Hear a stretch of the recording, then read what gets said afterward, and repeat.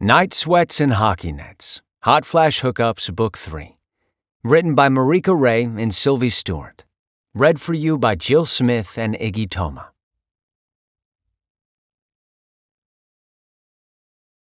Chapter 1. Nico. Ayana. We need to.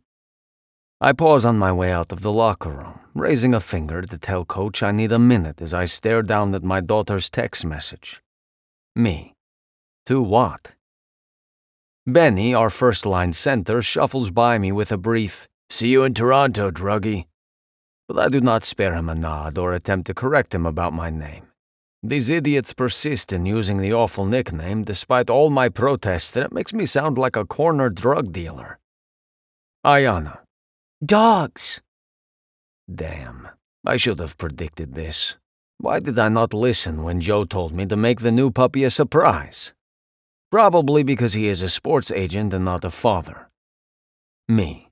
We only need one dog. A single German Shepherd will be sufficient to protect my house and my daughter. Why would we need two? Ayana. You can't have Paul without Prue. It just doesn't work that way. What is she talking about? Ayana, Coach asks, taking my attention from my phone. When I look up and nod, his expression turns sympathetic. He cocks his head toward the stairs and starts that way. Come to my office when you're done. Chatting about dogs with my 7-year-old should not be my top priority while I am at work, but it is always hard setting her aside, especially since I do not get to see her or talk to her nearly as often as I would like. Peyton, my ex-wife, was pissed when I bought Ayana a phone, saying no child that age needs one. But Peyton is also the one keeping my daughter from me, so I use every tool I have at my disposal to stay in touch with Ayana, even if it means she has to hide her phone from her mother. Me. The dog's name is Struck, not Paul. Paul is the name of an actor who never ages. Struck means terror in Russian. It is the perfect name for a guard dog. Ayana. Seriously? I can read her eye roll in her text. It is one of Peyton's mannerisms, and I do not like that Ayana is picking these things up. Ayana. Wait, what do you mean by guard dog? I thought we were getting a little puppy. Shit. I need to stop splitting my focus here. I picture my beautiful daughter bent over her phone, her fine blonde hair falling forward onto the screen as she frowns down at it. She probably has her lip pulled between her teeth with worry due to my carelessness. I cannot stand even the thought of her being worried or fearful, something that, to my dismay, has been unavoidable as Peyton and I fight for custody.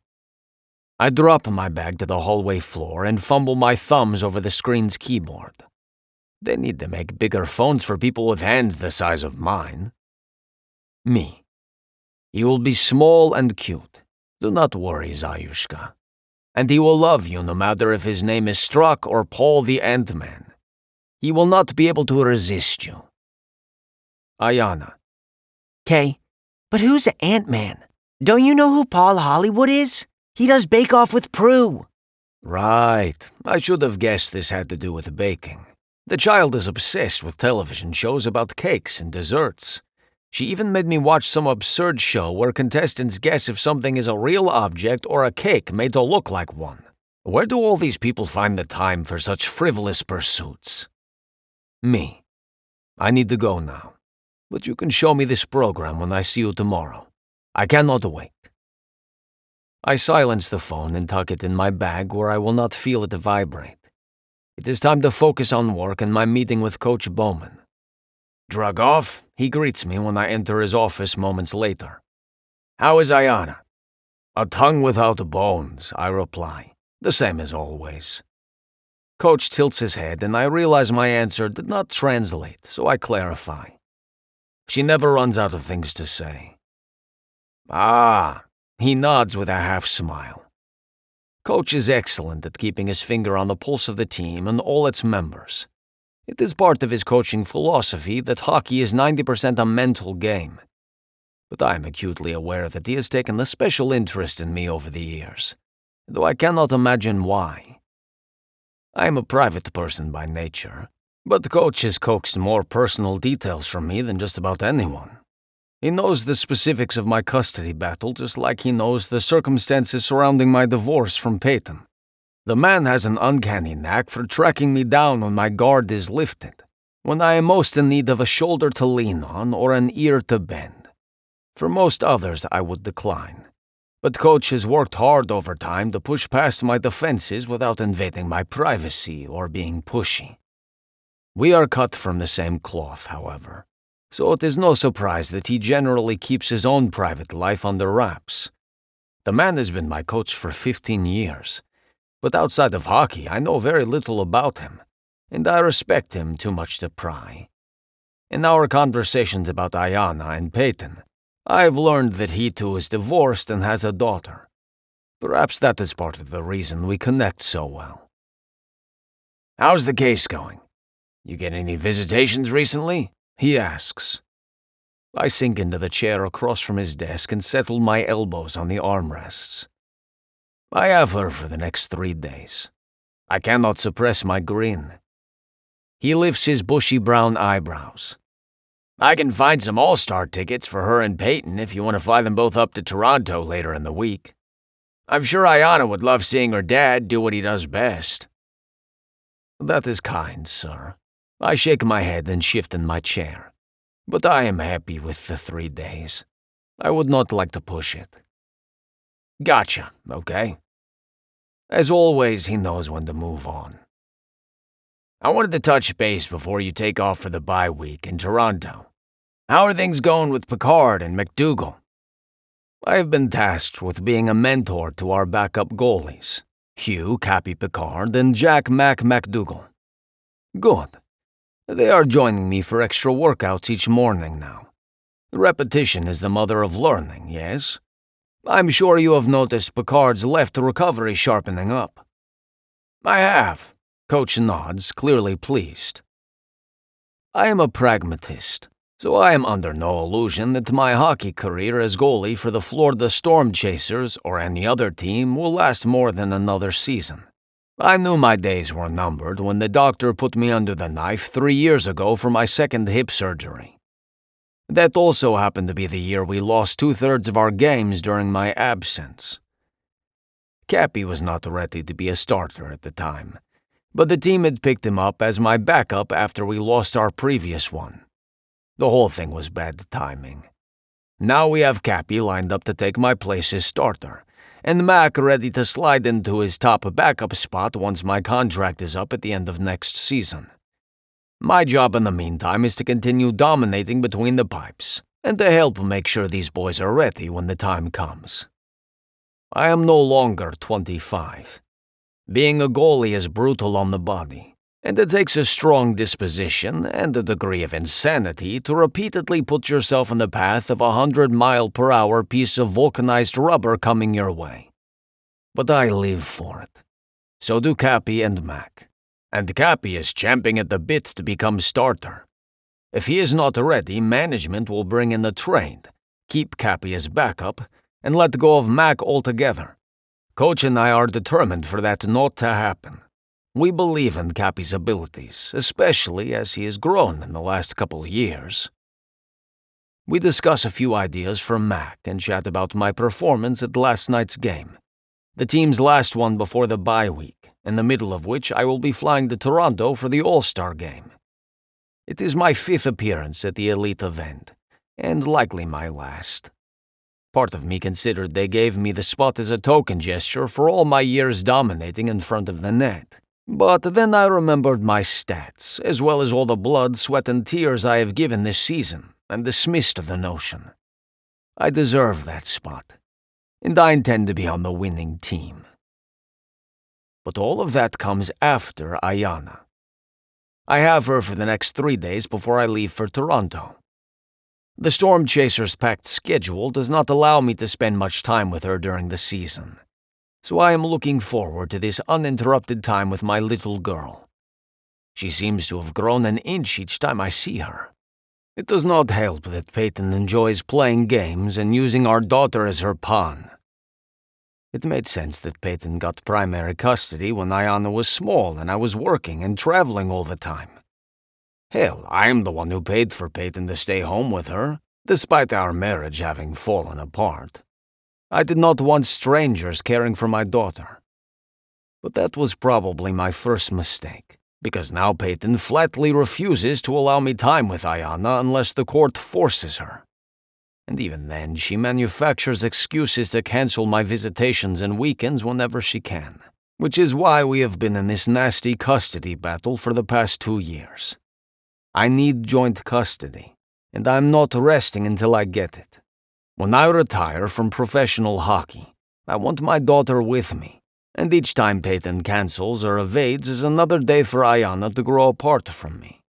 She will not want to live with her father if our relationship is allowed to fade in the meantime. I accept Coach's good wishes for the All-Star game and head out to my Land Rover in the parking lot, before retrieving my phone from my bag. Expecting to see a response from Ayana about her baking show, I am blindsided by the message that waits on my screen. Peyton. Ayana won't be able to make it tomorrow. We're going to my parents for a few days. I drop my phone to my lap to keep myself from throwing it at the windshield. I am done with Peyton's games. It is time to finish this once and for all, and secure my future with my daughter. Chapter 2. Chloe. This is so dumb. I mumble as I pull the clean-fitted sheet over my mattress. At this rate, I'll need to start buying puppy pads to keep from ruining my sheets. At least it's not a bladder control problem, right? I point double finger guns at my pet fish, Sushi, like she knows anything about bladders. Do fish even have bladders? She flutters her blue fins and swims into the castle in her tank on my dresser, clearly not wanting to discuss my insane night sweats. Not very nice, Sushi.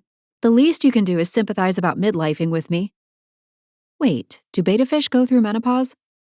Seems unfair to expect an animal who only lives 4 years to spend any of that time in hormonal hell. Sushi still doesn't come out, which is fine. I've got a bazillion things to do and 0 time to do them in. Agreeing to attend the All-Star Hockey Games in Toronto just a week after moving my whole life to Tampa, Florida, wasn't my smartest move. Then again, I promised myself I'd live life to the fullest, and that means saying yes to things, including hockey things, even if Dad has warned me away from hockey boys for as long as I can remember. Thankfully, packing isn't an issue. I still have several boxes in the corner of my new condo that say winter clothes on the side of them. Having lived in Madison, Wisconsin since college, I accumulated a lot of parkas, scarves, and sweaters. I won't be using any of that here in Tampa. After packing appropriate clothing, I pull on my favorite leggings and a black and white polka-dotted corset top that puts my ample assets on display. Reaching up, I feel my curlers and discover them to be cool to the touch, which means it's the perfect time to take them out and finger comb my bouncing black curls before tying in a red bandana as a headband. My image in the mirror is so different from a year ago, but I like it. It shows growth. For a few years there, I didn't have time to dress nicely or play around with makeup. Every single minute of every day was spent teaching my 3rd graders or taking care of my ailing husband. I wouldn't have wanted to do anything else. But now that it's been some time since Josh passed, it feels like I'm ready to turn my attention to myself for once. Satisfied with the reflection in the mirror, I step aside to zip up my suitcase and set it on the floor. Sushi, hold down the fort. Mom said she'd stop by to feed you once a day while I'm gone. Don't let her know about the night sweats. She'll start fretting about my advanced age again. The last thing I need is Mom setting me up with her friend's divorced sons. Sushi pokes her head out of the castle and opens and closes her mouth several times, which I take as confirmation that her lips are sealed when Mom's around. One can only hope. Mom, with the very best intentions in her heart, tried to set me up with a man just 6 months after Josh died. While that wasn't so bad as far as timing goes, the blind date showed up talking about marriage and monogrammed napkins and hyphenated last names. I left after appetizers, claiming a migraine coming on.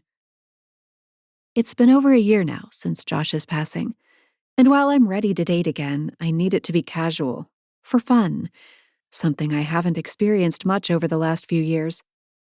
Is it wrong for a girl to want some physical contact from a handsome man without the heavy burden of forever hanging over her head? To lose herself in a hot kiss in a dark bar? To get sweaty in my bed from something other than night sweats? I close the door to my duplex and hustle to the waiting rideshare out on the street. I have a flight to catch and friends waiting for me. If I get lucky, I just might meet a man in Toronto who can show me a good time for the brief few days I'm in town. Then I'll come back to Tampa and start building my new life. The hotel in downtown Toronto is packed with fans sporting their favorite hockey players' jerseys. The energy is palpable, and it makes me happy I said yes to this trip. I dump my suitcase in my room, finger comb my hair, and run back downstairs with a leather jacket over my thin corset top. Roman LaFontaine and his fiancée, Olivia, are waiting for me at a restaurant just down the street. Roman's known me for 2 decades now and was even at my wedding. Thankfully, I hit it off with his new fiancée. I met her a few months after Josh's funeral when I was in Tampa scoping out condos and the possibility of moving there. She's reached out regularly to check in on me since then. Being in a better headspace now, I'm looking forward to getting to know her more. I see them at a table tucked into the far corner of the restaurant. Roman waves, and I walk over to give them both a hug before sitting across from Roman. Olivia looks gorgeous, as usual, and Roman can't seem to take his hands off her. It would be cute if it wasn't so nauseating. Honestly, I'm happy for them. Everyone deserves a chance at love, no matter their age. Just not me. I don't want any more chances. I only want to have fun. No strings attached. You look incredible, Chloe, Olivia gushes. We ordered a bottle of Cabernet for the table. Would you prefer something else? Thank you. I've been experimenting, I admit. And yes, Cabernet is perfect. Roman groans. Please tell me we aren't talking about fashion tonight. I hear about shoes every single day. Olivia is a famous trendsetter who started a shoe company a few years back. All the celebrities wear her designs, and she shipped me a pair of her most coveted shoes right after we met. She lets go of Roman's hand. You shush. You love talking fashion. Roman pouts, but doesn't argue with his fiancée. I chuckle, enjoying the changes in him since he's gotten engaged. Roman was the perpetual bachelor for years, being photographed with puck bunnies on his arm in every city his team flew into. It's nice to see that he's settled down and found his person.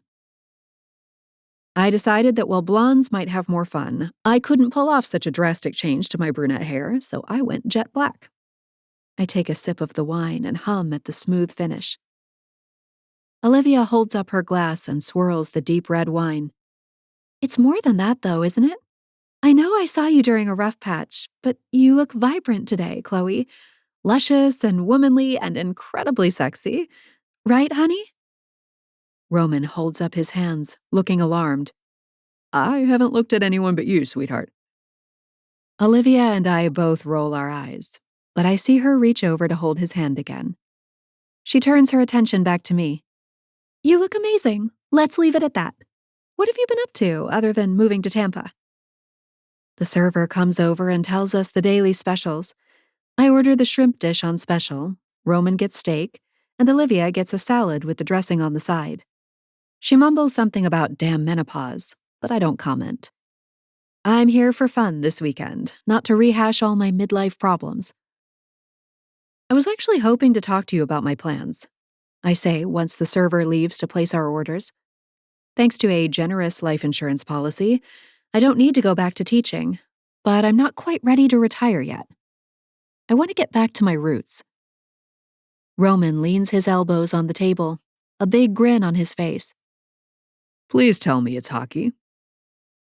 Considering he met me when I was a D1 hockey player and he had just signed a huge contract with the NHL, he would know exactly what my passion is.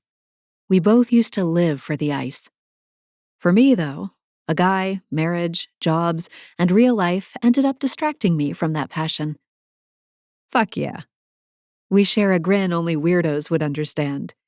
Takes a special person to want to skate across a sheet of ice on razor blades and smash people up against the boards. I want to coach the younger crowd, kind of a blend of my two passions, kids and hockey. Olivia groans this time. Here I was thinking this dinner would get me away from all the hockey talk. Roman rubs his hands together. Okay, so Banks Bennett was just talking to me about looking for a coach for his little brother. Wants to get the guy in skates for the first time. You might be the right fit. I take another sip of wine, already feeling lit up inside. This is what I've been looking for. No more obligations that weigh me down. I just want to chase what makes me feel alive. I'd love to meet him, but I also want to get a whole league together, for recreation. Too many of these young kids are being pushed into expensive and time-consuming clubs. I want my league to be for fun, for the love of the sport, not to sign a professional contract before middle school. Oh, I love that, Olivia sighs. So many kids are being pressured into the next big thing when all they want to do is play. We need to let kids be kids sometimes. Exactly. I put my wine down, far too interested in the conversation to take time to sip. Life is short, and not every kid is cut out to play in the NHL, but they should still be able to play for fun. They'll get all the benefits of physical activity and the team aspect, just without the pressure to impress a high-level coach. Roman sits back in his chair. I love that idea, Chloe. If anyone can do it, it would be you. You have a knack for meeting people where they are and working with them to make them better than they were before they met you. That compliment might be more insightful than any I've ever received. Thank you, Roman. I just like to help people. As long as no one takes advantage of you, Olivia pipes up. My ex-husband used to rely on my constant offers of help to the point that I was burned out on life. I suck in a deep breath. Fuck, that sounds all too familiar. My eyes fill with tears before I can will them away. I haven't teared up in public like this in a few months. I thought I was done with that stage of grieving. Olivia grabs my arm in alarm. I'm so sorry. I didn't mean to imply. I wave away the rest of whatever she was going to say. No, it's okay. That actually hit quite close to home. I don't want to speak ill of the dead, but Josh used to do the same. He didn't even know he was doing it, but it was hard just the same. Olivia's face is a mask of sympathy. At least she doesn't look revolted that I said something negative about my late husband.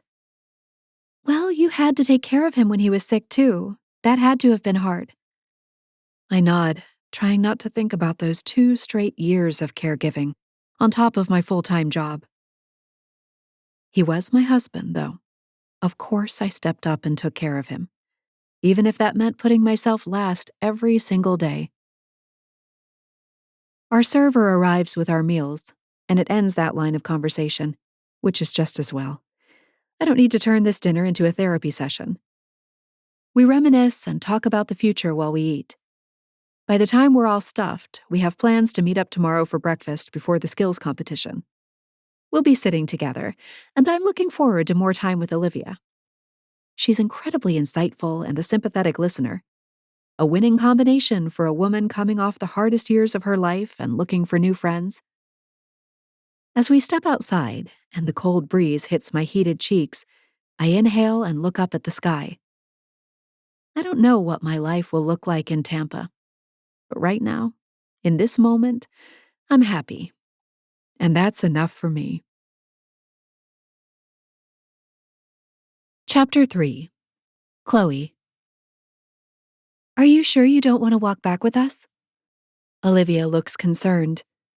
While it's dark out and probably not the best time for a single woman to be walking the streets, there's a rush of activity with the All-Star game taking place in the city. I'll be perfectly safe. Olivia has the same look everyone has had since Josh passed away. I still see it right before someone squeezes my arm and asks me how I'm doing. I always answer with, the best I can right now, when what I really want to say is, I'm grieving, I'm relieved, I'm terrified, I'm ecstatic, and I feel guilty for feeling all of it. I know enough not to answer truthfully these days. No one actually wants to hear the inner workings of my brain. Better to plaster on a sad smile and not rock their world with my deranged thoughts. I'm good. Seriously.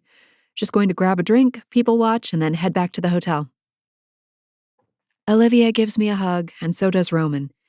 He doesn't have that sympathetic look on his face, but he is studying me. Don't do anything stupid. Then he cocks his head to the side and gets a twinkle in his eye. Actually, maybe you should. Roman, Olivia groans. Don't be a bad influence. Roman shrugs, but quits examining me so closely. What? Her husband died, but she didn't. Olivia backhands his arm with a shocked expression.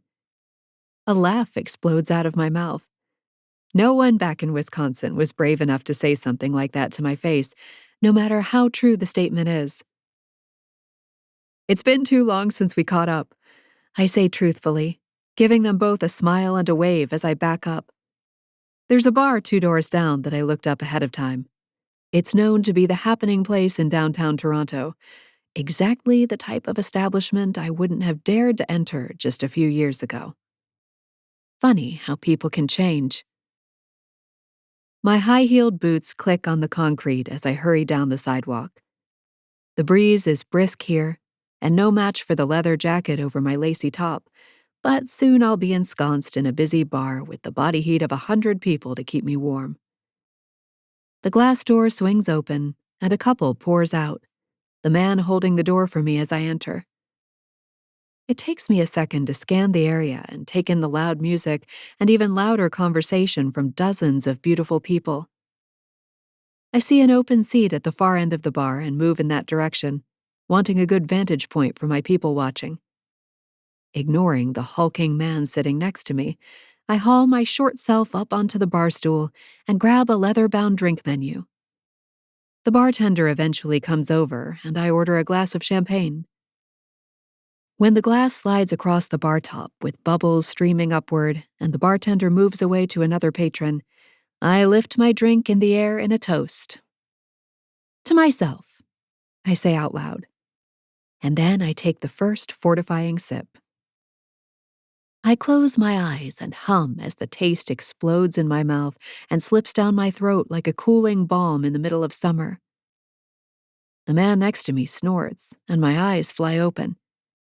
His hair is a shaggy, sandy brown that looks like he's been running his fingers through it. The thick jacket hides his physique, but with his feet touching the ground, even on these sky-high bar stools, he must be tall.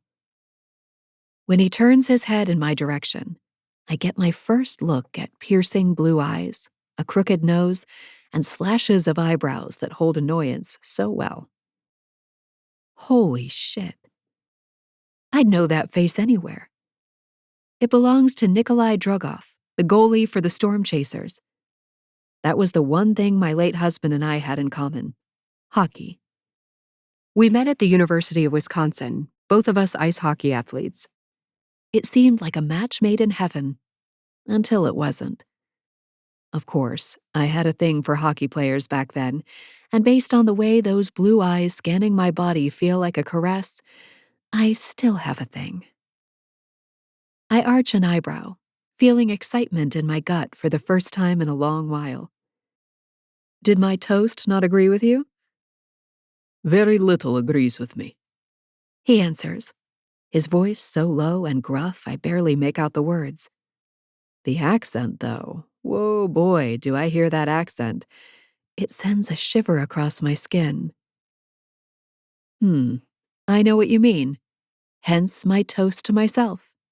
At least I can count on myself.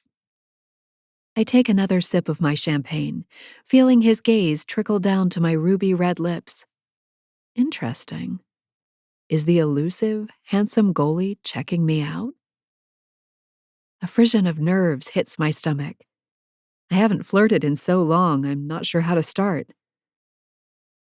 Only ourselves, eh? Then we have truly reached the handle. I tilt my head and try to wrap my mind around whatever the hell he means. The handle? Was that a euphemism for something else? Something dirty? Jesus, I feel old. I don't reach for many handles, I say truthfully, downing the rest of my champagne. If we're already talking about dicks, I need to be far less sober. I raise my hand, and the bartender notices, nodding his head. My bar companion also raises a thick finger, signaling another drink. That is good. He says, his rich accent quite delicious. None of my friends reach the handle, but I find myself there often. Oh my. That's more information than I needed to know from a virtual stranger. I squish up my nose, hoping I'm still flirting properly. Well, I prefer to reach for the handles not belonging to my friends. Better to take that handle holding out of the friend group, you know? Nikolai looks at me again, his eyebrows nearly colliding. You Americans say weird things. The bartender arrives with an amber-colored liquor for Nikolai and another glass of champagne for me. I take a hefty swig before setting the glass down. Clearly, I'm doing flirting wrong. I just mean I wouldn't date within my friend group. Better to not mix pleasure with friendship, you know? I learned that the hard way, when after Josh's death, our couple's friend group fractured. It became painfully obvious that they'd been primarily Josh's friends, and I'd just assimilated into the group. Sure, they were supportive right after his death, but their messages and phone calls dwindled quickly, replaced by a deafening silence. Even my fellow schoolteacher friends fell silent, probably due to feeling uncomfortable with death in general. I lost not only my husband, but all of my friends. While I rebuild the second half of my life, you can bet your ass I'll have a diversified friend group this time, and definitely no handle-holding within the friend group to break it up. Nikolai loses the frown and holds up his glass. I quickly join him, thinking maybe I've turned this sinking ship around, and he clinks the glasses together. To not being friends. We both drink to the oddly endearing toast, and I rest my elbow on the bar top, leaning in his direction, hoping this position threatens to spill my breasts right out of this top. As predicted, his gaze drops, but he looks away quickly, swallowing hard. If I tell you my name, that won't make us friends, right? Nikolai grunts, and even that's attractive. I have few friends and do not plan on making more. Oh, good. Then I'm Chloe. I hold out my hand, glad I took the time to paint my nails bright red before I came on this trip. Look at me go with all this self-care. I'm the self-care queen. Nikolai slides his hand into mine, covering it completely. Nikolai. We stay just like that for an extended moment, holding hands and breathing the same air. Being a short, curvy woman in the plus-size category, I frequently feel like the shortest one in a group. But I rarely feel like a man could haul me over his shoulder and run us out of a burning building if he had to. Josh had been taller than me, but slight. My inner cave woman likes that Nikolai looks like he could pick me up and not even be breathing hard. My cheeks heat, and it has nothing to do with the champagne. He lets go of my hand and takes all that warmth with him. Nice to meet you, Nikolai. I, like you, don't have a lot of friends, but I'm actually looking for some. At his look of alarm, I clarify. Not you, of course. I'd never be friends with you. You're entirely too tall. He scoffs. What is wrong with tall? I shrug and take another sip of champagne, then start counting off on my fingers. Lifelong neck problems from always looking up. These curls can't handle my head being the armrest for tall people. Oh, and having to ask my tall friends to reach things on top shelves makes me feel so needy, you know? I shake my head. Far better to avoid the tall people. It might just be my imagination, but I could swear Nikolai's thick lips start to curve upward on the ends. I would not like to cause you so much pain and hassle, Chloe of the short people. Good, we have decided not to be friends. I won't even try to pretend that hearing my name in that accent isn't doing crazy things to my insides. I've heard about Nikolai, of course, and even seen him play live. Anyone who follows hockey knows he's one of the best at protecting his net. Most people also know he's a recluse, almost never giving interviews nor being seen out socially with the team. And yet, here he is cracking deadpan jokes with me. He's as funny as he is ruggedly handsome. All I want to do is keep him talking. Okay, that's a lie. That's not all I want from Nikolai Drugov. And why don't you want friends, short or otherwise? He drains his drink and sets it down on the bar with a solid clink. I do not like talking, and if friends require so much procliate talking, I prefer to watch. My eyes open wide. My mind, after absorbing the Russian dripping from those lips, went so far into the gutter I'm no better than a street rat. You prefer to watch, huh? I lick my lips, imagining him watching me undress. What would it be like to have all of that high-performance focus on me and only me? Then I realize his gaze is trained on my mouth, and every last drop of sanity slides downward to gather in my gut. Hot, molten desire takes over every sane thought I have left. Maybe it's the champagne. Maybe it's this life unfurling into something I didn't expect. Maybe it's just Nikolai. But I have to shoot my shot or I'll live with regret. And that's one thing I refuse to do. I pull myself up by my designer bootstraps and decide to live boldly. Since we've established we're not friends, and you prefer to watch, how about you come back to my hotel with me? We can not talk the rest of the night. His startled gaze latches onto mine, his icy blue eyes smoldering into something much, much hotter. My palms are sweating, but I reach over to grip the lapels of his jacket and tug him closer. His spicy scent surrounds me, while his broad shoulders seem to block out all the other people in the bar, taking those nerves and spinning them into a dangerous liquid pool of desire. His gaze flicks downward to my lips again, and my heart pounds. Roman's words echo in my brain and spill out of my mouth. Let's do something stupid.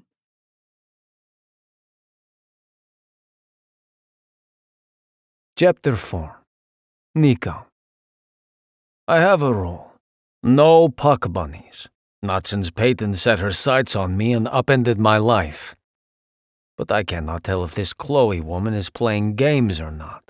She somehow managed to lift my spirits when nothing else could touch the foul mood I have been in since the cancellation of my visit with Ayana earlier this week. Instead of annoying, I find her chatter almost charming, something I cannot make sense of. Women do not charm me. I am uncharmable. Some people might label that as coldness, or perhaps grumpiness if they are being kind, but that does not bother me.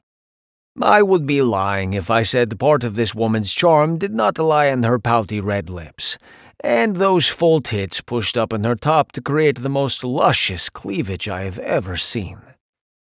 And here she is, so close I can smell her sweet scent and feel her warm breath on my chin as she gazes up at me with challenge in her blue eyes.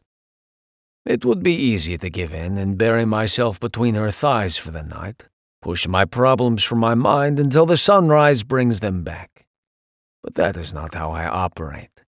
I should not even be here at this bar, not with a skills competition tomorrow afternoon. I open my mouth to tell the raven-haired beauty she has chosen the wrong mark, but that is when I notice the slight tremble of her lips and the quickness of her breathing that has her breasts rising and falling in a rapid rhythm.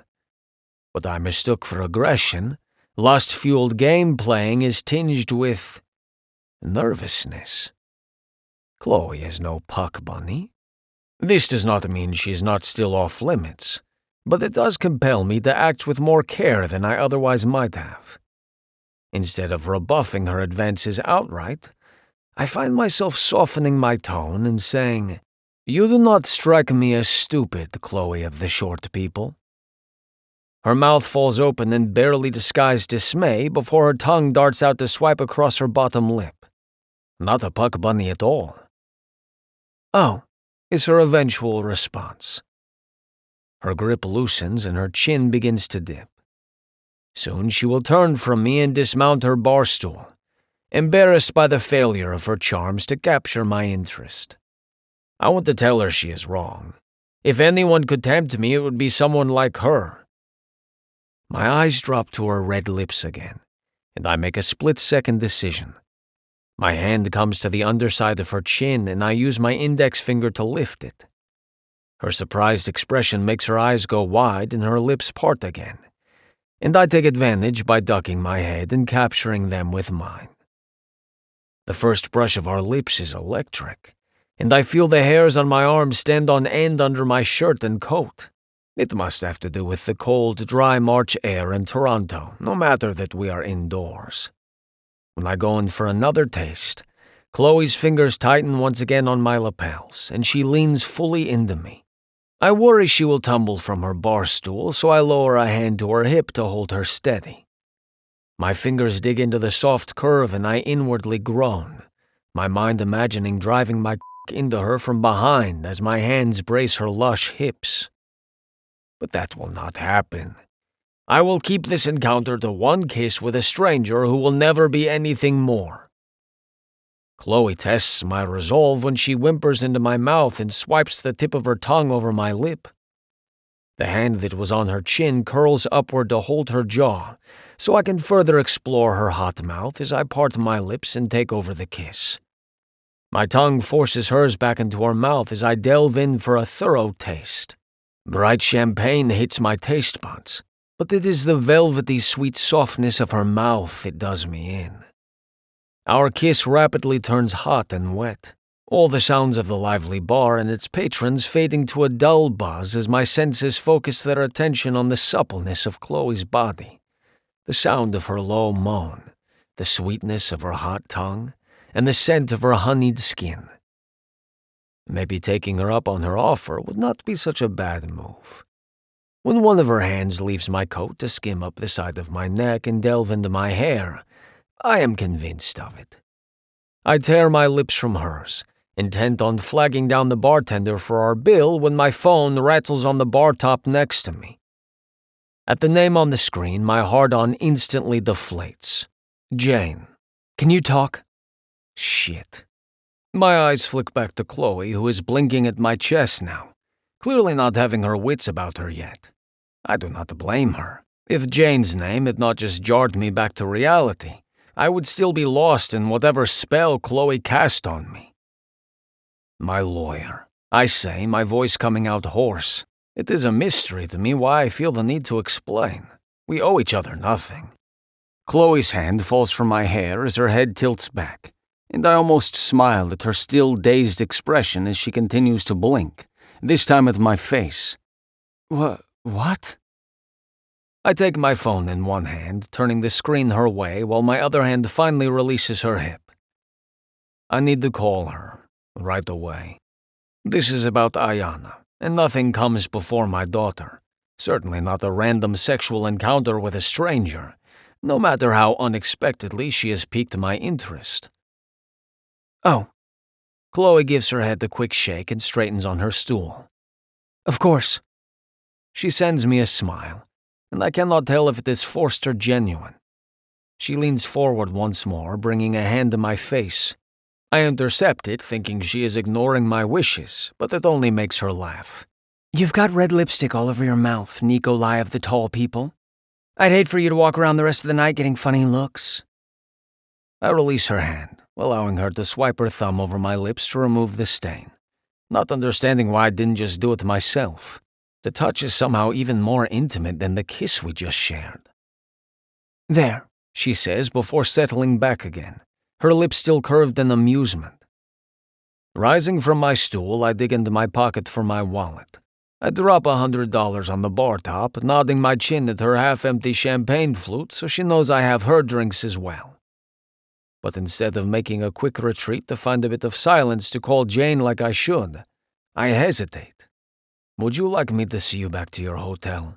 For safety, I quickly add. She smiles again and shakes her head. I'm good. Her fingers wrap around the stem of her glass and she raises it toward me. To strangers, she offers. I nod, intent on simply saying good night as I know I should. But my tongue betrays me with the truth instead. I wish tonight had gone differently so I could see what else your mouth can do, Chloe. I don't wait for her reaction to my words before turning to pick my way through the crowd and exit into the cold night. You're lucky I'm playing with a bum wrist drug off, or you never would have won that $100,000 last night, the keeper from the Pittsburgh Fury says as he skates by me 2 days later. My only response is a glare paired with a smug grin. I excelled at the skills competition, winning first place among the goalies and earning myself enough prize money to pay my sister's rent for the foreseeable future. But I credit anger as the driving force behind my win. When I left the bar the other night to call Jane, her news was both good and bad. Our request for a new hearing in front of a judge had been granted, but the court date isn't for another 2 months, which means at least 2 more months of Peyton's bullshit and likely 2 more months without Diana. The wall of my hotel room took the brunt of my frustration, necessitating a call to the front desk and a $200 tip to the unlucky housekeeper who vacuumed the remains of my broken glass at 10 at night. As I lay in bed staring at the ceiling, I had a strong pang of regret that I had not asked for Chloe's phone number, but it was for the best.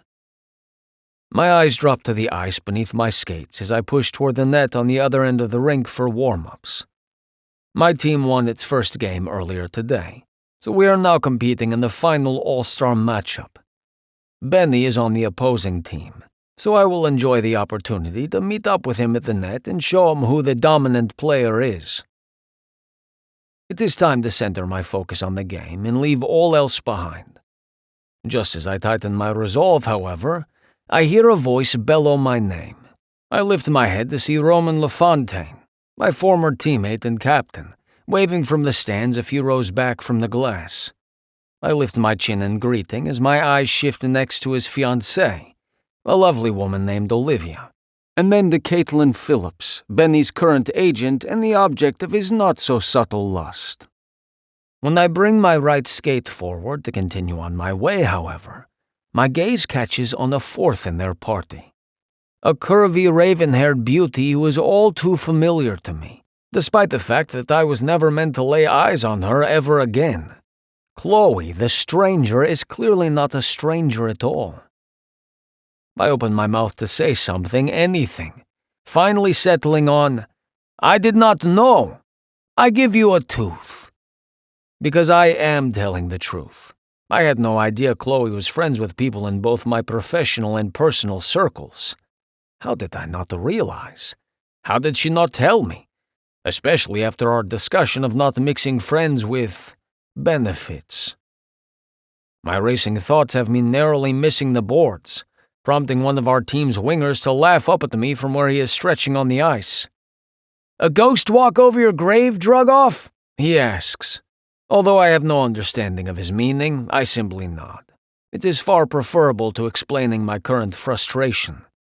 His comment does have the effect of bringing me back to the ice, to the game, to my fucking job. It is time to focus again, and not on a pair of pretty tits and a woman who might have a knack for distracting me for a moment or two, but will never figure in the long game. It's time to win a game for Christ's sake. And that is the only thing on my mind. Chapter 5. Chloe. Not gonna lie, that kiss with Nikolai has had me walking on billowy puffs of clouds for the last 48 hours. I can still feel the thick, soft scruff of his overly long hair, just enough length to grasp in my fist. Damn it, I wanted to have enough time to run my fingers through it and maybe even roughly pull his head between my legs. Well, not in the bar, in my hotel room. Not even this new lease on life and promise to say yes to things is enough to have me adding public indecency to my list of new experiences. But I got shut down by a lawyer instead. It's true what they say. Lawyers are killjoys. So I went back to my hotel room alone, my body keyed up and my brain looping through all the scenarios in which I could have reached new heights of sexual empowerment by keeping Nikolai up all night. But it's fine. Sometimes one needs to dip their toe into the pool before cannonballing their way into the deep end. And that kiss was certainly the type of toe dip that had my heart fluttering. Not that I should be comparing, but fuck, it's only natural to do so I'll cut myself some slack. I never experienced that kind of kiss with Josh. We'd been inexperienced college kids when we first started dating, and then we were old married people with mortgages to pay, gym memberships to ignore, and then serious health problems to face. Josh and I had slipped into being friends without the benefits somewhere in our marriage. If I am being honest, our sex life was never super fulfilling for me. Josh was a neat freak and all about the end goal, not the process. Where I wanted cuddling and foreplay and maybe a lubed-up toy or two, he wanted sterile conditions and missionary for the 3.5 minutes, 5 if it was our anniversary, needed to seal the deal. Based on his last comment about my mouth, I have a feeling Nikolai doesn't mind getting dirty. What's with Nico? Caitlin's voice brings me out of my sex-starved thoughts. Huh? I blink and refocus on the packed arena around me. A loud buzzer sounds, and I catch the backside of Nikolai barreling his way off the ice. Ew, why's he offering you a tooth, Ice Bath King? Olivia asks Roman. Caitlin barks out a laugh. That's just Nico. He's got 1,000 Russian phrases, and not one of them makes any sense. Wait, what? If they're talking about Nikolai, I have a sudden burning desire to know exactly what they're saying. Olivia looks at me funny. We said hi to Nico, but he just shouted about not knowing and giving Roman a tooth. She looks over at Caitlin. They drug test, don't they? He's not on drugs, I say quickly and confidently. When both women turn to look at me, I realize my error. According to their knowledge, I've never met Nikolai. I mean, he'd be stupid to risk his entire career on drugs right before the All-Star game when millions of eyes will be on him, right? Caitlin nods. He's not my client, but I'd kick his ass if he tried anything like that. Banks says he's fighting to get custody of his daughter. Drugs would be a serious problem for the judge. My breath catches in my throat. The call from the lawyer who interrupted our kiss. It might have been about his daughter. I curl a lock of hair around my finger and twist it over and over. Shit. I was pouting over a spoiled sexcapade, and the quiet goalie was fighting to be part of his daughter's life. I see over 100 third-grade girl faces in my mind. My prior students and little girls who deserve to have a present father figure in their lives. All that pitter-pattering of my heart turns into a puddle of sympathy. Another loud buzzer makes me jump, and we all take our seats for the start of the game. The announcers are practically screaming with excitement, and though I've been to a lot of hockey games in my life, my breath is pumping in and out of my lungs like I'm out there on the ice myself. Mostly because Nikolai comes skating out to take his place in front of the net, and now I can't rip my gaze from him, even when Caitlin and Olivia keep up a steady chatter. His focus is intense. He never takes his eyes off the puck, always moving this way and that, positioning himself in the crease like it's some kind of fluid dance. 2 opposing players break away and race down the ice toward him. I hold my breath. Nikolai moves lightning fast and deflects the puck with such grace I'm officially staring. Half the crowd cheers and the other half boos their disappointment. Just for reference, I'm part of the cheering crowd. We may have agreed to stay strangers, even after the best kiss of my life, but I will always cheer for that huge man to win. But also, I realize we have to remain strangers, despite my daydreaming fantasies. He's in a legal battle for his daughter, and being seen with a random woman on his arm would not help his case.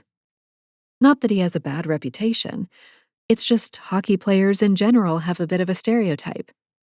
Hence why my father always warned me to stay away from them. Little kids have always held a special spot in my heart. I wasn't blessed with children, but I've spent my life teaching them instead. I would never come between a dad and his daughter. He's staring over here again. I swear, are you sure he's not on drugs? Olivia asks Caitlin, chuckling. I realize with a start that we've reached the intermission of the All-Star game, and Nikolai has skated off the ice with his teammates. I push all my thoughts aside and enter the conversation, steering it toward Caitlin and Banks Bennett, her boyfriend. They've been dating quietly, being that she's his agent, but she's here to tell him she's ready to make it public. She looks like a woman in love. Her cheeks have color and her eyes are practically sparkling. Hell, even her hair looks amazing and shiny like a shampoo ad. What I wouldn't give for Caitlin's physique back when I was a teenager. She's tall and thin and looks like she has more confidence than all these hockey players combined. So, I hear you're moving to Tampa? Caitlin asks, turning her attention to me. I nod. All that excitement from the kiss now deflated. Yeah, already moved into my duplex. Just putting together plans to start my own youth hockey rec league. Caitlin grabs my arm. Oh my God, yes. I come across so many kids who just want to play but have burned out on all the travel teams and trying to get the attention of scouts. We exchange numbers, and I promise to call her next week to discuss my league further. A buzzer sounds again, and players stream out onto the ice. I turn my attention to Nikolai, who doesn't have his face mask on yet. He flicks a glance my way, and just the brief moment of eye contact sears into my skin. His jaw is locked tight, and those eyes are so focused I can barely breathe. I remember what it felt like to have those full lips on mine. He breaks the eye contact by jamming his face mask on and skating in the opposite direction. Wow, Olivia breathes. He looks pissed about something. Seriously, honey, you gotta stop checking out the hockey players. Roman whines. Caitlin snorts, and Olivia snuggles into Roman's side, proclaiming there isn't a woman in the arena who didn't feel that look from Nico. I stand so quickly I almost kicked the box of popcorn the person next to me has set on the ground. All heads turn in my direction. I'm not feeling so great. I think I'll head back to the hotel. I tell my friends. Olivia and Caitlin give me a hug, and Roman studies me before offering to walk me out. I'll be fine, thank you. Just need some more sleep. I reassure him. I actually need out of this arena where I can finally take a deep breath and forget about Nikolai Drogov. He's in a custody battle, and I'm just looking for some harmless fun. We're so incompatible it's funny. He wants us to remain strangers, and strangers we shall be. I get a rideshare to take me back to the hotel, not wanting to spend any more time in these heels that are damn cute, but cutting off circulation to my toes. I wash all the makeup off my face and slide into silky pajamas, another indulgence I'm trying out. My phone pings, and I pick it up off the bed to see a text. Dad, do you have plans the first weekend in April? I'd like to host a barbecue. My calendar has been wide open for months, and sadly, I don't see that changing by April. Me. Sure. Can I bring anything? Dad, just yourself, sweetie. I'll be making an announcement. Me. Well, geez, Dad. Now I won't be able to sleep all week. What's the big news? Dad, it's really not that interesting, but an old man needs any excitement he can get. Me. Sure. But if this is about you moving to the villages, I gotta stop you right there. I'm not on board with that. Dad, it's not that. But out of curiosity, why not? Me. Google the villages and shower loofahs. He doesn't answer for a while, which I hope means he's moved on to something else. My phone pings just as I'm settling into a good romantasy book on my Kindle. Dad, Jesus, Chloe, I can never unsee that. Can never use a shower loofah again either. Thanks a lot. I crack up and return to reading, determined to put loofahs, announcements, and hot, grumpy goalies out of my mind.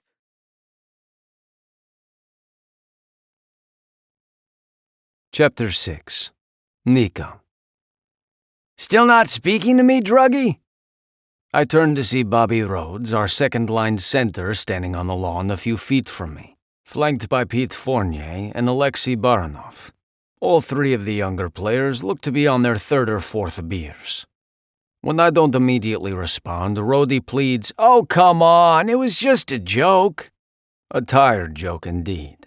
It's not the first time a teammate has played this particular prank on me at practice. "Cutting my glove laces is the only way you can get the puck past me, is it?" I finally respond, causing Forns and Barzy to double over laughing at Rhodey's expense. He deserves it for making me relace my gloves and miss valuable practice time. "If you are afraid of wolves, don't go to the woods, Rhodey." "Hey, asshats!" Monkowski shouts in their direction from the other side of Coach's expansive backyard. "Coach wants everyone to gather round." He gestures to the built-in outdoor seating area behind the large house, where Coach Bowman stands with his back to us. Coach does not often invite the team to his home, but I have been here a handful of times, on my own or with LaFontaine. When the invitation for players and significant others arrived in our mailboxes, it was a given that we would all drop everything to attend this barbecue. Luckily, or unluckily, depending on how you look at it, I do not have Ayana today, although I did get her for an unusual overnight visit earlier this week. I have to conclude Peyton had a date or some other obligation that night. I ordered Ayana's favorite Mexican takeout, and we worked on the same 1,000-piece puzzle we have been toiling over for the past 6 months. I leave it on my coffee table at all times, even when weeks pass between our visits. The breeder called yesterday to inform me Strock/Paul will be weaned and ready to come home with us in 2 weeks, so I am focusing my efforts on keeping Peyton from canceling Ayana's visit that week. Having learned my lesson, however, I have not told Ayana about his arrival date yet. I will not have her tears on my conscience. We make our way closer to the house, where Caitlin Phillips waves at me from her spot on the lawn next to Benny. I'm glad those two finally worked things out between them, especially after what transpired with Ed Presley, the now ruined hockey agent who had been causing them both a great deal of trouble. Coach raises his hand to draw our attention. "Thank you all for coming." But he surprises me by reaching his arm out and pulling a short, black-haired woman into his side. It takes a moment for me to recognize her, and when I do, my shock is so great I almost miss Coach's next words. "For those of you who've never met her, this is my daughter Chloe. She's finally decided to make Tampa her home after all my years of nagging." He smiles down at his daughter with pride. I swallow hard and try focusing only on my coach, but it is impossible not to stare at Chloe. She looks much the same as the last time I saw her in the stands at the All-Star game, except today she is wearing a sundress fastened behind her neck in a way that shows off her breasts to their best advantage. How did I not see this coming? Ever since Toronto, she has crept into my thoughts, catching me off guard each time. The memory of her soft lips under mine and her even softer hip against my fingers has woken me up from a dead sleep more than once. But I have refused any temptation to reach out to her through our mutual friends or colleagues, which was clearly the wise choice now that I find out she is the daughter of Coach Bowman. I rack my brain trying to recall a photo of her on his desk in his office or on his mantel inside, but I draw a blank, only conjuring a vague image of a lighter-haired, rather plain-looking woman from Wisconsin, a woman I cannot imagine ever mistaking for the Chloe standing before me now. Just the thought of crossing that line with Coach's daughter has my skin itching. I suppose I have my sense of discipline to thank for saving me from such a disrespectful course of action, even if it surely would have been an explosive encounter to remember. I force my attention back to Coach's words as he begins to explain his reason for inviting us all here this afternoon. "And I'm glad she's here with me today while I make this announcement. I wanted you all to hear it from me first because I hold each of you in a high esteem and value my relationships with you and the Storm Chasers franchise." He takes a deep breath before continuing. "This will be my last year serving as head coach." A few gasps sound in the crowd, but Coach only raises his voice to be heard over them. "It's been a hell of a ride, but it's time for this old man to hand over the baton and go back to being a regular old hockey fan. Chloe turns into her father to give him a hug as she smiles up at him. He returns her expression, and for a moment the scene makes me think of Ayana and me. My teammates descend on Coach, offering handshakes and hugs, but I stay where I am and watch. I'm not as surprised as I imagined some might be at Coach Bowman's news. I too would crave a change after all the time he has spent at the helm of the Storm Chasers. A wise man knows when it is time to say goodbye.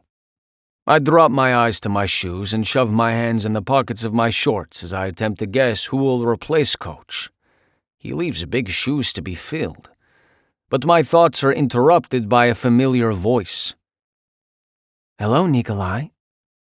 When my eyes flash to Chloe's face, the first thing I notice is that she is wearing the same red lipstick as the night we kissed. My twitches and I silently curse myself.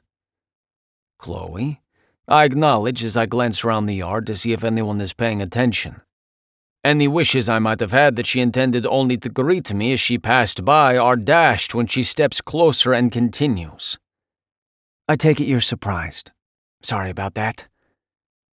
Instead of directly responding, I mentally dig into my memory banks. We have met before. Before Toronto, I mean. Why did I have to bring up Toronto? You do not look the same. The words come out almost as an accusation. Her lips spread in a smile at my words. No, I don't. I'm surprised you remember. That was a long time ago, and I don't think we were ever even properly introduced. She is right, from what I recall. She attended a Stanley Cup championship game years ago, and was in the locker room with her father during our celebration. But she was nothing like the stunning siren in front of me now. It's for the best, I declare, straightening my spine as I look down at her. Which part? She is still grinning, which I find frustrating. Does she not understand how precarious this situation is that we have put ourselves in? All of it. We cannot be seen together. This makes her laugh for some reason, a sound that sets my blood simmering, both from frustration and lingering lust. Damn the woman. You need to lighten up, drug off. I have no response to this, so I tighten my jaw and remain silent. The woman then has the nerve to wink at me, before waggling her fingers and turning to show the exposed skin of her back. Don't worry, my lips are sealed. See you around, Nikolai. She struts toward Benny and Caitlin, leaving me with a racing heart rate and a at half-staff. Maybe Rhodey and the boys had the right idea after all. I take myself directly to the large cooler filled with beer and crack one open, before tipping it back to let half its contents spill down my throat. See you around? The words echo in my head like an omen. Chapter 7. Chloe. Why are men so dumb? Sushi doesn't answer me, but she does swim around and around in a circle against the perimeter of her tank. Maybe she's getting in her daily exercise like I did this morning with the new treadmill that takes up half my bedroom. While I'm not looking to drop any weight, I'm fucking perfect the way I am, thank you very much, I do want to be my healthiest self. And that means working out. Just not in the hot Florida sun. Nikolai's words echo in my brain at the most inopportune times. Can't be seen together, even as colleagues? What am I, a dirty little secret? I smirk and lean closer to the mirror over my dresser to swipe on more mascara. Although, I kind of like the idea of that. After a very vanilla marriage with Josh, I might like the idea of being someone's dirty little secret. Even just the thought of it, and especially being Nikolai's secret, has my skin flushing. I twist the cap on the mascara and toss it in my makeup bag. I'm off to consult with Dad. Don't get into any trouble. Sushi stops her circles long enough to swish a long, turquoise tail at me. With the sun fading into the gulf, I swing my duffel bag onto my shoulder and hop in my car to drive to the practice arena to speak with Dad about my rec league. He should be about to head home for the evening. It's taken me several weeks just to research the do's and don'ts and to come up with the proper documentation to get this thing going. Apparently, lawyers like to be involved so no one can sue the league if there are injuries. I think I have everything in place and can now start to reach out for donors. That's where Dad comes in. He knows everyone in hockey, and he knows who has the deep pockets.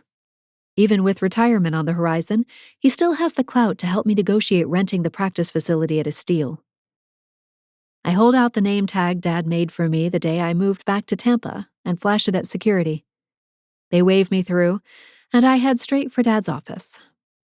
As predicted, he's packing up his bag and straightening up his desk. Dad has always been meticulous about his office space, the complete opposite of Mom's chaotic mess. One of the many reasons those two weren't compatible over the long run. Hey, Pumpkin. Dad immediately comes over to give me a hug. Have I told you how glad I am you're back in Tampa? Only several dozen times, I drawl. He has a seat in one of the two club chairs in front of his desk and waves me to the other one. What's on your mind? I pull out the worn notebook from my duffel bag where I keep all the notes about my league. I go over the recent developments and ask for possible donors to hit up. Dad lists off almost 20 names, which is more than I hoped for. I'm feverishly writing down the names when I realize he's looked at his watch twice. Got a hot date? Dad makes a choking noise and tugs at the collar of his pristine deep blue polo shirt. No, just getting hungry. Forgot to eat lunch. Interesting. I study his face and the way he's no longer looking at me. Dad may be retirement age, but even I can see he's a handsome man. He's kept fit over the years, and the silver threading through the temples of his dark brown hair only makes him look like George Clooney. I decide to put him out of his misery. I snap the notebook closed and drop it into my duffel. Hey, any chance I can take a spin out on the ice before I leave? Dad stands, looking relieved. Sure. There's a junior league that's just about finished. You can skate once they clear out. Fred won't be by with the Zamboni until 8. I give him a hug and lug my bag out of his office. He rushes off, and I watch him go, mind tumbling with this new reality. Dad's dating? I'm not sure how I feel about that, but if it makes him happy, then I guess I need to get used to it. The second I step through those doors and feel the blast of cold air, I feel like I'm stepping back in time. So much of my youth was spent on the ice. Hell, even the smell brings back memories, some good, some that make my ribs ache. Once upon a time, I fell in love with a man in one of these rinks. Shouts from the junior league fill the air, and I plop down on a bench to pull out my old skates. God, I haven't worn these in years. Probably not since Josh got sick. I figure if I'm going to be running a youth hockey league, I have to practice so I don't fall on my face the first time I take the ice in front of the little kids. I'm hoping it's like riding a bicycle. My hands go through the motions, lacing my skates from muscle memory. The junior league barrels off the ice, making so much noise I almost feel the need to plug my ears. Instead, I sigh and wait, wondering when I got so old that teens being rambunctious became annoying instead of funny. Once they've cleared out of the rink, I stand up and get my bearings. My 42-year-old ankles let out a warning, but I silently tell them to buck up. I grab one of the loaner sticks off the bench and try to ignore how much tape is wrapped around it. Back in my day, I had the newest, most expensive equipment money could buy, thanks to Dad. Taking a few tentative steps, I grab the wall and look down at the ice. So many memories flash before my eyes, but I shove them all away and glide out onto the icy sheet like I'm a new woman. The wind ruffles my hair, and my thighs tremble a bit as I pick up speed, my body inherently knowing what to do without my brain having to engage. I get close to the end of the rink and I slow, leaning a bit and pushing off, effortlessly gliding into an arching turn. As I hit the straightaway, I close my eyes for a moment, letting all the emotions flood through me, ending with a triumphant return to a part of myself I'd stuffed away in favor of dealing with the heavy responsibilities of life. I fucking love hockey. My heart rate seems to pump out that simple sentence over and over until I'm screaming it in my head, elated to be back out on the ice. A smile stretches across my face, and I feel more like me than I have in decades. Blind hockey is a thing in America, yes? A deep baritone has my eyes flying open and my skates catching on a ridge of ice left over from the teenagers. Nikolai stands there in a pair of sweatpants, a Tampa Bay Rays sweatshirt, and black skates, his hockey stick slung casually against his shoulder. His hair is artfully rumpled, and the short beard covering his jawline is worthy of a cologne ad. I do a quick double step on my skates and wobble more than I'd like to admit, but I'm able to stay on my feet. She is beauty, she is grace, does not apply to me in any way right now. Nikolai reaches one hand out and grabs hold of my elbow as I come to a pathetic stop right in front of his skates. Pretty sure I spray ice onto his sweatpants and I hit him in the chest with my stick, but I don't dare look down to confirm. Didn't know anyone else was here, I say lamely. It helps to have one's eyes open to know if someone is there. Nikolai drawls in that accent that gets under my skin. I come for extra practice most days of the week. His hand is still on my arm, and I try to ignore how much I like his hands on me. I'll keep that in mind next time. I did not know you skate. My smirk is more flirt than snark. My stomach swoops with nervous energy when his gaze drops to my mouth. Daughter of a hockey coach? You better believe I can skate. That and the D1 scholarship for hockey. His blue eyes widen just enough to let me know he's surprised. Most people are when they find out that girls can play hockey too. Who would have guessed owning a uterus doesn't preclude one from swinging a stick across the ice? What? I challenge when he still doesn't respond and his thumb starts to sweep across my bicep. I deeply regret the long-sleeve shirt that keeps our skin from actually touching. He swallows hard, and when he speaks, his voice is rockier than the sheet of ice after a herd of teen boys. That is fucking hot. Every cell in my body warms and preens under his gaze. Want to play? I'm surprised the ice doesn't crack and liquefy under the heat pumping between us. Nikolai's hand grips me tighter. I most definitely want to play with you, Chloe. Why does that feel like a promise that'll have my toes curling? You gotta let go of me first, Brickhouse. Sadly, he does. Surprise written all over his face, like he isn't even aware that he stayed connected to me long after social graces suggest letting go. I dig in my blades, skating backward away from him. I'm grateful beyond belief when I don't wobble or completely bite it. He pulls a puck out of the pocket of his sweatpants and throws it at my feet once I'm 10 yards away. Would you like to score, Chloe? His lips quirk up at one side, and I nearly die right on the spot. This is a man of few words, but when he decides to flirt, those words are fucking potent. I casually swipe a gloved hand across my mouth, just to make sure I'm not actually drooling. I don't know. I was always taught not to play with strangers. Referring, of course, to his stupid insistence on acting like we don't know each other when we've already shared a kiss. Nikolai says nothing, and I spring into action, swiping my stick and sending the puck toward the net. I miss by over 3 feet, but he's gracious enough not to taunt me about it. He flicks the puck back and nods at me to go again. We go like that for half an hour, me rusty as hell and trying to get a puck past a world-class professional goalie. Not a single one goes in, but by the time I race across the ice with the puck zigzagging left and right before I flick my wrist, I feel like I've dusted off the cobwebs of my skills.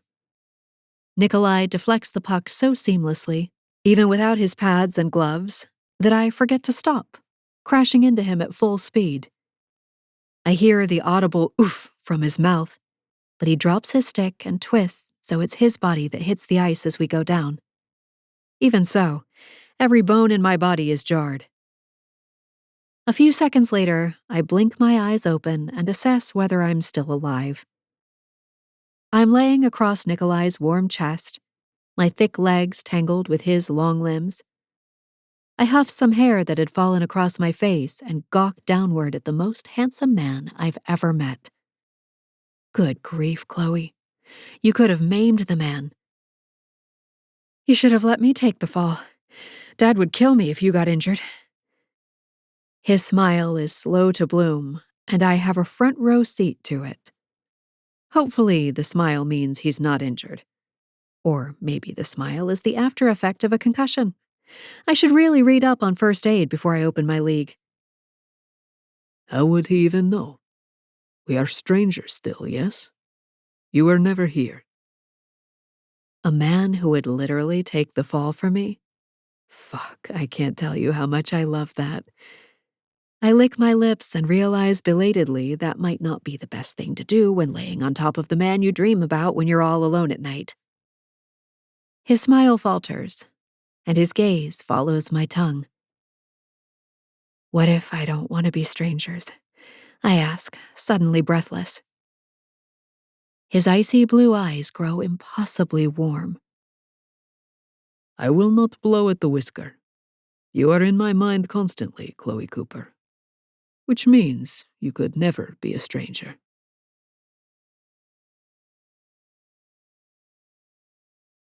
Chapter 8. Nico.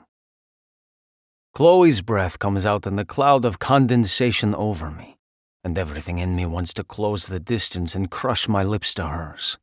But I have already let things go too far. She caught me off guard by showing up out of nowhere in what I considered to be my domain.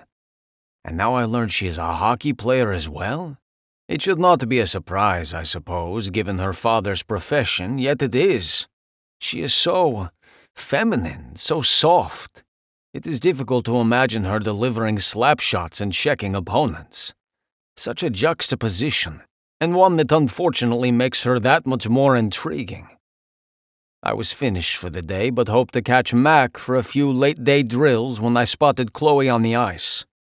Her serene expression as she glided across the rink drew me, and before I could think better of it, I was intercepting her and putting my hands on her as I know I should not.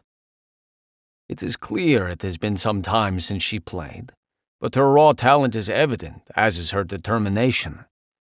I imagine she is the kind of woman who puts everything into each endeavor she undertakes. Even the way she trapped her tongue between her teeth while delivering a decent backhand shot had me wanting to smile. I'm impressed. And it is no secret I'm turned on as well. There is no use denying it, despite the fact that I plan to do nothing about it. To that end, I entangle my legs from Chloe and sit, pulling her up with me. When we have both reached our feet, I release her arm, confident she has her footing now. If she is disappointed or surprised, she does not show it. Nice matchup, she says, offering me a smile that reaches all the way to her eyes. I steadfastly ignore the ice clinging to her ass as she skates away to the boards, twig in hand, and disappears. I remain on the ice a few minutes longer, wondering why I enjoy torturing myself so much. Mac has obviously left, so it is time for me to get on with my evening. I change into shorts and pack up my gear before heading out to my Land Rover. I pause beside it when my phone rings, a reluctant grin curving my lips as I see who is calling. "Privyet, Sofia," I greet in my native Russian. I ran into Katya this afternoon, my sister says without preamble. My response is immediate. "Tell me," I demand, dread slithering through my gut. Sofia does not make me wait. She tried to play it off, but she looked unwell, tired. I curse under my breath. It would be just like Katya to fall out of remission and lie to me about it. When Ivan was alive, there was never a doubt she would be taken care of. But since my old coach and mentor passed away, his widow has no one, except me and Sofia. I made Ivan the promise before he passed away that I would care for her, but there is only so much I can do from halfway across the world. Still, I owe Ivan more than I can say. It has been 5 years, and the world continues to feel wrong without him in it. Sometimes I begin dialing Ivan's number only to remember partway through that he is gone. The cancer is back, I speculate, hoping I am mistaken. You do not know that, Nico. My sister makes a tutting noise. I should not have called. Yes, you should. I need to know these things. I will phone her doctor tomorrow and make an appointment for you to take her. I check my watch, calculating the time difference in my head. If I stay up late tonight, I can reach the office first thing in the morning in Kazakhstan. Let me do it, Sophia offers. No, I have all of her information, and I am hoping to speak to a nurse or doctor myself.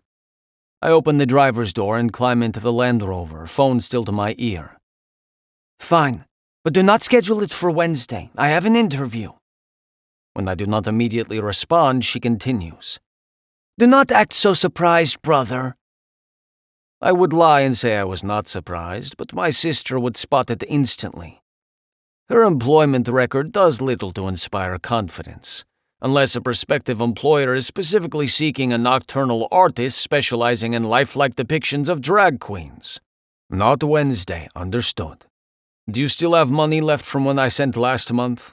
I ask as I start the vehicle, needing a task for my hands. A little. Her response is timid. Sophia does not like appearing needy or weak, preferring to lead with confidence and defiance. It is a family trait.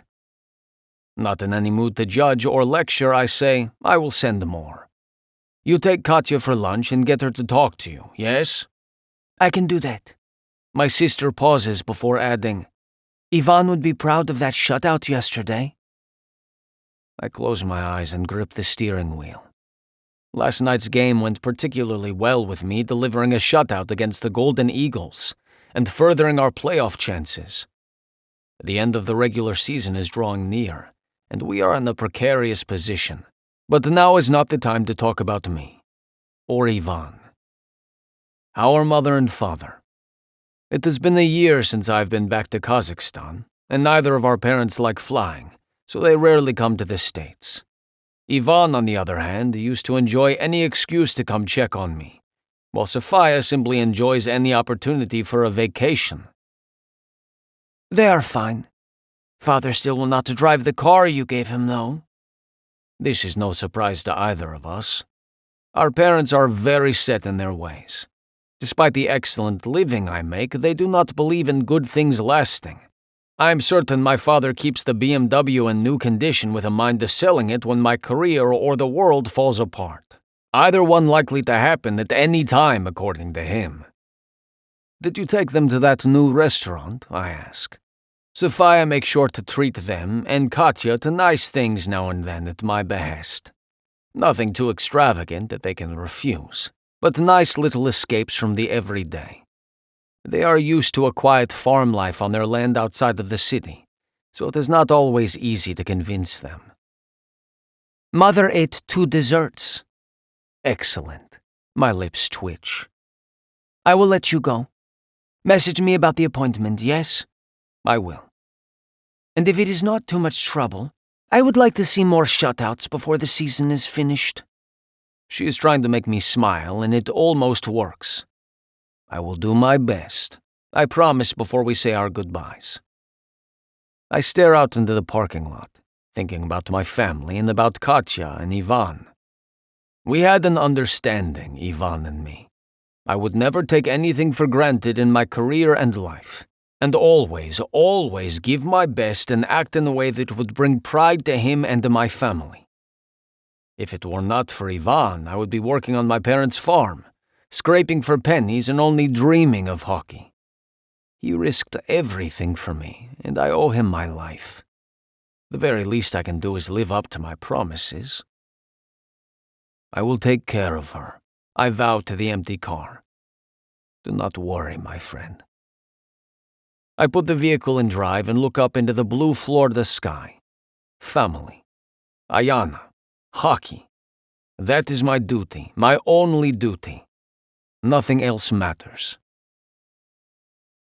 You wanted to see... Oh, sorry. I stopped just inside the doorway of the training room, where Coach Bowman summoned me to find Chloe standing beside a bench talking to him. It is as if the universe has it in for me, putting her in my path everywhere I turn these days. First at the barbecue, then the practice rink, and now Flagler Arena. I even spotted her pulling out of my bank's parking lot in her bright red Bronco with the top off last week. Her dark hair tied in a red kerchief, the ends blowing in the wind like she was on the set of an old Hollywood movie. I remained in my Rover to avoid her. "Nico, you remember Chloe?" Coach gestures to his daughter as he smiles my way. "No?" My immediate response is denial until I realize how that sounds. "Yes, it is nice to see you again, Ms. Cooper." It is clear she is biting back a laugh. A woman who enjoys my pain is one to be avoided at all costs. Mr. Drugoff? She responds with a nod. Coach looks between us, and I find myself without words, so I attempt to smile. It does not appear to work. "Everything okay?" Coach asks, brows drawn together. This time I see Chloe roll her lips between her teeth to keep from laughing. I am glad she finds this so funny. "Fine, I manage. I will come speak to you after the game." I turn and exit before I can protest, long strides taking me down the hall and toward the tunnel. That was way too close. Coach Bowman deserves as much of my respect as Yvonne for how he has nurtured and supported my career, not to mention how understanding he has been about time I have needed to take for my personal troubles with Peyton and Ayana. The way to pay him back is not by lusting after his own daughter like some cocky rookie with no regard for ethics and honor. By the time I exit the locker room dressed for warm-ups, I believe I am being tested by God himself, because there stands Chloe, chatting with Rhodey of all people. I feel my jaw lock. The boy isn't even 30, yet his eye always strays to more mature women who I hope know better. He says something that has her throwing her head back with a laugh, exposing the long column of her throat and making my fists clench. He watches her laughing with a look in his eye I do not like. Perhaps he needs a reminder of his place, something I might effectively communicate by slamming his body into the boards during tomorrow's practice.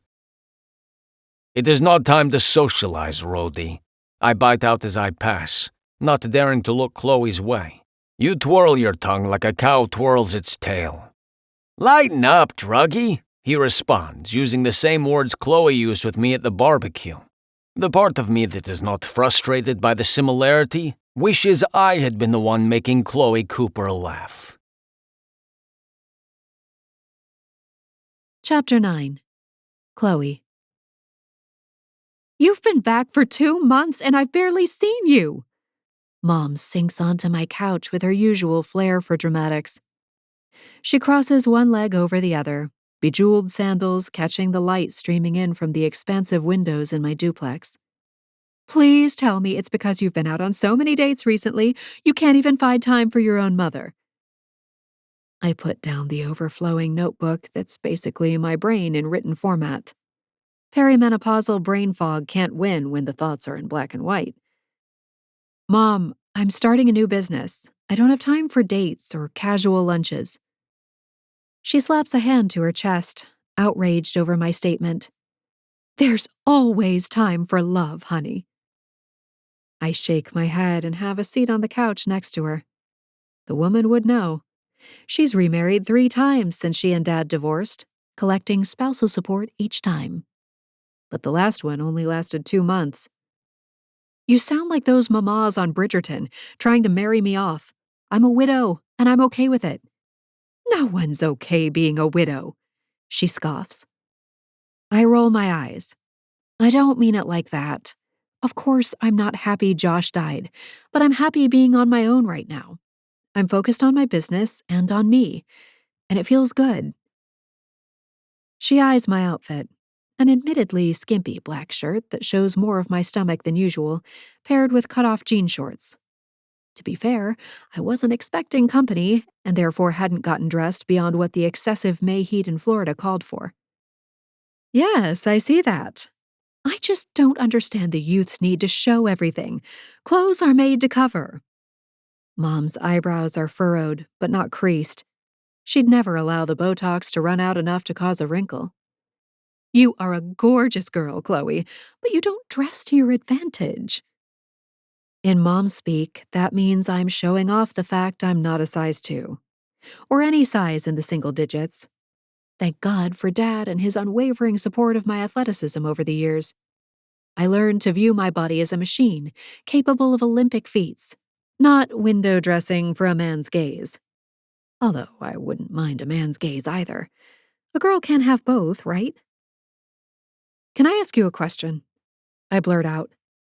Always, Mom answers, tilting her head curiously.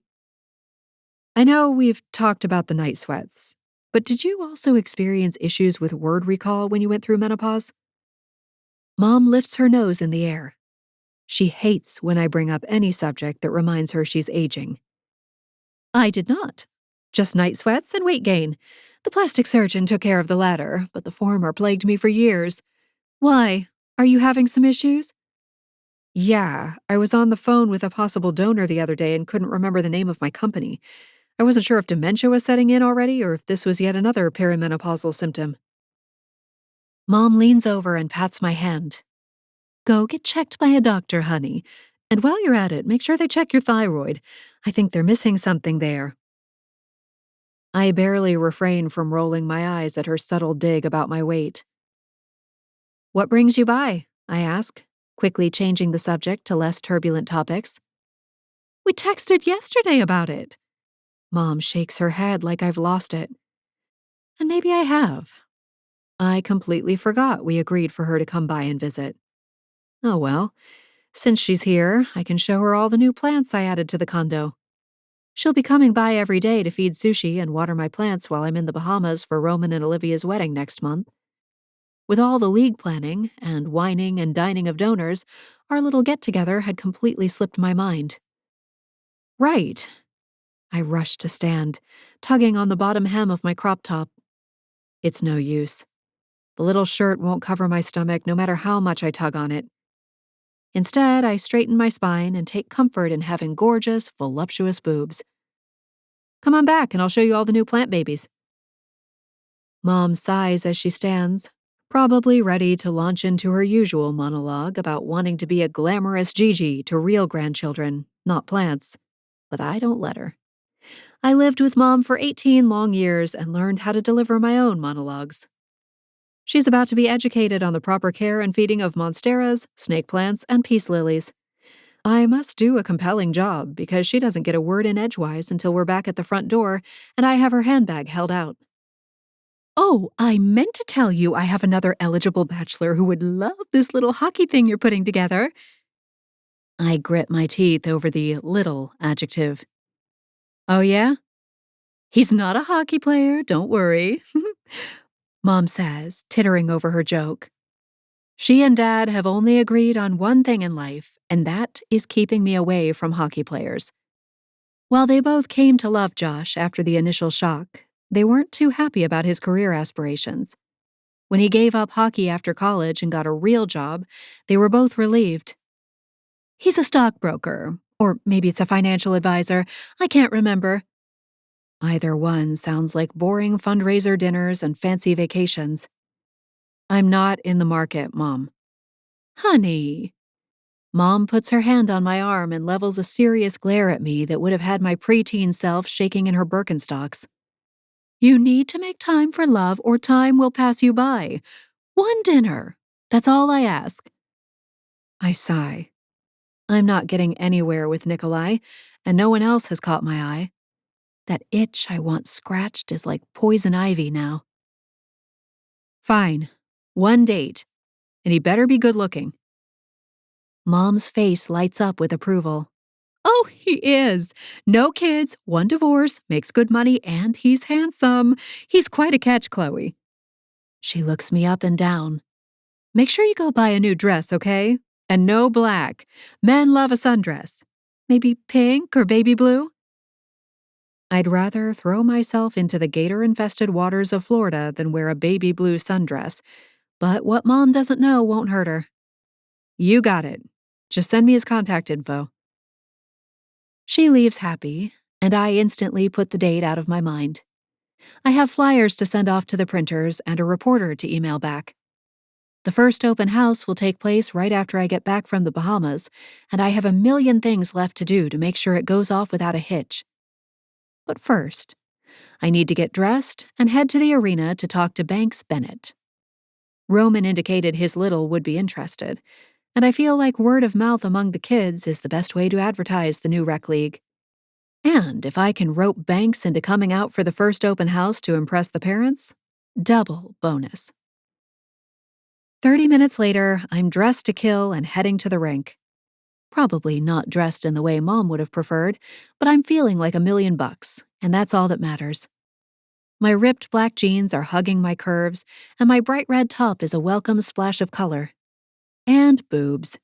These badass bitches are on display in this top, but I figure you gotta flaunt your assets or everyone will focus on your flaws. And Nikolai will be there. I let out an evil laugh as I find a space in the parking lot and walk to the building that houses the practice rink. I had every intention of staying away, but then Nikolai flirted with me on the ice, and I can't seem to help myself for wanting a bit of payback. Security waves me in, recognizing me right away now. I sit in the chill air and wait for practice to end, all the while eyeing Nikolai from behind.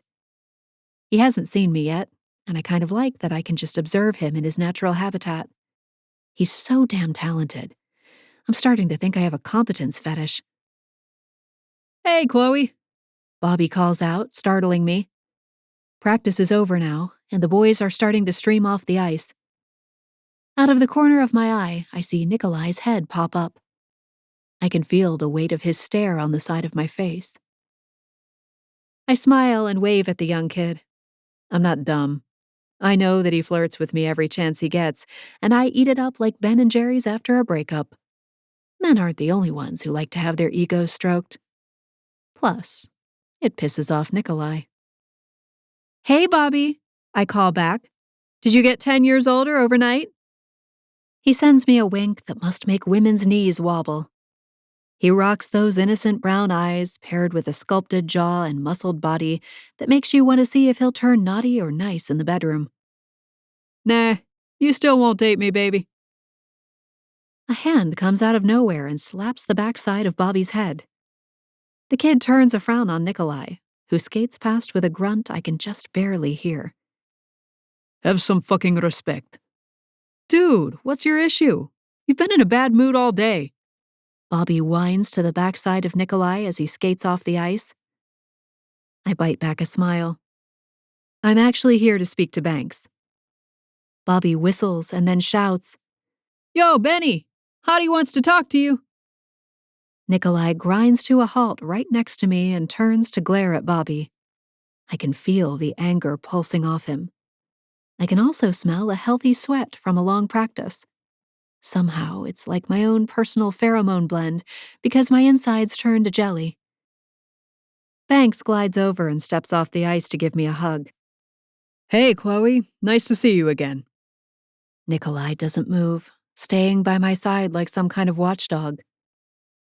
Banks slides his gaze over to Nikolai, but then refocuses on me. Caitlin told me all about your rec league. I talked to Eli and he's in. He thinks hockey is for losers, but I have a feeling you'll change his mind pretty quickly. I rub my hands together. Nothing I love more than hotshot kids who get their asses handed to them and walk away with a new level of respect. Banks laughs. God, I almost want to be there for the first practice, just to see him flounder. Good blackmail material, you know? I lift an eyebrow.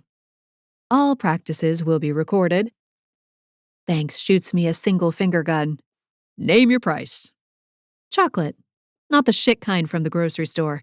I'm talking quality from Belgium. Nikolai grunts. Banks and I turn to look at him. Switzerland has the best chocolate. Banks pats Nikolai on the shoulder. You're always looking out for me, druggie. I reach into my satchel and pull out some of the flyers I stopped to pick up. I hand a few to Banks and shoot my shot. Might be fun to swing by the open house. Hopeful parents always love to see a pro. Banks confirms he'll be there, then gives me another hug before marching down the hallway to the locker room. Nikolai holds his hand out, and I look down at it. Calluses line his palm. My whole body shivers, thinking about those hands touching my skin. What? Do I get what do you call it? Paper, too? I put a hand on my hip and revel in the way his gaze dips down to take in my body before flicking back up to my face. A flyer about my league? Do you have a youth hockey player in mind? He nods, a lock of his golden brown hair falling over his forehead. Flyer. Yes. My daughter, Ayana, might want to take a few lessons. My heart warms and my smile shows it. Nikolai trusts me with his daughter. I hand him a couple flyers. She's welcome any time. We stand there, flyers between us, gazes locked as we breathe the same cold air. He doesn't break the stare down, and neither do I. My heart rate starts coming faster, and I remember every vivid detail of that kiss at the bar. The way he took control of my mouth and made everything around us disappear. His blue eyes heat, and if I'm not mistaken, he's remembering that kiss also. Too bad Mom couldn't fix me up on a blind date with this man. Chloe? Dad's voice behind me breaks the moment. Nikolai steps back and waves the flyers in the air, nearly clipping me in the face with them. Thank you for the flyers, he says, comically loud. Then he marches off to the locker room, leaving me with Dad. He watches Nikolai for a moment. That boy all right? I let out a nervous laugh. He's fine. You know all goalies are odd. Except he's not odd. Not really. He's a lot of things, all wrapped up in a proud, loyal package that most people don't understand. I want to understand him even better, but he'll never allow it. I inhale sharply and turn my focus back to my priorities. Want some flyers?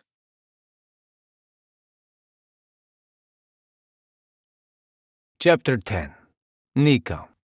Blat! I hiss in a breath as the razor nicks my skin and blood beads to the surface in my reflection. These fucking pork chop sideburns. Shaving these down is the one and only benefit of losing in the conference finals this past week. It feels like I've been wearing earmuffs on my face. All hockey players have superstitions, some more than others. Dano, our captain, wears the same underwear every game day, much to his wife Sarah's horror.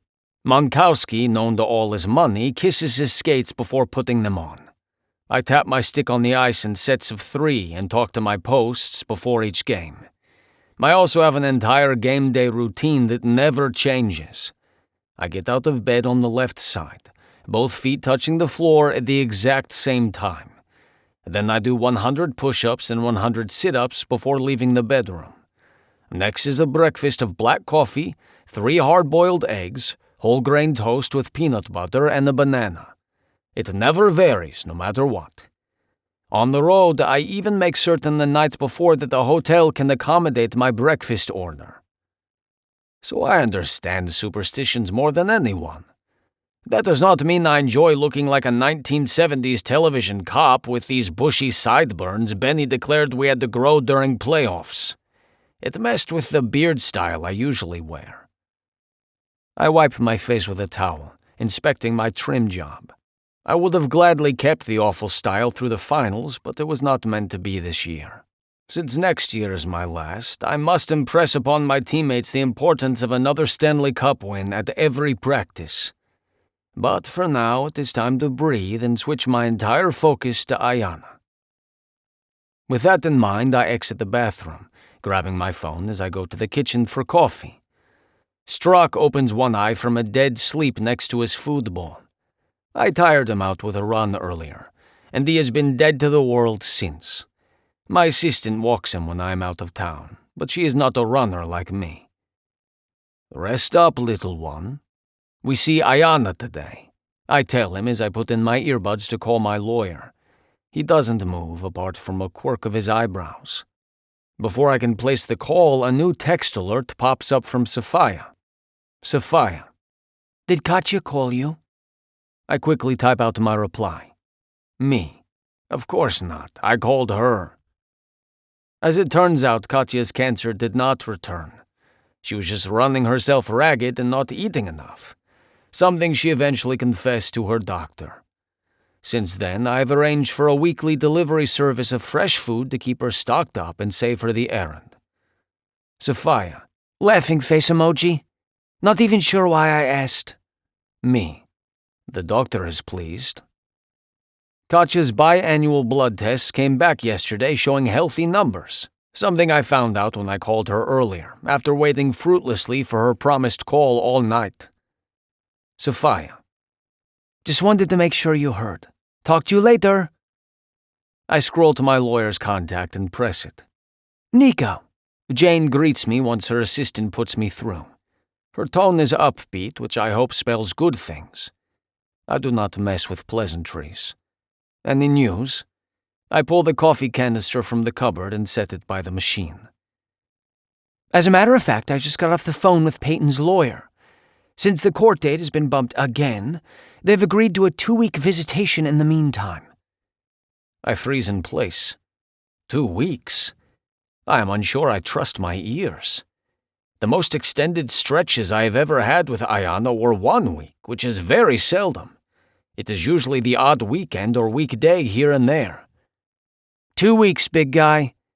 I can hear the smile in my lawyer's voice. When? When can she come? My calendar is empty. I begin to pace the tile floor of my kitchen, coffee forgotten. 2 weeks with my Ayana. It is a dream. You and Peyton can discuss it and come up with some dates. I jab my fingers through my hair, mind racing. I'm picking Ayana up in an hour for the afternoon, so I will speak with Peyton then. This is fantastic news. Sounds good. Continue keeping good records like you have been, and stay the course as the choir boy so we don't give them anything to use against us. Chin up, Nico. I'm confident the judge will see things our way. If we are ever allowed to see him. My voice does not carry its normal despair this time. Jane does not directly respond to my comment, instead saying, Give your girl a squeeze from me, and I'll be in touch. I quickly make coffee and inhale a sandwich before packing supplies in a backpack and hustling Strock to my Land Rover. The puppy seems to prefer car rides to anything else, and Ayana insisted I buy him a seatbelt harness to keep him safe. So of course I did. The drive to Peyton's Mediterranean-style home is 30 minutes, but I know the route so well I hardly pay attention. I am lucky she remained in the Tampa area after our divorce, but she has a vast network of friends nearby, even if she lacks a job keeping her local. That is not to say she does not work, but she appears to change jobs more often than Benny changes sticks. I believe she currently works as a model and actress in local advertisements. I saw her in an ad for a car dealership last week. I pull into the driveway, noticing the grass needs a trim. I will have to hire a new company to take care of it since it is clear Peyton is not tending to it as she promised. Ayana needs grass to play on, and not weeds to carry mosquitoes.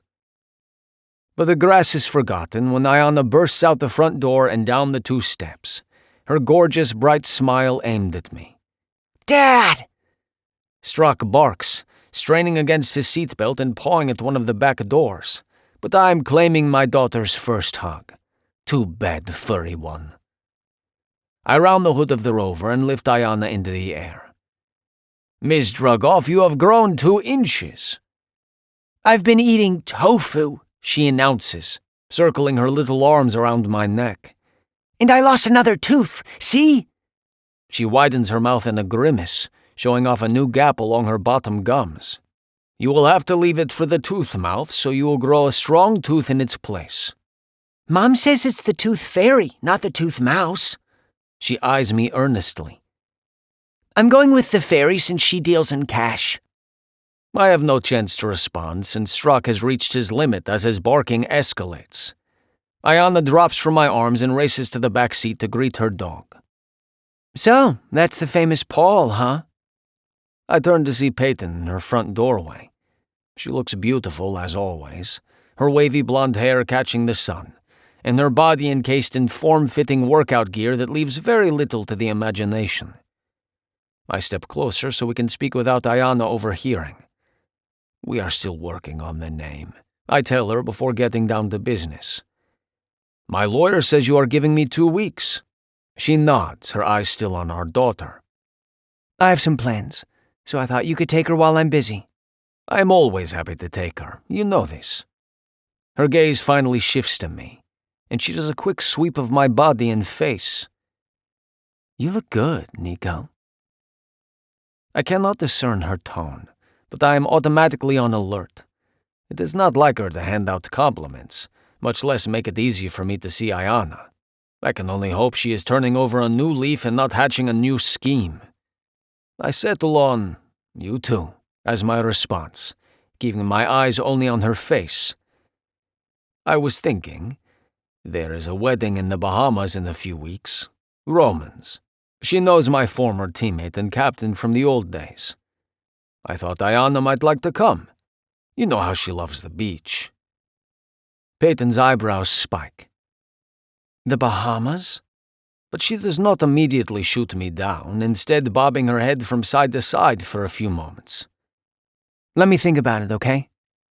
I nod, pleased enough that she will consider it. So when are these plans you have? My entire summer is clear, so it matters little to me. The last 2 weeks of this month. Done. I nod again. And I will send a new lawn crew over to start caring for the lawn. I do not understand why she fired the last crew I hired. Then again, I do not understand most of what Peyton does. I'm surprised again when she agrees. Okay, I meant to get to it. I've just been busy. Bye, Mom! Ayana yells from the back seat. I turn to see Struck sitting on her lap and licking her chin. Bye, baby! Peyton waves and I turn to go. Back before 5, Nico. She has dance. She instructs me, her tone returning to a more familiar one. This Peyton I know how to deal with. No problem, I respond before jogging to the driver's side, anxious to squeeze in as much time with my kid as possible. But I have 2 weeks on the horizon, and I cannot wait. Chapter 11. Chloe. The warm, damp air of the Bahamas feels a lot like Florida in the summer. Thankfully, I had a few months to adjust to it before coming here for Roman and Olivia's wedding. I knew enough to pack multiple swimsuits, the lightest of sundresses, and all the sweat-proof makeup a girl can find at Sephora. I spent yesterday at the pool working on my tan, which ended in a full-body pink burn that will probably just fade away into my normal pale color the day after I return to Florida. I saw a few people from the team floating around the hotel, but I did not see Nikolai. Not that I'm looking. I snort and sip the iced coffee I got in the lobby, staring out at the bluest water imaginable from the balcony of my third-floor hotel room. I am so looking. I can't seem to help myself. The man delivered the best kiss of my life, then pushed me away, all while giving me longing glances and frowns like he has some opinion about how I live my life. He's taking up space in my brain, and I don't appreciate it. I need that space to juggle all the details of my league. Glancing at my phone for the 100th time today, I refresh the screen to see that I now have 22 kids registered for the first open house. It's a scary number. If all of them want to join my league, I'll be looking at hiring another coach to assist me as soon as we get started. I nearly choke, seeing the time in the corner of my phone screen. I slam my coffee cup down on the side table and rush back into my room to buckle my feet into the tall wedge sandals that take me all the way up to 5'7". A slick of bright red lip gloss over the carefully painted lip liner, and I'm off, tucking the tube into the tiny handbag I bought to match the red hibiscus flowers splashed all over my tea-length sundress. The straps around my neck leave my back bare and my breasts lovingly pressed together for impressive cleavage. I may or may not have had torturing Nikolai in mind when I bought this dress. The wedding ceremony takes place outside in a stunning white gazebo in front of the backdrop of the ocean. White chairs break up the expansive green lawn. Flowers are positively bursting from every surface, making me feel like I'm on a secluded tropical island getaway. I slip into a chair next to Caitlin and compliment her dress. She's got that pregnancy glow, making a gorgeous couple with banks. So much so, a little crackle of jealousy threatens to bring down my mood.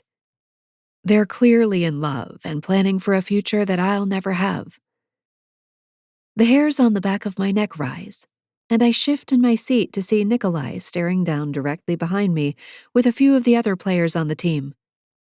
They all say hello to Banks, Caitlin, and me, but I'm only acutely aware of one of them. Hello, I say quietly, letting my gaze trail down his long body. Damn, the man can clean up, that's for sure. He's in linen pants, brown leather loafers, and a white button-down shirt that's open at the collar. The shaggy hair I once had my fingers in is styled like he just stepped away from a photo shoot. Chloe, He answers quietly. His gaze dips down to my cleavage and then darts to the side, studying the flowers tied to the chairs on the end of the row. Soft music plays from hidden speakers as people continue taking their seats. I swivel back to the front and try to control my breathing. Why does this man do this to me? He just says my name and suddenly I'm about to hyperventilate? Get your shit together, Chloe. The music changes, and Roman and Olivia's 3 kids each come down the aisle and then stand up at the front by the gazebo. Roman steps through the backside of the gazebo where he's been waiting and hugs each of the kids before standing next to the officiant, looking like $1,000,000 in his tan suit. There's a moment of silence, and then a haunting instrumental love song plays. The whole audience stands as one and looks toward Olivia's entrance. And this time, my attention isn't pulled away by the frustrating goalie. Olivia is stunning in a fitted white lace dress, the height of fashion, and yet looking so at ease in her skin. I sneak a look at Roman to find his jaw locked tight and his hands wiping his eyes as he tries to hold it together. That's my favorite part of weddings, seeing the groom react to seeing his bride. Josh had smiled and nodded at me, but no tears. I'll always wonder if that was my first sign that we would have been better off staying friends. welcome to the wedding of Roman LaFontaine and Olivia Wilder. You may be seated. I go to sit down and nearly jump out of my skin when a single finger slides across my exposed back like a lover's caress. As quickly as it's there, it's gone. I glance back to see Nikolai clear his throat as he sits behind me and stares straight ahead. I turn my eyes forward again and try to grapple with the knowledge that he touched me slyly right there in the open. For the last few months, he's been doing his best to avoid touching me at all. My brain, now officially hijacked by the man behind me, doesn't hear half of what's said, but I do manage to stand and clap when my newly married friends make their way back down the aisle with broad smiles. Nikolai gets lost in the sea of people as we all exit the lawn and make our way to the outdoor dance floor, surrounded by round dining tables and twinkle lights overhead. It's probably for the best, because I see Dad at one of the tables, his hand over his head, waving at me. Hey, Pumpkin, I saved you a seat. Gorgeous place for a wedding, huh? He gives me a hug, and we both sit. Most definitely. Then again, Olivia is always on point with trends and fashion. I would expect nothing less from her wedding. My gaze darts around the space, still not finding Nikolai. Several players and their spouses fill in our table, and soon the conversation turns to hockey. The first course is served, and Dad decides now is the time to turn his attention to my business. He gives each of his players a stern glance. Did you all spread the word about Chloe's youth hockey league? First open house is next week, you know. Heads nod, and I smile graciously. It's all good, Dad. I have plenty signed up already. His phone rings, cutting off his reply. He looks at the screen and fumbles over his words. I, gotta take this. Excuse me. He scrapes his chair back and rushes off, phone pressed to his ear. I narrow my eyes, salad forgotten. Conversation continues to flow around me. Danny's wife, Sarah, leans over and whispers to me, "Your dad's been getting a lot of phone calls he's been secretive about. I don't want to start trouble, but the guys have been talking about it. Is everything okay with him?" I dab a napkin at my lips as the waiters whisk away our salad plates and replace them with our main meal. Interesting you should say that. I was wondering what's going on too. What do the guys think the phone calls are about? Sarah looks uncomfortable. They think he's dating someone. I nod thoughtfully as I sip my champagne. That's it. I'm going to corner Dad tonight and make him spill the beans. If people are already talking, as his daughter, I have a right to know what's going on in my father's life. My rock lobster and fried plantains don't taste like much, not with my head spinning about Dad. And Nikolai. I finally see the hot and cold goalie when the waiters slide miniature slices of rum cake in front of us. He's got a phone pressed to his ear as he leaves the area too. With regret, I push away the cake and stand up, letting Sarah know I'm running to the bathroom. Dad's still not back, and now Nikolai has left. What's going on with these guys? Don't they know it's rude to leave a wedding reception early? The quick trip to the bathroom doesn't yield either of the men, so I head back to the reception, seeing that a band has begun playing, and Roman and Olivia are out on the dance floor, taking their first dance as husband and wife. It's adorable, the way they look at each other like no one else exists. What must it feel like to be the center of someone's attention like that? The song changes to another, and more couples take to the dance floor. You have to dance with me, beautiful. Bobby materializes next to me and holds out his hand, his youthful face sporting a wide grin. I roll my eyes, but let him tug me onto the dance floor. He takes liberties, his hands coming around my waist and dipping low enough I kick him in the shin until he moves them upward a few inches.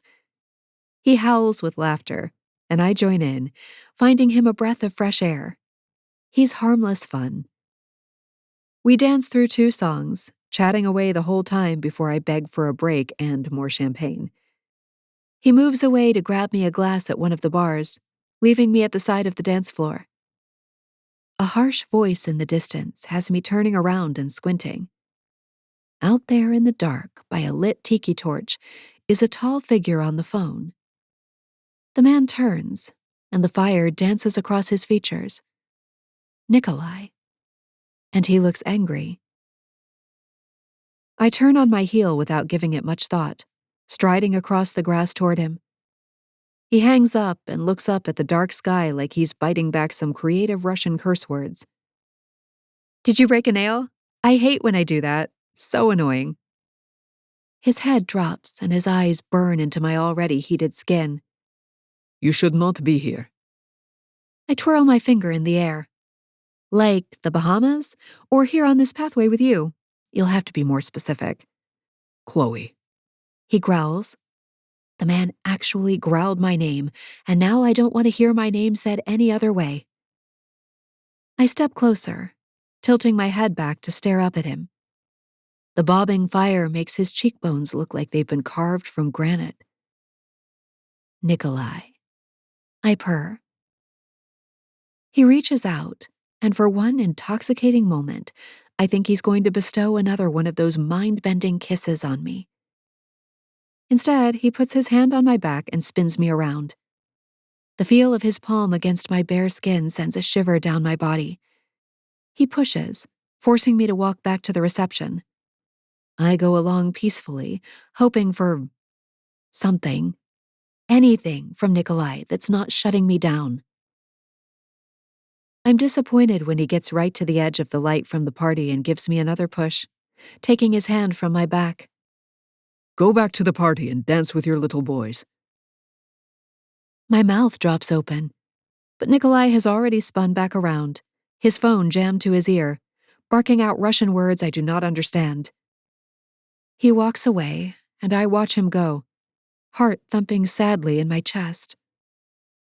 Anger replaces the humiliation of him pushing me away again. I stiffen my spine, forget the way his single hand covered the entire width of my back, and make a beeline for the bartender. I do what he says. I drink, have fun, and dance with all the boys I can find, all the while flipping off Nikolai Drugov in my mind.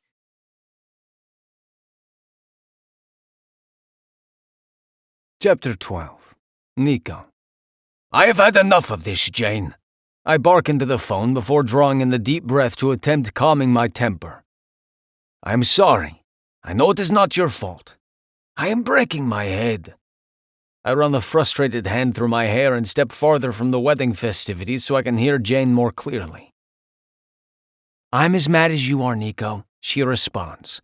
And don't apologize. I've got Teflon skin. If I had a dime for every time I've been yelled at, I'd be retired in Aruba with my own personal team of pool boys. My only response is a grunt. I'm beyond pissed at this point, having just hung up with Peyton before phoning my lawyer. Peyton actually hid Ayana from me when I came to pick her up for the airport yesterday. It turns out my ex did have a reason for her less combative behavior last month. A man. And one richer than me from what I can gather. I know why she did not tell me too. She knows I hate Ayana being left alone with strangers, especially strange men. Peyton's last boyfriend went through an extensive background check as well as 1 week on a private investigator's timesheet. Not that I ever told Peyton that, since the guy turned out to be tolerable. But guess who got dumped and decided to return to despising me? My 2 weeks spent with Ayana was the happiest I have been in longer than I can remember. We hit the beach, took a day trip to that Harry Potter place, flew kites in the park, took long walks with Paul. Fine, I gave in. And watched enough baking shows to give me diabetes just from osmosis. We were all set to redecorate her room at my house when Peyton showed up at my front door 2 days early and announced Ayana's visit was over. I have not seen my daughter since. Look, she doesn't have a leg to stand on, Jane continues. My best guess is that her lawyer will argue 2 things.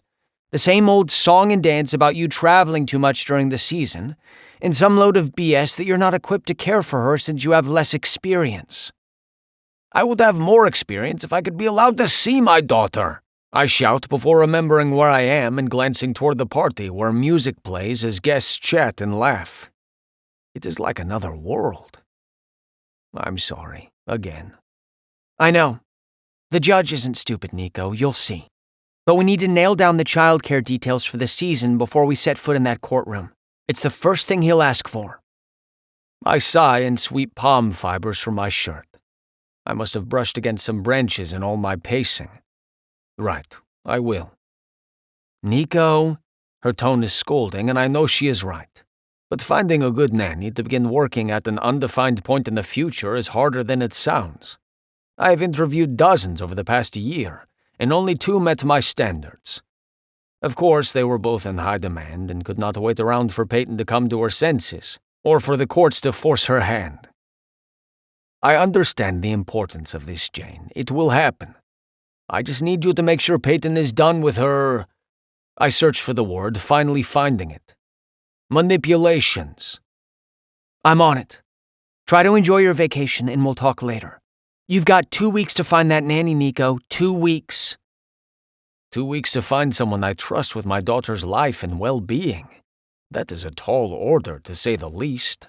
But I must do it. We will talk soon. Good night, Jane. I pull the phone from my ear and drop my hand to my side as exhaustion sets in. I should take up meditation to deal with my stress, or I will be dead before the year is out. But meditation is bullshit. Exercise is more practical. Laughter breaks through my thoughts, and I turn toward the gathered party to see Chloe on that sexy as fuck dress, laughing at something Rhodey said. She pats his bicep, and I feel it like a punch to my solar plexus. What is wrong with me? First I lose my mind and run a finger across her skin at the ceremony. And now I'm feeling a physical blow from her flirting with Bobby Rhodes of all people? He is a child. She could not possibly take him seriously. She would never let him caress her silky skin or brush his lips against her impossibly pouty ones. Would she? Fuck. It is none of my business. I sent her away tonight, despite my telling me to carry her to my hotel room and tie her to my bed until her voice went hoarse from screaming out her pleasure, and my name. My fingers flex at my sides at the mere thought of fisting her hair and fucking her pretty mouth, before bending her over to fuck her sweet. And now my is too hard to return to the party without drawing attention. Linen pants were a poor choice. My phone vibrates and I glance at the screen to see a text from Jane. Jane. Here's the number for that nanny service my client recommended. That is enough to kill my boner. A flash of red catches my eye and my peripheral vision, and I glance over again to see Chloe on the dance floor now as the band switches to an upbeat song I do not recognize. However, it must be a favorite of Chloe's, because she begins dancing in perfect rhythm to the tune. Her movements are fluid, mesmerizing as she moves her body with the beat. When she drops almost to a squat and rolls her hips on the rise, I have had enough. I tear my eyes from her and stalk to the bar.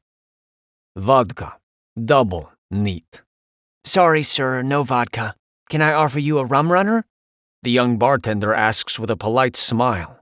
My scowl is reflexive. No vodka? What is Roman thinking? When the bartender shakes her head again, I wave a dismissive hand. Fine. She hands over the vile cocktail and I shove a 10 in her tip jar to make up for my rudeness. Sick of myself, I join the small gathering of other guests, including a couple of my teammates. I purposely position myself with my back to the dance floor. Benny and Caitlin attempt to draw me into the conversation, but I am shitty company tonight. I am relieved when Forns and Rhodey take over, yet I hardly hear a word they say. Every one of my senses is on alert for any sign of Chloe, despite my most earnest wishes. The one benefit is that I am so distracted I hardly taste the cocktail as I drain my glass. Roman approaches the group saying something about the flower toss. I pay no attention until Chloe's name comes up. There's only a couple women out there, and Chloe is uncomfortable. He is speaking to Caitlin, who appears right at home where she is, her pregnant belly being groped by Benny like a rabid dog protecting a stolen shoe. The scoffing sound is out of my mouth before I can stop it, drawing Caitlin's attention, along with a glare I know I deserve. I could not help it, though.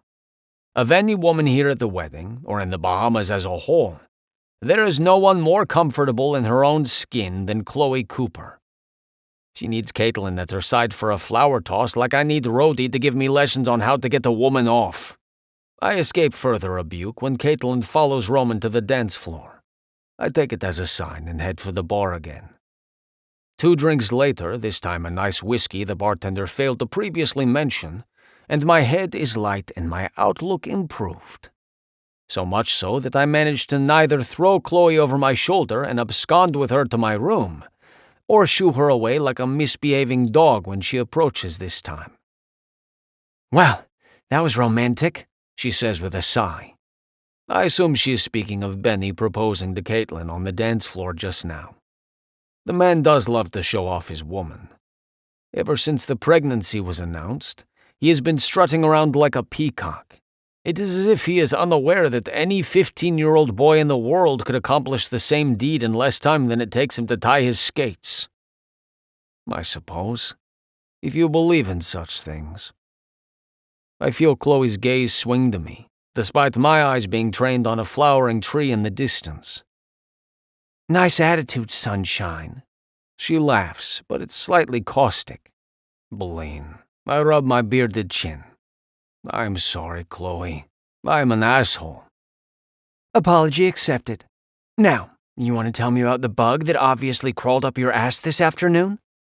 I glare down at her, not failing to notice the new amusement in her eyes. Fuck, she is delightful. I wish I were the kind of man to appreciate such things, or deserve them. The least I can do after my rudeness is offer some explanation. The bug's name is Peyton, my ex-wife, a particularly nasty species that enjoys keeping my daughter from me, and from a Bahamian vacation. Ouch. her brow furrows, compassion shining from her wide blue eyes. Most certainly. She puts a hand on my arm, and it is as if she has licked me with fire. I'm sorry, Nikolai. That must be painful. I watch her for a few seconds, my head swimming with whiskey and my heart pounding more loudly in my chest than it should be. You are very kind, Chloe Cooper. Much too kind. You should go back and enjoy the party. I cock my head to the dance floor where she moved so seductively and freely earlier. I am not good company tonight. Or any night, really. I tack on. She deserves to know she is dodging a bullet by staying away from me. Chloe shrugs and wrinkles her nose. See, I'm not really good at that. At what? Leaving a sad guy wallowing in his whiskey? Believing lies? Doing what I'm told? Her lips quirk. You pick. I shake my head and sigh, feeling my own lips curve for the first time since I boarded the plane without Ayana last night. Chapter 13. Chloe. There's plenty of hot, single hockey players here tonight, and yet not one of them makes my heart pump and my skin tingle like Nikolai. Which is unfortunate, because he has some shit on his plate and has made it clear he's not going to take my bait. And yeah, I'll admit I've been baiting him. It's just so damn fun to see his jaw clench and his face turn stony even as a little bead of sweat dots his brow. Those thick, sensuous lips of his curve upward, and every molecule inside my body jumps with electricity. I feel a tug toward Nikolai. Have ever since I met him in that bar in Toronto. Something about him just calls to me, and I'm done second-guessing it. Let's take a walk on the beach, sunshine. I've learned there's nothing a little salt and sand can't fix. Nikolai's blue eyes practically smolder as he looks down at me. It's not a practiced look, either. He gives off the vibe that he'd snuff out that heat if he could. I am not sure that is advisable. I lift a bare shoulder in a shrug. It's just a walk, Nikolai. I promise not to take advantage of you. He growls, the rumble coming from his chest and making my breaths come quicker. That is not what I fear. Far from it. I tilt my head, not giving up on this tall, grumpy goalie who clearly feels so much below the surface. I'm going to walk right over there and head for the beach. I'd hate to walk alone in the dark. Who knows what could happen to a single woman all alone on vacation? Without a single glance backward, I turn and walk away, making good on my promise after a pit stop at the bar, disappearing from the party and into the night. The sound of the waves draws me in, and it only takes a few more steps before I hear footfalls behind me. I knew he wouldn't be able to stay behind, not when my safety came into question. The man is disagreeable most of the time, but I'm learning he has a raging case of protectiveness toward those he cares about. And I suddenly yearn for that protectiveness to be directed at me. I believe they have rules about alcohol on the beach. Comes his deep voice right behind me. I stop at the water's edge and turn to him, a challenging smile on my face. You gonna turn me in, big guy? His hand darts out and cups my bare shoulder before gliding down my arm, his rough calluses sending a shiver across my skin despite the island heat. He slowly takes the bottles of beer from my hand and holds them, appearing reluctant to no longer be touching me. I'm getting the feeling he delights in touching me. Based on the way I can barely breathe, I delight in it too. Without looking away from me, he shrugs out of his sport coat and lays it on the sand. His free hand comes up between us, palm up. I slip my hand into his and wonder how I can feel so much for a man I barely know. He gives me a tug and helps me get seated on his jacket. I tuck the skirt of my dress around my legs and reach down to take off the wedges that have done a number on my feet tonight. Nikolai sits down next to me and pops the top off one of the long-neck bottles of beer in his hands, passing it to me and keeping the other for himself. I can feel the heat of him, smell the cologne, and something else uniquely Nikolai. I hold out the bottle, and he clinks the necks together. What are we toasting, short stranger?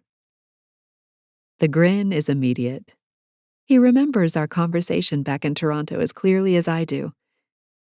To island getaways? To friends getting married? To alcohol being readily available? I tilt my head and observe the tension that is still visible around his eyes. To a redo tropical vacation next year with your daughter? His eyes close for a moment, and when he opens them again, I know I've said the right thing. He must love his daughter very much. To a redo, He says, clinking the necks again and taking a long pull from the bottle. I watch his Adam's apple bob, wanting to reach out and trace the thickly muscled neck. I quickly take a sip when his gaze comes back to mine. Want to tell me about it? I ask softly, thumbnail picking at the label on the bottle. He sighs, hooking his elbows on his knees and dangling the beer between his legs. I am in a custody battle with my ex. She pulls stunts to keep my daughter away from me, and I am tired of it. My lawyer thinks we have a strong case. His gaze darts back out to the ocean. Well, mostly a strong case. I frown, wondering what in the world a judge would see and not approve of. Nikolai clearly cares deeply for his daughter and has all the money in the world to provide for her. What's holding you back? He sighs again, and I can hear the frustration in his tone. I travel too much, and I do not have a dedicated nanny to watch her when I am working. But how can I have a dedicated nanny when I never know when I will be allowed to see her? He shakes his head, jaw locking tight. I will simply have to give on to the paw to get a nanny to stay when there is no actual nannying to be done. I blink a few times, trying to decipher all of that, especially the paw part. My heart aches for him. He should have the right to see his daughter regularly. Josh and I never had kids, mostly because it wasn't a priority. Time got away from us, and then he got sick. But if we had, I know I wouldn't have let anything stop me from seeing them. An idea forms in my head, gaining momentum as Nikolai takes another long swig of beer. His profile is as strong as his muscles, a stoic man with a heart of gold. I turn toward him, tucking one leg underneath me and leaning so far over my arm wedges against his. His head swivels slowly, and he looks down at me. The moonlight casts half his face in shadow, and yet he's still the most handsome man I've ever seen. My husband died last year. Chloe. He starts, but I interrupt him. No, I don't say that for sympathy. He was diagnosed a couple years before his death. Cancer, the kind that doesn't have a good chemotherapy drug yet. He fought it, even when the therapy that was supposed to save his life ended up draining the life from him. I eventually had to take a sabbatical from my job, spending every minute of the day and night caring for him. At the end there, it was like taking care of a small child. He couldn't do anything on his own. I trail off, stuck in the memories of that difficult time. My gaze flies back to Nikolai's when he tucks a lock of hair behind my shoulder, his finger tracing the shell of my ear. My teeth snag on my bottom lip. You loved him greatly, yes? I hum a non-committal answer. I loved him, yes. Nikolai's eyes narrow. But? My gaze drops to the sand at our feet. I've tucked away the truth, too terrified of people's reactions to express it, too terrified to say it out loud. If I keep it a simple thought in my head, maybe then it won't actually be true. But there's something in the way Nikolai blocks the wind with his big body. He seems like the type to absorb a blow and not even grunt with the effort. He seems like the sort of man to understand and accept the harsher side of life. I lift my gaze to his and will myself to be brave. But I wasn't in love with him, if you know what I mean. I lick my lips, feeling like I need to fully explain now that I put that out there. We started out in love, but over time and going in different directions with our careers and interests, it turned into a friendship. I loved him and I honored our wedding vows. I believe he did the same. But by the time I realized what had happened to us, he was diagnosed with cancer. I couldn't leave him then. I wouldn't do that to him. As my friend, I owed him more than that. I took care of him until the very end. The waves lap softly onto the sand, and the faint beat of the music from the wedding reception is a welcome backdrop to the silence that falls between us. I'm not sure if I'm horrified or relieved to have given voice to my thoughts about Josh. Nikolai doesn't say anything for a long while, and when I can't take the silence any longer, I blurt out my idea. I guess what I'm getting at is that I know how to take care of another human. I can be your nanny, Nikolai. His head whips in my direction, eyes wide, jaw clenched. My nanny? You? Why would you offer that? I'm not sure if I'm hurt or indifferent to him not believing I could be his daughter's nanny. Why not me? He shakes his head slowly, studying me. You have your league, your own life. Why help me? I take a chance and put my hand on his knee. His gaze drops to where I touch him, but he doesn't remove my hand. Because I'm a daddy's girl myself, and I happen to believe every girl deserves time with her father. Nikolai makes a sound like he's choking. Zhizhnya betmenya. He mutters under his breath. I don't know any Russian, but that didn't sound like a yes.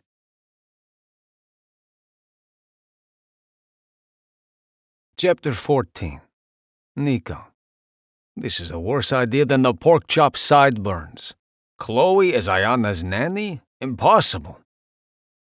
You are kind. I force the words through gritted teeth as her touch burns through the linen covering my leg. Her brow furrows, and the breeze off the ocean sends wisps of her hair floating across her face. She tucks them behind her ear, and my fingers twitch to reach out and touch it again. I take a sip of my beer instead. The cold liquid does nothing to cool me down, though. That's the second time you've said that tonight. I might start getting a complex, Chloe responds, her lips quirking as she removes her hand. I cock my head. What do you mean? That's like being called nice. She wrinkles her nose at the word, and I find it charming. And what is wrong with that? She dips her chin and wedges the bottom of her beer bottle into the sand until it stands on its own. Nice? That's what you call someone when you can't think of any other redeeming qualities. It would be like calling you an adequate goalie. I scowl. Swallow your tongue. Chloe drops her head back and laughs, exposing the silky skin of her throat. I think you meant bite your tongue. All these sayings. I prefer Russian. I take it you think in Russian? Dream in Russian? Always, I nod. It frustrates me when I cannot find the right English words to say what I mean. Chloe barks out a laugh. You're not the only one. What do you mean? Nothing. She waves a dismissive hand. Does Ayana speak Russian? Wait, how old is she? 7. I shake my head and set my own beer in the sand. No, but I hope to teach her one day. It is easier to learn a new language when one is a child. I did not learn English until I moved to Canada for hockey when I was 20 years old. I've always thought English would be difficult to learn. So many rules that are regularly broken. Yes, I agree, shifting my position to face her more directly. Tell me why the B at the beginning of bomb is spoken but the one at the end is silent. And what is the point of this I before E rule if there are so many exceptions? And why do you park on the driveway and drive on the parkway? She is outright grinning at me now. All excellent questions. Her back straightens and she throws an index finger in the air. And why is a vegetarian someone who eats vegetables, but a humanitarian doesn't eat humans? I laugh at that, realizing that I'm enjoying chatting with Chloe more than I have enjoyed any interaction in recent memory, aside from the time with Ayana, but that is very different. Well, Chloe continues. it sounds like Russian might be a breeze in comparison. Maybe when you win your custody battle, you can teach Ayana. Perhaps. She smiles again and then drops her eyes to the sand, a brief silence settling between us. You don't have to accept my offer, Nikolai, but you should know I'm happy to do it. I have the time and I love kids. I should not even entertain the thought, but I cannot seem to help myself. Instead of refusing her offer outright, I say, "The witch from Hansel and Gretel loved kids too." Her eyes sparkle with amusement as they flash to mine. Are you insinuating I plan to eat your daughter?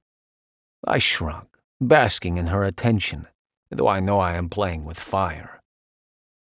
I'll have you know I taught 3rd grade for 15 years, and never once baked a child in my oven, she says with a lift of her chin that's almost smug. My eyes widen. You are a teacher? God is certainly toying with me now. He delivers the perfect nanny candidate in the form of my most dangerous temptation. Chloe nods. I told you I love kids. And I'm certified in CPR and first aid. And I can make a mean papier-mâché Ruth Bader Ginsburg, too. I have no idea what that means. She makes another shooing gesture and turns her eyes back to the lapping waves. Not important. I watch her for a few beats before asking, "Do you not understand why this is a bad idea?" When she turns to me this time, it is not amusement I find in her eyes. It is challenge. Because you're attracted to me? No. She does not understand. It seems I must explain. Because I want to f*** you breathless. I want to take you every way a man can take a woman. My stiffens in my pants as her breath quickens in the rise and fall of her chest. I can even see the rush of blood in her veins at the pulse point of her throat. But I continue because she needs to understand. I want to ruin you for other men, and I would not be the least bit sorry for it. She tries to speak, but her voice catches in her throat. I know her cheeks are flushed despite the darkness, and it only has my going harder. I continue as she visibly swallows. But I cannot. I will not. This time I cannot help myself. I brush my knuckles along the underside of her jaw, and she shivers at my touch. She wants the same thing I do, and does not try to deny it. Every part of my life is under what is the word? Microscope by the judge and by Peyton. I will not risk Ayana for anything or anyone. Having you in my house would be a temptation I am not sure I could withstand. Chloe begins before swallowing again. I understand. She rises to her feet and brushes the sand from her legs. I don't follow suit, knowing my cock will make himself the center of attention if I do. I'm, going to head back. Lights from the hotel catch her face now that she is standing, and I see that I was right. She is flushed from her gorgeous cleavage to her hairline. My pulse quickens at the sight, but I force myself to stay where I am. Good night, Chloe. She turns, shoes in hand, to walk through the sand. And thank you.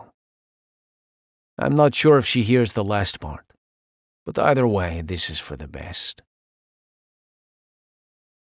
If she's available, ask if she'll come to the hearing, Jane says from across her impressive glass and steel desk. She does not embody the traditional stodgy lawyer vibe in either her appearance or her decorating style. Instead, Jane leans more toward edgy, something that threw me off when we initially met.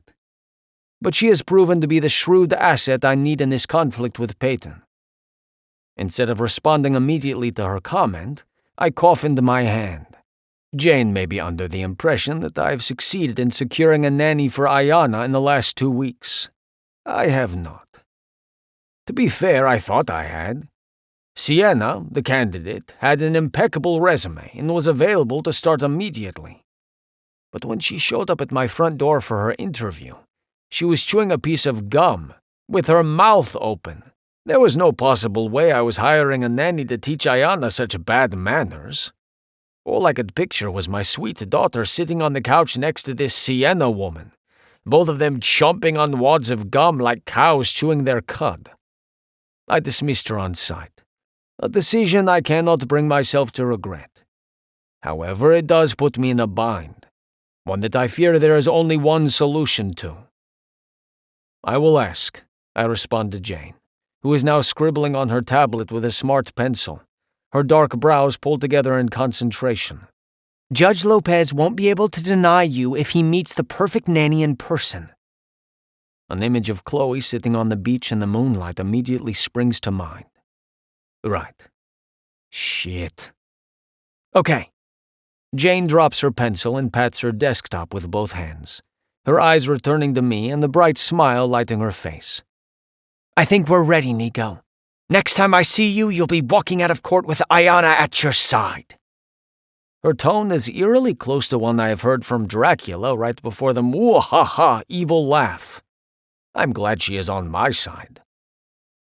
That is my greatest wish, I respond, taking her cue and standing from my chair. I will see you tomorrow. I reach a hand across the desk and Jane takes it, giving me a firm shake. Stop worrying, she commands. I force a smile before turning to leave her office. I spend the elevator ride to the lobby pretending there is another solution to my problem, and I just need another night to think it over. But I am fooling myself. When the elevator door opens, I step out and find a quiet corner before pulling out my phone. With each unanswered ring, I'm tempted to hang up, but this is too important. The call goes to voicemail. Hi, you've reached Chloe Cooper. You know what to do. Even her outgoing message is charming and effervescent. This is the right decision. Chloe Cooper would never chew gum with her mouth open. I take a deep breath as the beep sounds. Chloe, this is Nikolai. Nikolai Drugov. Fuck. How many Nikolais could she possibly know? Sweat beads at the small of my back as I force myself to finally say the 3 words that set my heart beating faster than any puck I have ever stopped. I need you. Chapter 15. Chloe.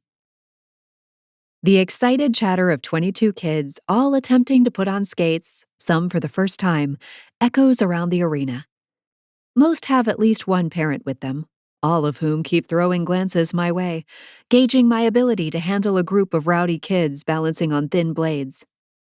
I'm used to it, having been a school teacher for years, but this feels different. This feels like reconnecting with who I used to be. Hockey was my entire life growing up, and it only feels right to return to it now. I'll wow the parents and hook the kids on the sport by the end of today's open house. I'm sure of it. My phone buzzes in my back pocket, but I ignore it. My entire focus is on giving the most value of any club sport out there. These kids deserve to fall in love with the feeling of accomplishing something they didn't think they could do.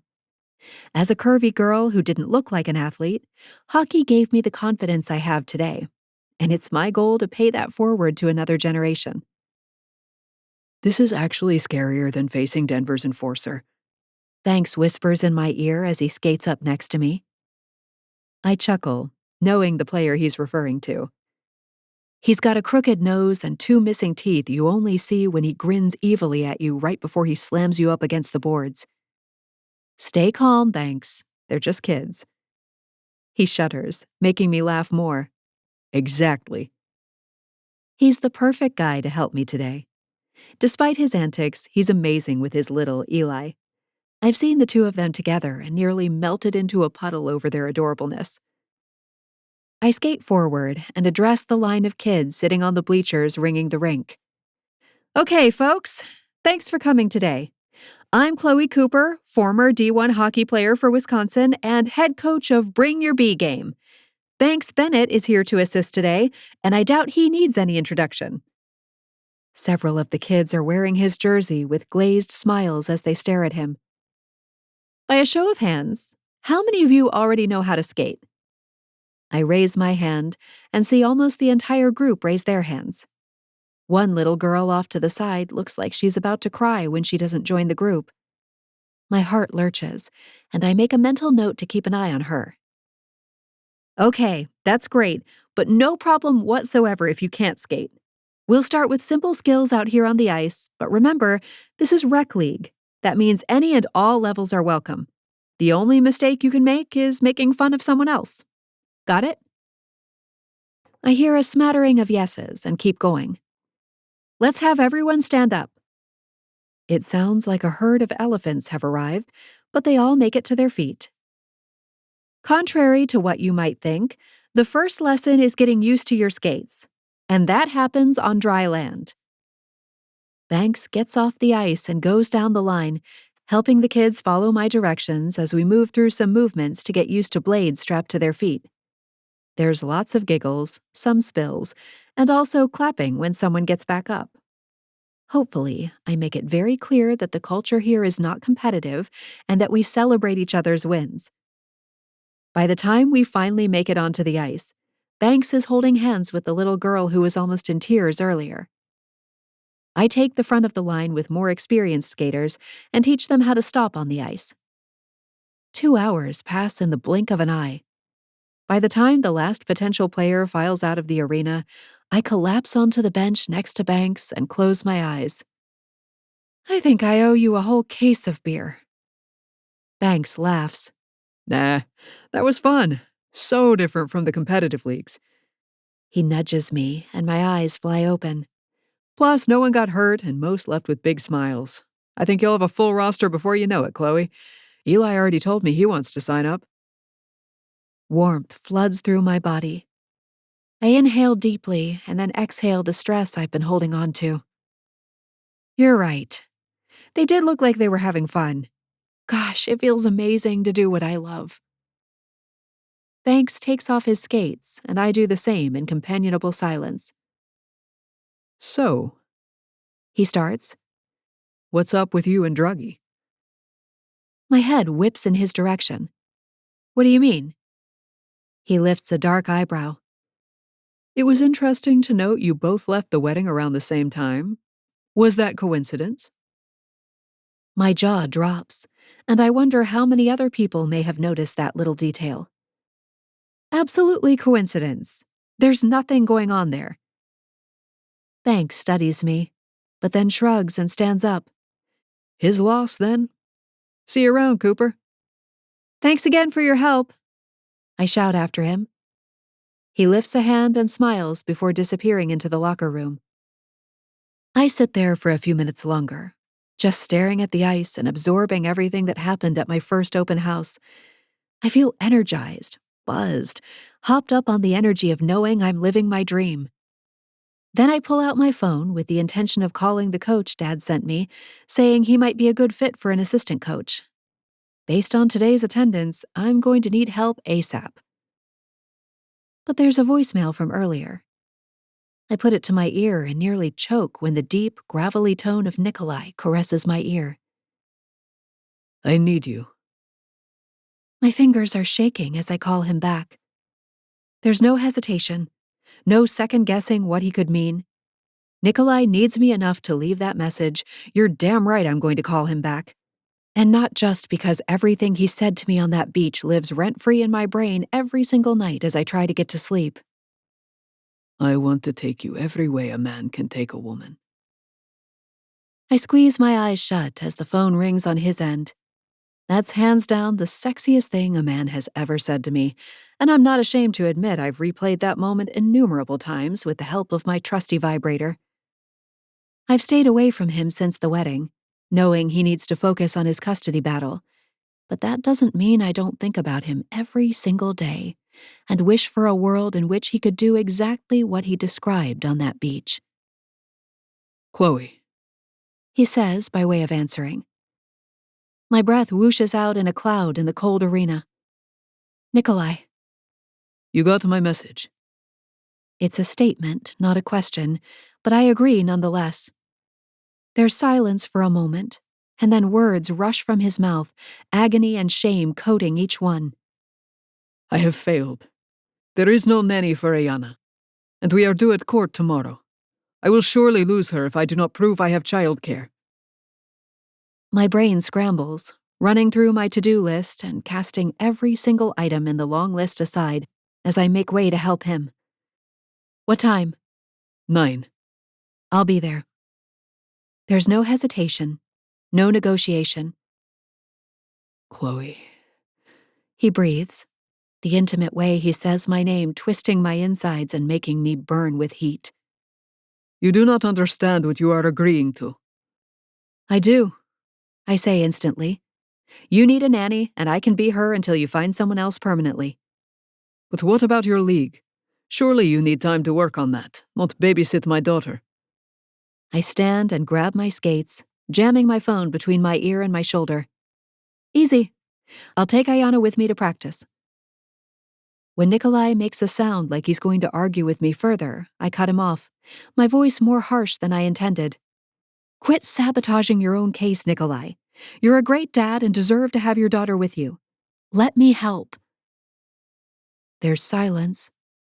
So much so, I checked my phone to make sure the call didn't drop. You are a goddess, Chloe Cooper. I smile as I reach the locker rooms. I know. I hang up and collect my things before leaving for the evening. My brain is whirling with everything I'm undertaking all at once.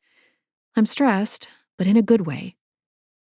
Sleep evades me as I toss and turn over all the tasks I need to get done, along with another night sweat that requires a complete change of pajamas and sheets, but I finally get a few hours of sleep.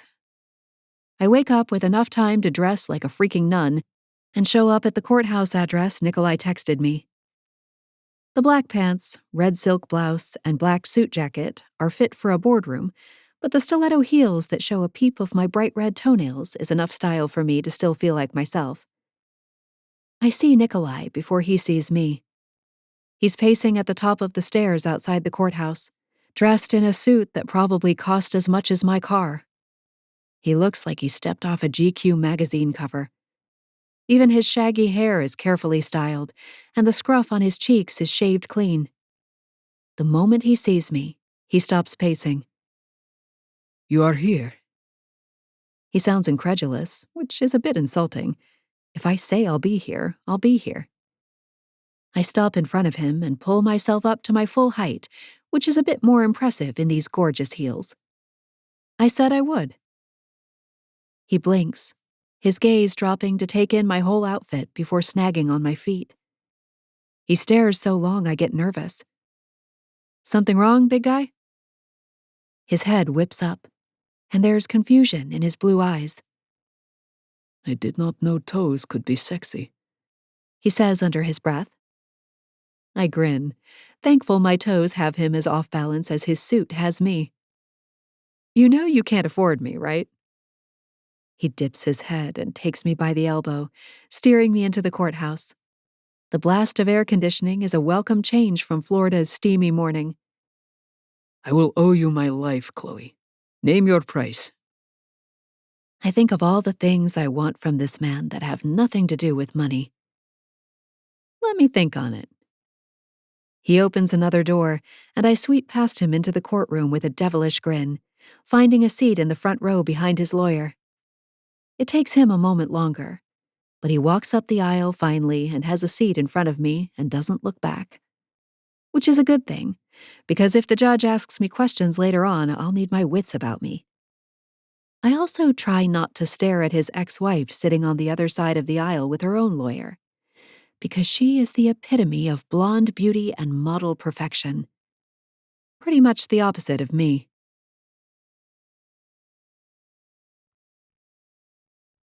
Chapter 16.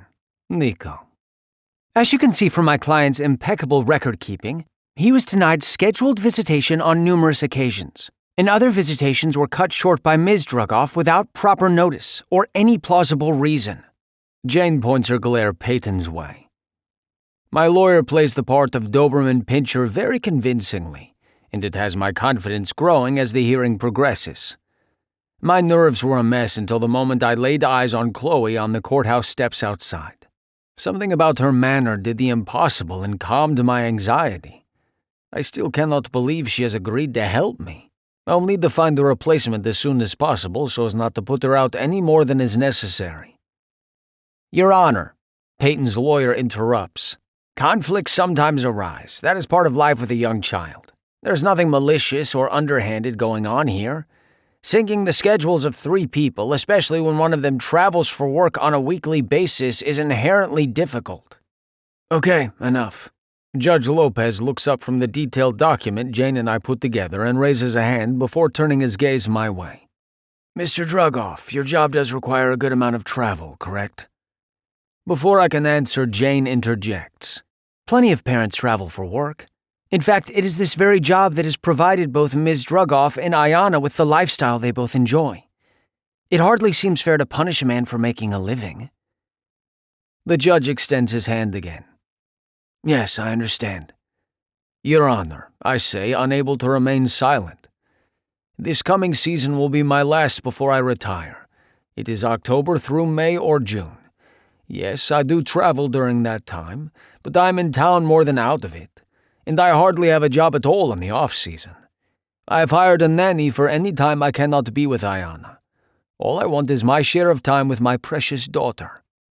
I propose we keep things as they are, and we can revisit next summer if Mr. Drugoff does in fact retire, Peyton's lawyer demands. That is preposterous, Jane bites out. Ms. Drugoff has a job as well, yet she isn't being denied time with Ayana. It is not in the best interests of the child to be kept from a father who adores her and is perfectly capable of taking care of her. When Peyton's lawyer attempts a rebuttal this time, Judge Lopez cuts him off before turning his attention back to Jane. I tend to agree with you, Ms. Ashford. Now, may I see some documentation on this nanny? Of course, Jane responds, unable to hide the hint of satisfaction in her tone as she sifts through her stack of folders to find the documentation Chloe sent last night. And we can do better than that. She is here in the courtroom today. I turn to see Chloe rise to her feet behind me.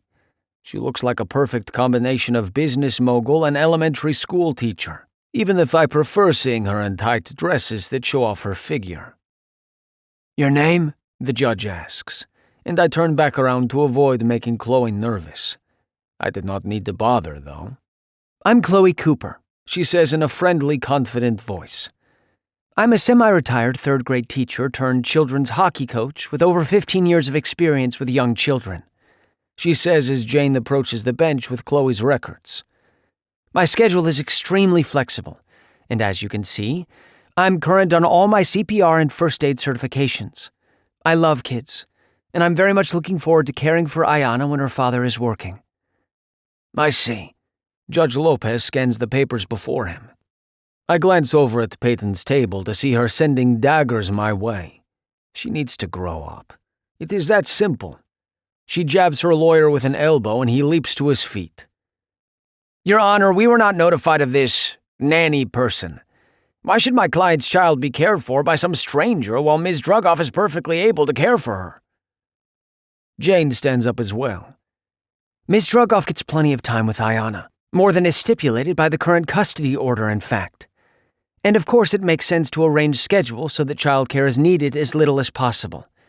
But everyone in this situation has lives and jobs. Childcare is necessary at some point in every working parent's life. And Ms. Cooper is more than qualified to fill in on those occasions. Now Peyton jumps to her feet, and I notice she's wearing a boxy suit that resembles not one other piece of clothing in her closet. She's even wearing reading glasses. Your Honor, Ayana is all I have. Nico hardly even knows her. She dips a finger behind her glasses to wipe away a tear that is almost certainly not there. He doesn't know her friends, what music she likes, what time she needs to be at school. He plays a violent sport where aggression is a mandatory personality trait, for God's sake. I open my mouth to protest, but Chloe's voice from behind me beats me to it. Mr. Drugoff is an amazing athlete who takes his job very seriously, and for you to insinuate being good at his job makes him a violent person is preposterous. What are you, his nanny or the president of his fan club? Peyton scoffs, tears forgotten. I'm a former Division I hockey player and a nanny. It's possible to be both, just like it's possible for a woman to be whatever she sets her mind to. That's a lesson I look forward to teaching Ayana. Damn, Jane whispers. I like her. So do I. Too much to mean anything but trouble. My favorite part was when your ex tried faking a heart attack after the ruling, Chloe says, grinning at me from the driver's seat of her Bronco. My knees almost touched the dashboard, but it made sense to get a ride with Chloe instead of Jane. My lawyer drove me to court this morning, wanting to do some last-minute preparations. I chuckle, feeling like a weight has been lifted from my shoulders. Although the judge did not rule entirely in my favor yet, he ordered a 2-week trial of sorts where Ayana will stay with me, after which a social worker will come and interview Ayana, Chloe, and me. If that goes well, Judge Lopez will grant the shared custody I have been fighting for. Peyton was less than pleased with the outcome. It is a good thing she is a model instead of an actress, I reply. Chloe shakes her head, pulling forward when the light turns green. Well, that makes perfect sense. What does? That she's a model. She's beautiful. I shrug. A lot of people are beautiful.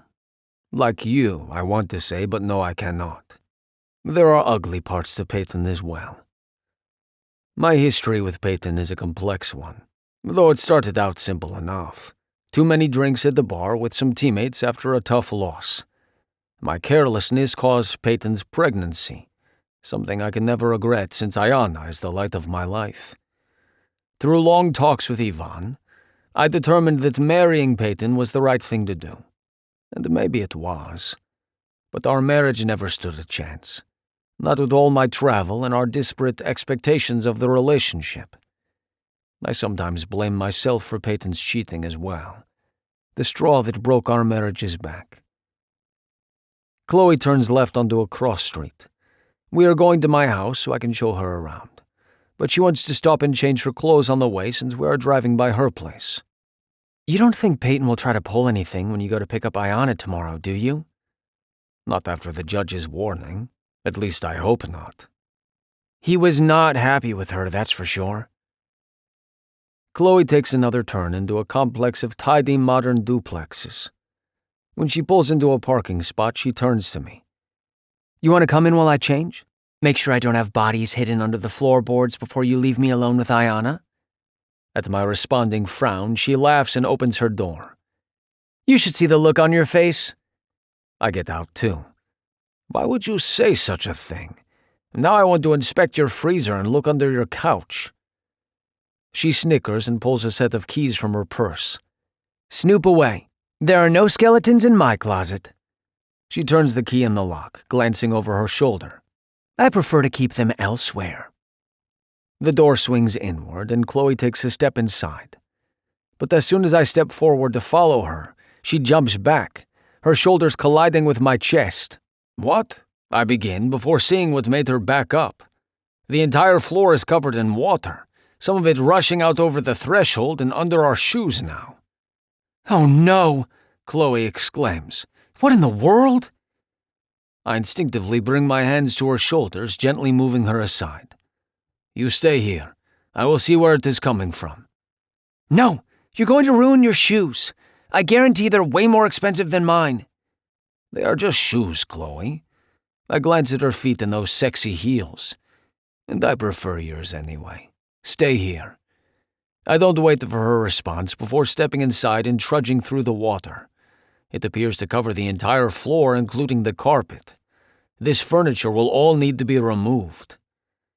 I finally locate the source when I get to the laundry room off the hallway to find water streaming from the wall.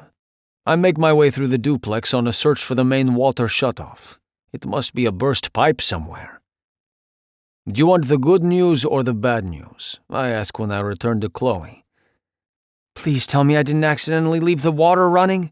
With the way my brain has been shorting out lately, that's exactly the kind of thing I might have done. Unsure exactly what she means, I go ahead with my news. No, you did not cause this. It is a burst pipe. The good news is that I found the valve to shut off the water to your home.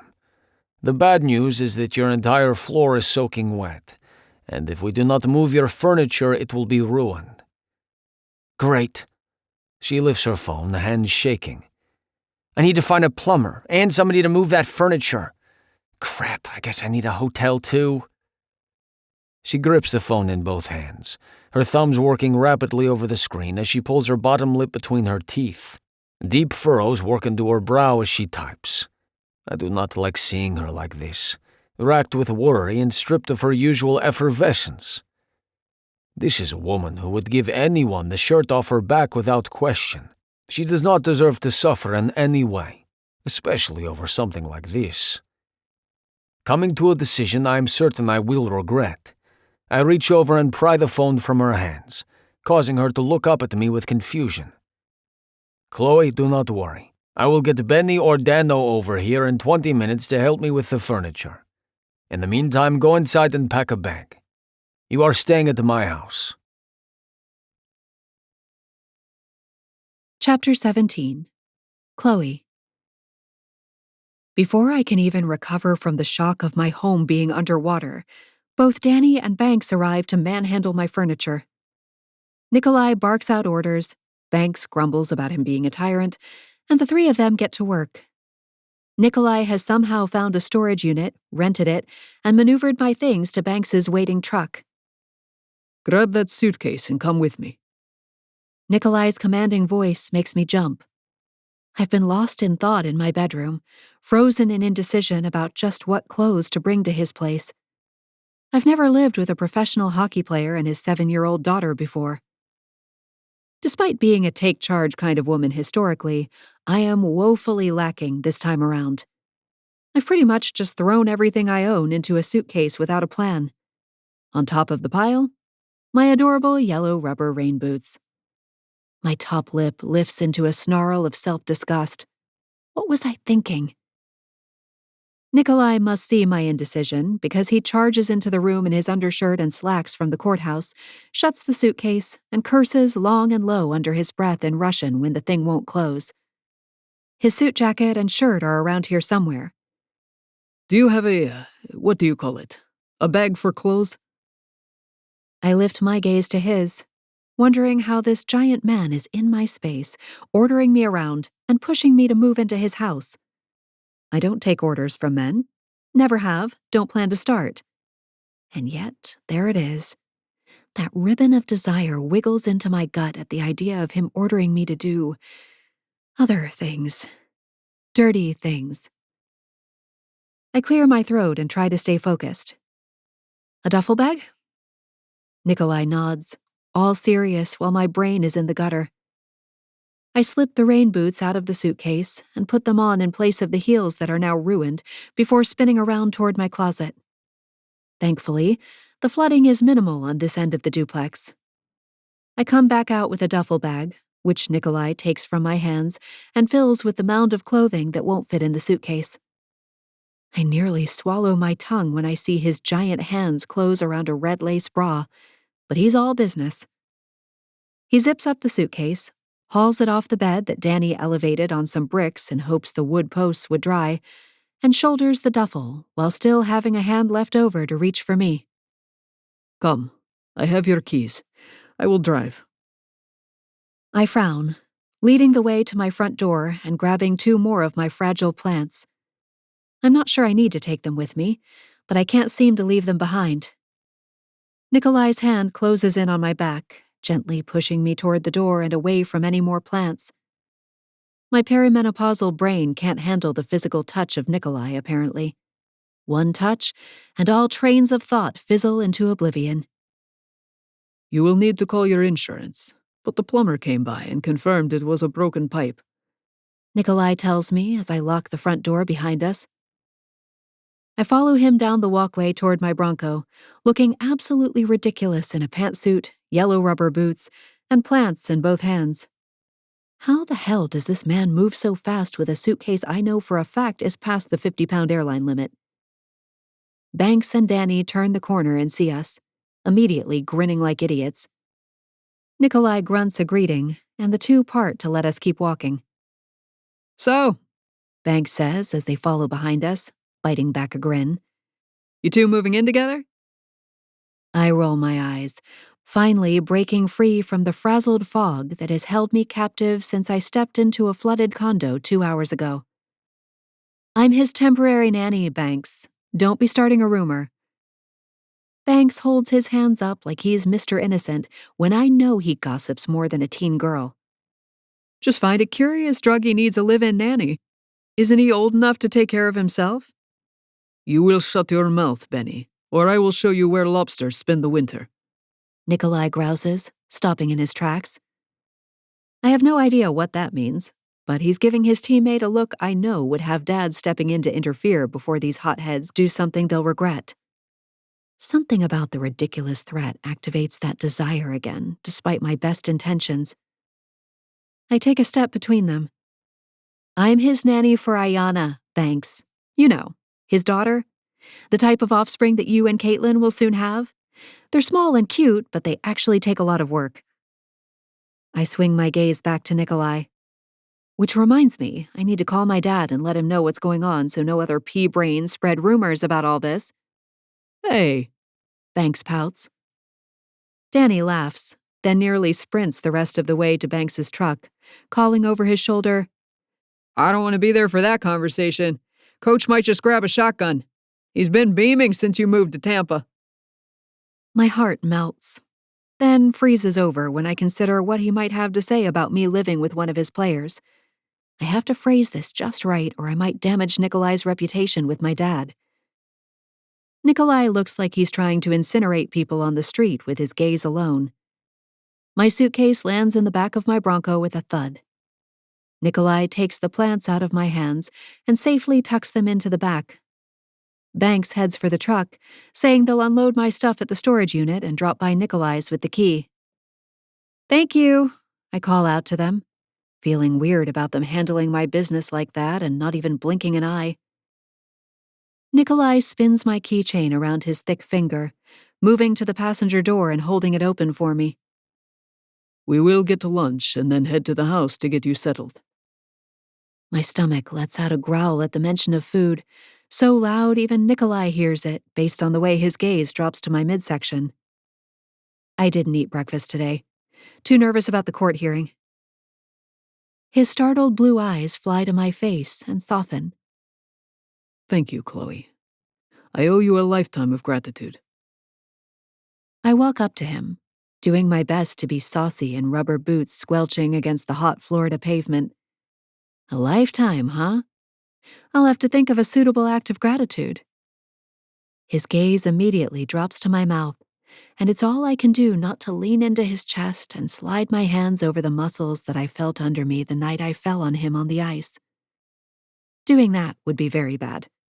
Definitely not advisable if we're moving in together. Probably a violation of roommate etiquette or something. Chloe. He murmurs to my lips, his hand coming up to cup my elbow. Yes? I sway on my boots, desperate for his touch in a way I don't think I've ever felt before. His fingers squeeze my elbow and I feel it between my thighs. We should call your father on the way to lunch. And just like that, a proverbial wave of ice-cold water splashes in my face, and he's gone, leaving me there between cars in my ridiculous yellow boots and panting like a dog in heat. I blink a few times and then climb into my Bronco, lecturing myself about keeping my hands to myself. He's made it clear over and over again that he can't cross that line with me. I need to respect his wishes. We're on the freeway heading south before I've recovered enough to speak without my voice shaking. Hey, maybe we should have some rules about this living situation, Rumi. He swivels his head and looks at me for the first time since we got in the car. Rules. I stare out the windshield, figuring that's safer than looking directly at him. Yeah, you know, like curfews or sleeping arrangements or boundaries of some sort. Do you leave dirty dishes in the sink? Or sleepwalk? What is this sleepwalk? And no, I do not leave dirty dishes anywhere. He pauses. But I do have a dog. Did I tell you this already? I clap my hands to my chest and swivel to face him, already forgetting about the not looking at him rule I made up in my head. Oh my God, you have a dog? I love dogs. What kind? Is he trained? Can he sleep with me? The tires hit the rumble strips, and Nikolai jerks the wheel so we're back in our lane. He flashes an alarmed glance at me before gripping the steering wheel so tight his knuckles turn white. No, he cannot sleep with you. He sleeps in a crate. His name is Paul. His lips twist distastefully, and I laugh. Paul? That's adorable. Okay, so he can't sleep with me, but can I take him and Ayana on walks and stuff? Nikolai squeezes his eyes shut for a moment, which is concerning, considering he's the one driving on a freeway in Florida where anything can and usually does happen. Yes, you can walk him.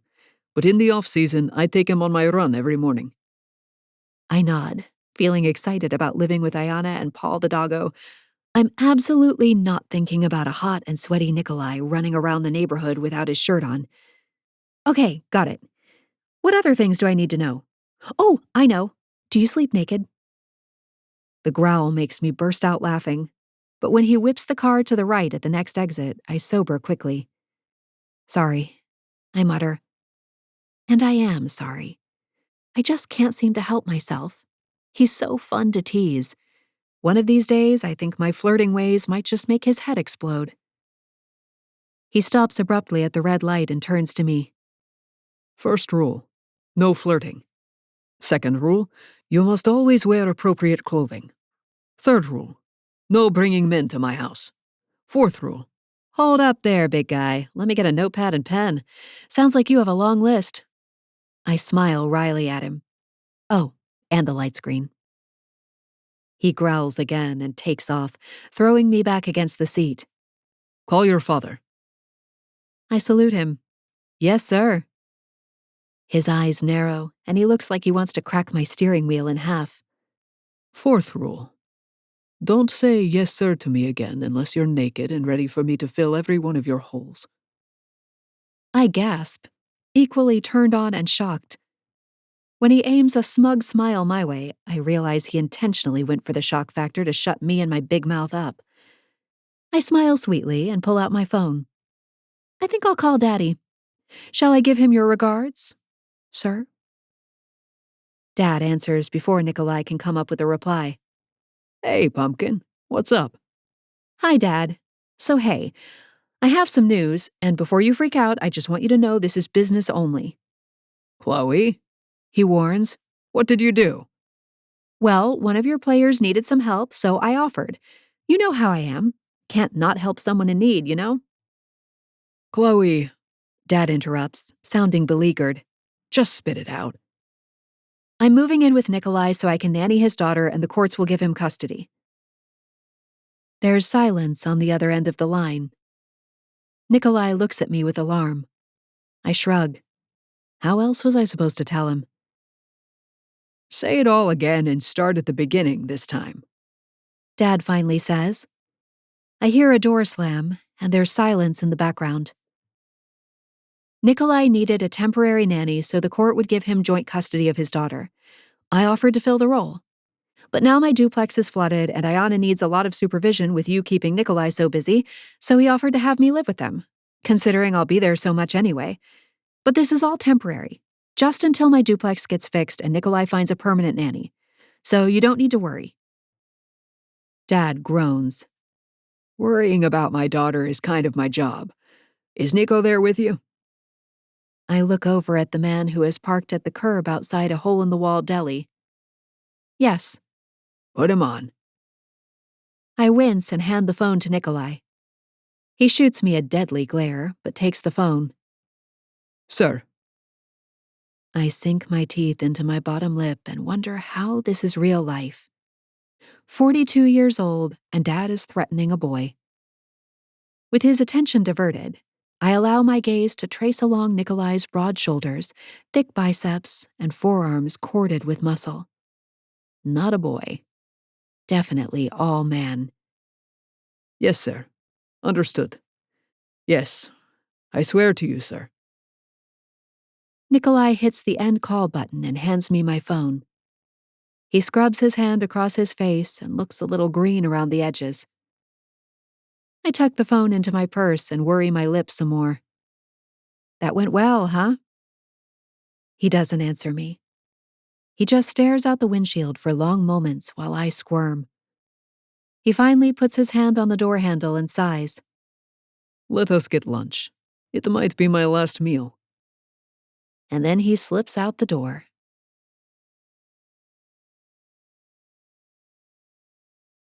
Chapter 18. Nico. Coach's words echo in my ears even an hour after we spoke. You know I trust you, Drugoff. Don't make me regret it. I should have driven Chloe directly to his house after sorting her duplex. In fact, I am shocked he did not demand as much over the phone. What was I thinking, insisting Chloe stay at my house while her place is being repaired? Clearly I was not. But she is doing me such an enormous favor, it seemed like the only choice at the time. Lunch was a quiet affair on my end, as I fought thoughts of Coach lopping my balls off with an axe after learning of my fantasies starring his daughter. But Chloe was able to fill the silence with stories about her old teaching job and questions about Ayana. The more I learn about her, the more I am drawn to her, which is going to make the next few days even more torturous than I already anticipated. I opened my heavy front door, holding it for Chloe to walk through in her curve-hugging suit and ridiculous rain boots. She enters my foyer and I follow, lugging her suitcase and bag. Paul's whine from his crate in the kitchen is the first thing I hear, but he can wait. Well, this is it. Let me show you to your room. I jerk my chin toward the hallway to our left and head that way with her things. My house is a sprawling one-story brick and stucco home on a large lot set away from the street. I was not interested in any of the pretentious gated communities, but preferred a large lot with space for Ayana to be a child. The place has 4 bedrooms and several large living spaces, so maybe having Chloe here will not be as intimate as I fear. You will stay in the guest room down here, I say. Ayana's bedroom and mine are on the opposite side of the house, so you will have plenty of privacy.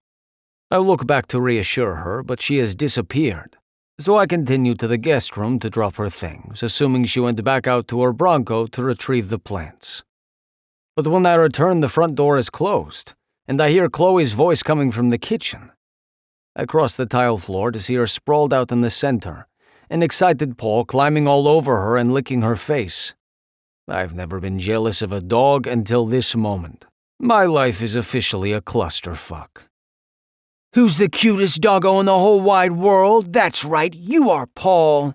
She coos nonsensically at the German Shepherd while he basks in her attention. He will piss all over you if he doesn't go outside right away, I warn her. He is only 4 months old, so his bladder is not trustworthy. Chloe smiles up at me, unfiltered joy in her expression.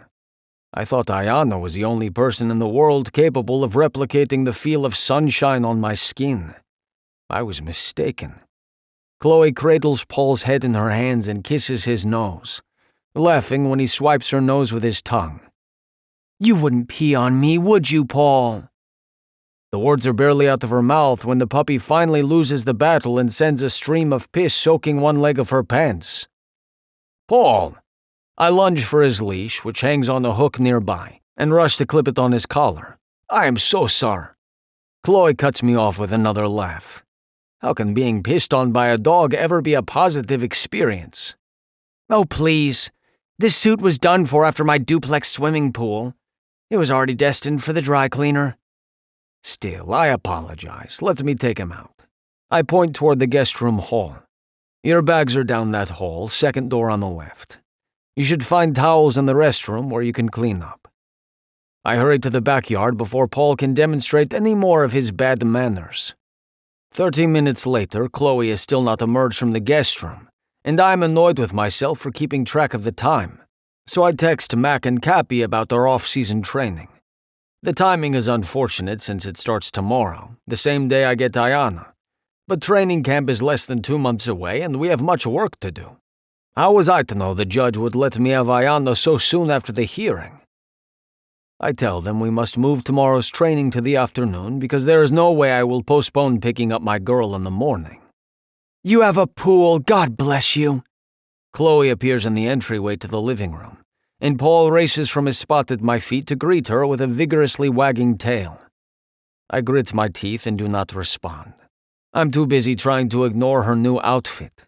When she bends to scratch Paul's head, a groan escapes my throat, causing her to eye me curiously. What's the matter? Did Paul pee on you too? Rule number 2, Chloe. I bite out as she straightens. Her amusement is poorly hidden. There were so many I can't remember. What was rule number 2 again? Appropriate clothing at all times. She looks down at her outfit, and my eyes follow her gaze before I can stop myself. She is in another of those tops that ties behind her neck and gathers her breasts together like two puppies trying to wrestle themselves out of a sack. There is no possible way she is wearing a bra. The shorts might be even worse. A pair of cut-off jeans with frayed edges that hug her ass and hips and reveal the creamy skin of her thighs. What's inappropriate about this? She appears genuinely baffled. It's Tampa in July. I'm not going to wear a snowsuit to play with your daughter and your dog. I rise from the couch, ditching my phone and the magazine I was pretending to read. Where are you going? She asks. To turn up the air conditioner. The sound of her laughter follows me as I go to take what will undoubtedly be the first of many cold showers this week. Afterward, I invent several errands to run so I can put distance between Chloe and me. Being alone in the house with her is not a good idea. When she texts that she is ordering takeout for dinner, asking if I want something, I tell her to eat without me. It is poor manners to leave her on her first night in my house, and my mother would disown me if she knew. But my hold on my control around her is beyond precarious, so it is best for both of us to avoid alone time. It will be easier when Ayana is near. It is only when I pull into the driveway and see the guest room light is on that I sigh my relief and return inside. But the joke is apparently on me, because I spend the next 3 hours tossing and turning in my bed. Chloe is on the other side of the house, separated by 2 closed doors. Yet she may as well be spread out beside me in my bed for how she dominates my thoughts. I can even smell her shampoo somehow. My is too stiff to allow sleep, so I get out of bed and pad into my bathroom. I dip my head under the hot water pouring from the shower head and close my eyes, letting the heat suffuse my body.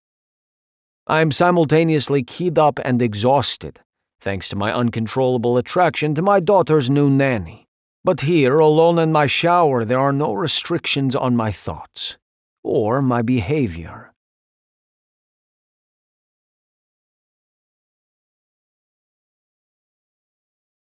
Dad! Ayana's arms wrap around my waist in a bear cub hug, and I bend to kiss the top of her head. Can we watch Tara Swanson's new concert tomorrow? It's releasing to streaming in the morning. It is never a good idea to commit to something you do not understand, so I go with, we will see. A streaming concert? Is this a new thing? And I thought Tara Swanson was for teenagers, not 7-year-olds. When I straighten again, Peyton is coming down the walkway wheeling Ayana's suitcase. Soon she will have plenty of her things at my house, so she will have no need for a suitcase. Before I can even say hello, Peyton launches into a dissertation. I'm emailing you the list, but she has dance on Tuesdays and Thursdays at 5. I'm assuming you know where the studio is and what she needs to bring. Mackenzie's birthday party is Saturday at noon at the trampoline park in West Chase, not the one in Carrollwood. Make sure she has the right socks and don't forget to get a gift. Not too expensive, but don't be cheap either. Her allergist just recommended some medicine for her ragweed allergy, which I'm sure you know she's allergic to. It takes a concerted effort not to tighten my grip on Ayana's shoulders as Peyton forges ahead. And when she flosses at night, you have to watch her, or she'll say she's done it even when she hasn't. I've already told her she can watch the Tara Swanson concert, so don't go all overprotective and embarrass her. All her friends will be watching it. Friday is enough. I cut her off as I reach over and pry the suitcase handle from her grip. I get it. It is perfectly clear that Peyton is throwing out a challenge, waiting for me to fail. She will not get her wish, and I will not take the bait she is dangling between us right now. I am happy to read your email, but we must go now. I transfer my gaze to my daughter. There is a new friend I want to introduce you to. Peyton scoffs, but I do not spare her another glance as Ayana's eyes widen. Another puppy? Is Paul getting his Prue? No. I frown down at her. This is a human friend, one I promise you will like very much, and one who will teach you to play hockey just like me. Ayana's eyes widen again. Hockey? Peyton cuts in. No way, that's too dangerous. I am forced to look at my ex-wife's scowling face again. It is a starter recreational league for children, not an NHL team. She will be fine. Ayana whirls around to face her mother. Come on, Mom, I can already skate. I won't get hurt. It is true I have used some of my limited time with Ayana over the years to teach her to skate. It would be sacrilege for a hockey player's child not to learn. Come give me a hug and then get in the car, Ayana. Peyton instructs our daughter, who does as she is asked, even if it is accompanied by a pout. When the door closes behind Ayana, Peyton steps closer. You did that on purpose. What? Told her about hockey before discussing it with me, so I'd be the bad guy if I said no. She accuses. I do not see how that is any different from you signing her up for dance classes without my knowledge, or you telling her she can watch some concert while she is at my house. When have we ever discussed things beforehand? Peyton's nostrils flare as she speaks through gritted teeth. You're enjoying this, aren't you? I am finished with this conversation, so I turn to wheel the suitcase to the back of the Rover. Finally having time with my daughter, yes. I stow the suitcase and quickly get into the driver's seat before Peyton has a chance to ruin Ayana's and my first day together. It is time to prove that I have what it takes to be the father Ayana deserves. Chapter 19. Chloe. Like with every first day of school, I intend to appear cool, calm, and collected when Nikolai comes home with Ayana. But that is too much to hope for, apparently. Paul started whining 30 minutes after Nico left, giving me those puppy dog eyes that are impossible to ignore. Seriously, Paul? You just went out. He puts a paw up on my knee and stares into my soul. I begged for a dog years ago, but Josh said we'd make horrible dog parents since we both worked outside the home. He wasn't wrong, but my heart still yearned for a furry best friend. I closed my laptop, where I was supposed to be working on drills to introduce at my second open house next week, but was mostly thinking about how I slept mere feet away from Nikolai last night. He locked himself in his bedroom, hiding out like my cut-off jean shorts held a spell over him. Whatever his reasons, I barely slept. I heave myself to standing. Paul yips and spins in a circle. Whoa there, Polly, slow your roll. When he's finally still long enough for me to clip on his leash, I take him outside, letting him tug me down the street while he sniffs every single blade of grass before lifting his leg and taking care of business. It's on the way back to Nikolai's house that things take a turn. First, the neighbor's sprinklers come on, and Paul lunges to get in the spray, pulling me with him. He may still be a puppy, but he's stronger than I gave him credit for. His tongue laps the water from one sprinkler, and then he's off to the next one, pulling me through the spray with him. I dig my heels into the grass and hope I'm not destroying someone's lawn as I get control of my dog. We finally make it to the sidewalk outside Nico's house. Water is dripping in our eyes, and one of us is decidedly happier than the other about it. A horn blares as Nikolai's Land Rover pulls into the long driveway. Paul barks and takes off again, darting around the mailbox and tangling the leash. The pull forward takes me by surprise, and the leash trips me up. I tuck and roll while everything happens in slow motion. The pavement makes as hard of a landing as ice. Chloe. Nikolai's concerned voice has me blinking my eyes open. A gorgeous blonde girl hovers over me, right before a long, wet tongue swipes across my face. Ayana, take Paul inside. Nikolai barks, reaching my side and scooping me up off the ground like I weigh nothing. Ayana must comply, because next thing I see is the back of her head as she cajoles the canine back in the house. Frankly, my brain is too preoccupied with the solid chest and steel band of arms around me. Does anything hurt? Nikolai murmurs, the growl somehow still letting concern shine through. I take stock of my limbs and realize I feel fine, other than being horribly embarrassed. Pretty sure I must have looked ridiculous, ass in the air as I tumbled. I'm good, actually. You can put me down. Don't hurt yourself. Nikolai gives me a look so scathing I snap my mouth shut and simply hold on for dear life as he sweeps me into the house and deposits me on the couch. He squats down by my feet and runs his hands along my legs, one at a time. Tingles of awareness shoot straight to my head, making me feel lightheaded. What are you doing? I ask faintly. Did you hit your head? His hands leave my legs and trail over my arms before he cups my face and tilts me this way and that. A different kind of awareness hits me, and I look past Nikolai's concerned face to see Ayana looking on like she isn't sure if it's safe to come any closer. I bat Nikolai's hands away and jump to my feet, feeling a little creaky, but otherwise okay. Hey, you must be Ayana. Did you like my gymnastics out there? I shoot her a wry grin, which she instantly mirrors, coming into the room with Paul at her heels. You got air before you rolled. You cooked out there. I laugh, and then laugh harder when Nikolai mutters under his breath. Cooked. Is this English? Did you have lunch? I ask Ayana, moving away from the couch and the girl's overprotective father. Not yet. Dad wanted me to meet you first. I am sorry. Ayana, this is Chloe, your temporary nanny. Chloe, this is my daughter, Ayana. Nikolai waves between us. And this is the dog that will be enrolled in dog training starting tomorrow. Paul whines, but sits obediently looking up at us. He's cute, and maybe a little training would be a good idea before he gets even bigger. I clap my hands. I'll make us sandwiches. Ayana, will you help me? She lights up, eagerly following me into the kitchen where we raid the fridge and make stacked sandwiches with everyone's favorites.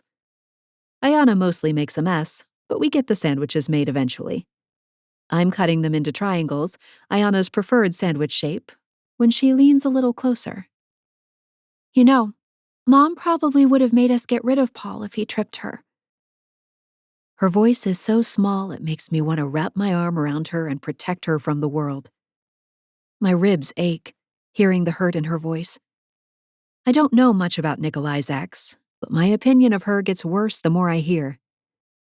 Mistakes happen, and we all deserve second and even third chances, dogs included. We plate the sandwiches and head for the dining room, where Nikolai is busy texting on his phone, a furrow to his brow. He glances up when we come in, surprise stealing across his features when he sees we made him a sandwich. You did not have to feed me too. I point to Ayana. She made it. Ayana's head snaps in my direction, and her cheeks turn pink as she gives me a little smile. We sit down together and eat, Ayana keeping us entertained with her constant chatter. All too soon, Nikolai scrapes his chair back and announces he has to get to training. And you have dance tonight, right? I ask Ayana, knowing the answer before she nods her head. I memorized her schedule immediately after Nikolai forwarded it to me. Just enough time for us to go shopping for that birthday gift, and then we'll head to dance. And then, I give her an exaggerated eyebrow waggle. It's pizza night. Have you ever tossed a pizza crust like a born and bred Italian? Ayana giggles. No, I'm Kazakhstani, not Italian. Nikolai hovers in the doorway, his gaze flicking back and forth between us before he finally leaves, a smile softening his face. My third graders acted older and older each year, but even so, Ayana seems far older than her years, which isn't necessarily a good thing. I'm a firm believer kids should have time to be kids before they have to take on the responsibilities and stress of the adult world.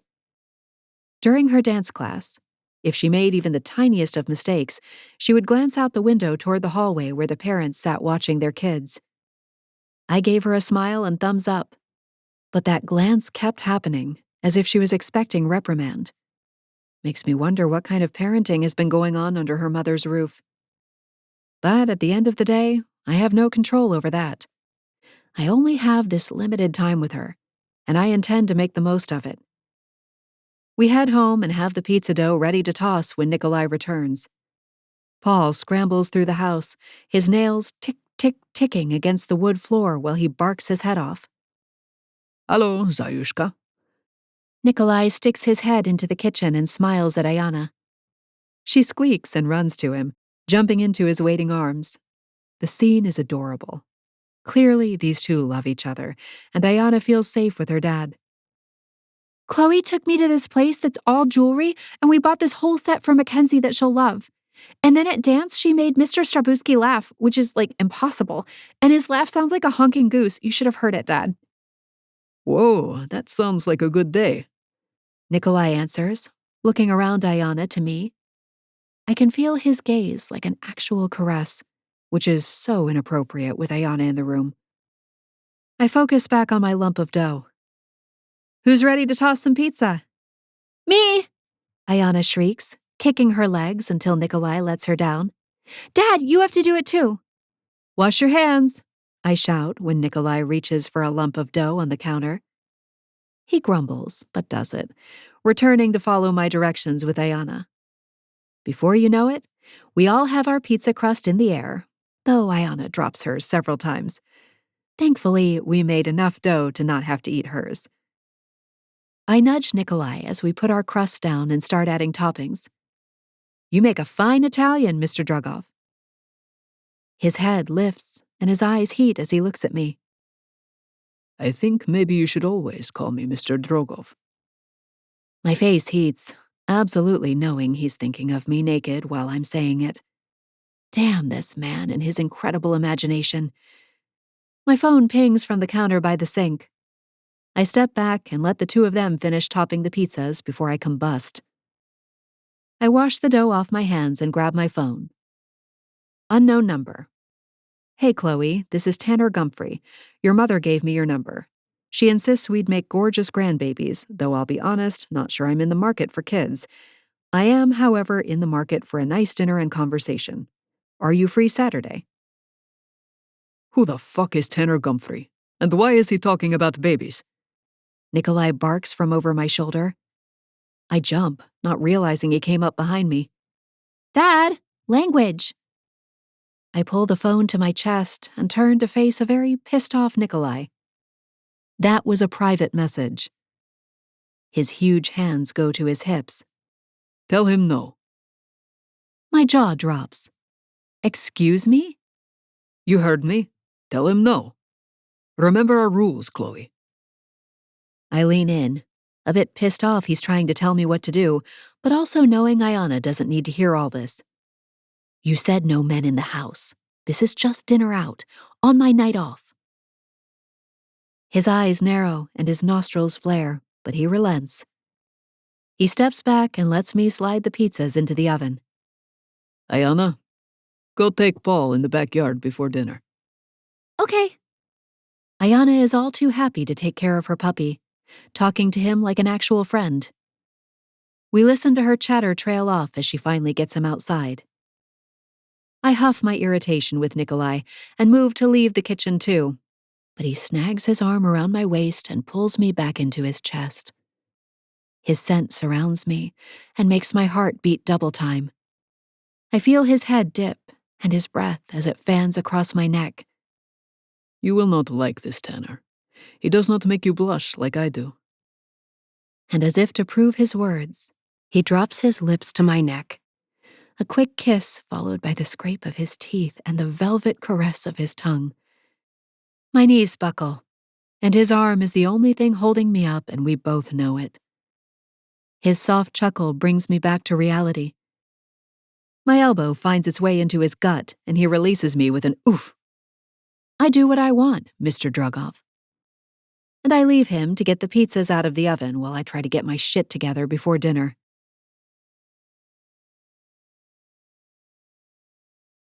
Chapter 20. Nico. I finally understand the English saying, "You are your own worst enemy." Never in my life have I allowed myself to be so careless and undisciplined as I have been around Chloe. I'm adamant one moment that she stop flirting, and then the next I am tasting her skin and teasing her just to see how she reacts. A familiar panic hit when I watched her tumble to the concrete earlier, one I have only ever felt when Ayana injures herself or gets caught in danger's path. It was unexpected, and I still cannot explain it. I barely know Chloe, yet my adrenaline refused to recede until I knew for certain she was uninjured. I blame the lingering residue of that panic for my ensuing reaction to the text on Chloe's phone. Some beast inside me broke free when I saw the message from this Tanner person. Tanner? That is a boy's name. Chloe does not need a boy, she needs a man. A grown man who can treat her like the most precious jewel, but also reminding her what her body was made for, and the array of pleasures it can enjoy in the right hands. She deserves to be the center of a man's world, something I could not even give if I threw common sense and duty out the window. After all that Chloe has been through, she should find someone as generous as she is. But this man named Tanner is not that person, I can tell you that. Much time will have to pass before I can forget the taste of Chloe's skin, or the feel of her body pressing into my chest. I fear it has become an addiction. Blat, I curse aloud as I imagine the disappointment on Coach's face had he been standing in the kitchen with us a few moments ago. I am disgusted with myself. The back door slams and Ayana appears around the corner, her blonde hair a tousled mess and her cheeks pink. Where's Chloe? Restroom, I say, although I do not actually know. Last night I was the one hiding, and tonight it is Chloe's turn. I should apologize. Later. Can we watch the next episode of Bake Off after pizza? Ayana bats her eyelashes like a seasoned professional. The timer buzzes and I grab a dish towel to pull the pizzas from the oven. I have learned the hard way that oven mitts are not made for hands my size. It is already late. You know bedtime is at 8. But Dad, it's summer. I set the pans on the countertop, turning to face my daughter again. Her mouth is fixed in a pout. We both know you will wake up with the roosters no matter what time you go to bed. You need your sleep so you can be a tough hockey player like Chloe and me. It's our first night with Chloe, too. Come on, please. She turns my argument back on me, showing a familiar stubborn streak she undoubtedly inherited from me. I promise I'll sleep until at least 8 tomorrow. Ayana's reminder that I will once again be alone with Chloe after she goes to bed has me reconsidering. What real harm could it do to let the child stay up a little late? It is one night. Fine, you win. Yes! She pumps her tiny fist, making me grin despite my consternation. What are we celebrating? Chloe re-enters the kitchen, no longer wearing that blush I enjoy so much. Dad says I can stay up and watch Bake Off. My daughter preens. You like Bake Off? Chloe's face lights up. I love that show. Oh my gosh, is that where Paul got his name? Her eyes dart around the kitchen looking for the naughty dog. Yes! Dad wanted to name him Strock. She says the name as if it is coated in vinegar. Strock? Chloe mimics Ayana's tone, turning to me. That's an awful name for a dog. It sounds like you're clearing your throat instead of addressing an adorable fur ball. It means terror in Russian, I explain. But Chloe's eyes only narrow. Who hurt you? I cannot process her question, so I shake my head in response. You need to get another dog and call her Prue. I glance at Ayana to see her eyes widen with delight. That's what I said! The two females beam at each other as if they have each just discovered their missing soulmate. My heart begins a heavy thrum in my chest, an unfamiliar warmth seeping into my lungs and belly. But no, this is not good, regardless of how happy Ayana is right now. Chloe will not be her nanny for more than a couple weeks. I suppose it would be some solace that she will still be her hockey coach, but I may be setting my daughter up for heartbreak regardless. Fatherhood has a special way of tangling a man into knots. We should eat before the pizza gets cold, I say. It comes out harsher than I intended, and Chloe shoots me a questioning glance. I turn my back to retrieve plates from the cabinet and keep my hands busy. Ayana and Chloe gab like lifelong friends over dinner, and I know Ayana has fallen for her new nanny when she offers to help clean up the kitchen afterward. "Who are you and what did you do with my Ayana?" I ask as my daughter cleans our plates from the table. Dad! She leans in and quietly scolds me before turning to Chloe. I love helping out. After all, if I'm going to be a professional baker, I need to make the kitchen my space. I can't wait to taste some of your confections. Chloe grabs an empty pizza stone and follows Ayana to the kitchen. I force my eyes to the table instead of following the sway of her hips as she passes. I always thought it would be fun to open a dog bakery. Oh, they have one of those by the dance studio. We should totally take Paul there. It's a plan then. The two disappear from sight as they continue to chat. What in the hell is a dog bakery? It cannot be what it sounds like. I doubt there is much of a market for baked canines. My phone rings and I retrieve it from my pocket to see Coach Bowman's name on the screen. Guilt washes over me. "Sir," I answer. "Nico, just checking in about Picard and McDougal. I thought I'd stop by the practice rink tomorrow, so I wanted to find out your schedule." With no replacement coach hired yet, Coach Bowman remains committed to our progress with the Storm Chasers goalies. I cannot help but think Ivan would have done the same in his shoes. Of course, we meet for conditioning at 9. Drills on the ice should be around 11. I twist my napkin with the restless fingers of my free hand. "Sounds good." Silence falls between us and I squeeze my eyes shut. Fuck. "Coach," I begin at the same time he says, "Drug off?" I swallow hard. Very little intimidates me. I put myself between the net and 100-mile-an-hour projectiles on a daily basis, and I can go up against the toughest enforcers in the league. But Coach Bowman is a man who deserves my utmost respect and deference. He has made me the player I am today, and believes in me more than anyone. And here I am essentially sneaking around behind his back. When I don't respond, Coach continues quietly. "My daughter is grieving, and she needs the space to do that." Fuck. Absolutely, I understand. She is a very thoughtful person to help me with Ayana, but I promise I will not take advantage of her generosity. I will find a replacement nanny as soon as the judge makes his ruling final, and I will keep my hands off her, I silently vow. "I know. He trails off, sounding almost defeated. I need to ease his anxiety. I let my head drop back, my shoulders falling as I slump against the back of my chair. You are a father, like me. It is our job to protect and worry. Precisely. I hear him inhale before his tone regains its normal gruffness. Okay, enough of that. I'll see you and the boys tomorrow at 11. Good night, Nico.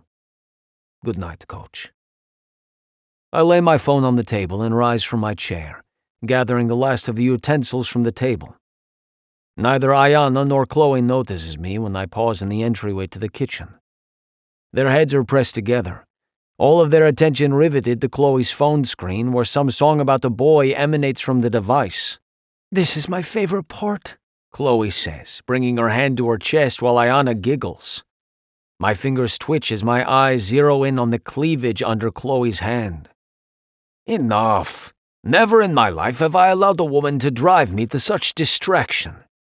It is time to put an end to this recklessness once and for all. And I think I know the best way to do it. Chapter 21. Chloe. I thought the first day with Ayana went perfectly. The girl is really quite adorable, and spending time with her is zero hardship. Her father, on the other hand, Major distraction. The man had the audacity to kiss my neck and act like he had the right to tell me what to do about my date. And then he sits on the sofa with Ayana watching Bake Off, ignoring me like nothing happened. Meanwhile, I'm sitting in a puddle of inappropriate desire, wishing he trailed those lips over more of my skin. While naked. And alone. And maybe with a set of handcuffs. I don't know. I'm open to ideas. The television show blares, and the two drug-offs laugh in unison while I stew on Nikolai's hot and cold behavior. They chatter among themselves about the rum cakes that most of the contestants botched as the program ends.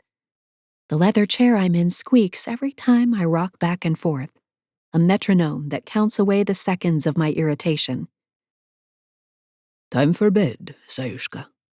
Nikolai finally whispers, picking Ayana up from the couch and carrying her to her bedroom while she tries to protest, but it ends in a big yawn so she can't fight it. She smiles sleepily over his shoulder at me, and I wave goodnight.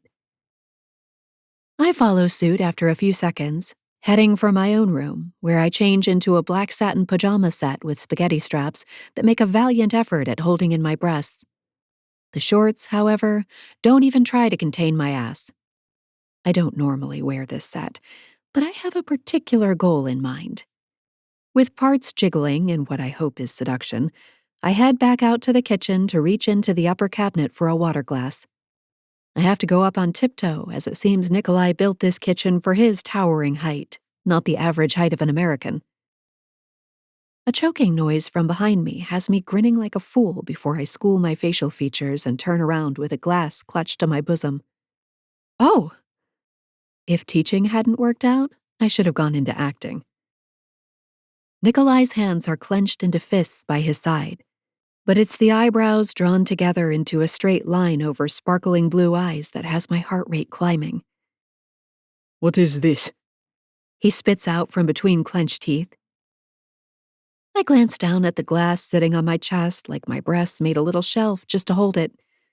I'm just getting water. Second rule, Chloe. That growl really is magnificent. I bite my lip and try to remember all the rules he threw at me. Sorry, I can't quite remember which one that was. No men in the house? Or was that no flirting? I lift the glass off my breasts. Because I'm not flirting. I'm just getting water. I force my lips into a soft smile and walk over to the sink where a reverse osmosis spout has been built into the countertop. Another grumble punctures the silence in the kitchen. I ignore him and fill my glass, sure he's getting an eyeful of what doesn't fit into these short shorts. The next thing I know, my hips are pinned to the granite countertop as Nikolai's thick body crowds me in from behind. The glass clanks into the stainless steel sink as it slips from my hands.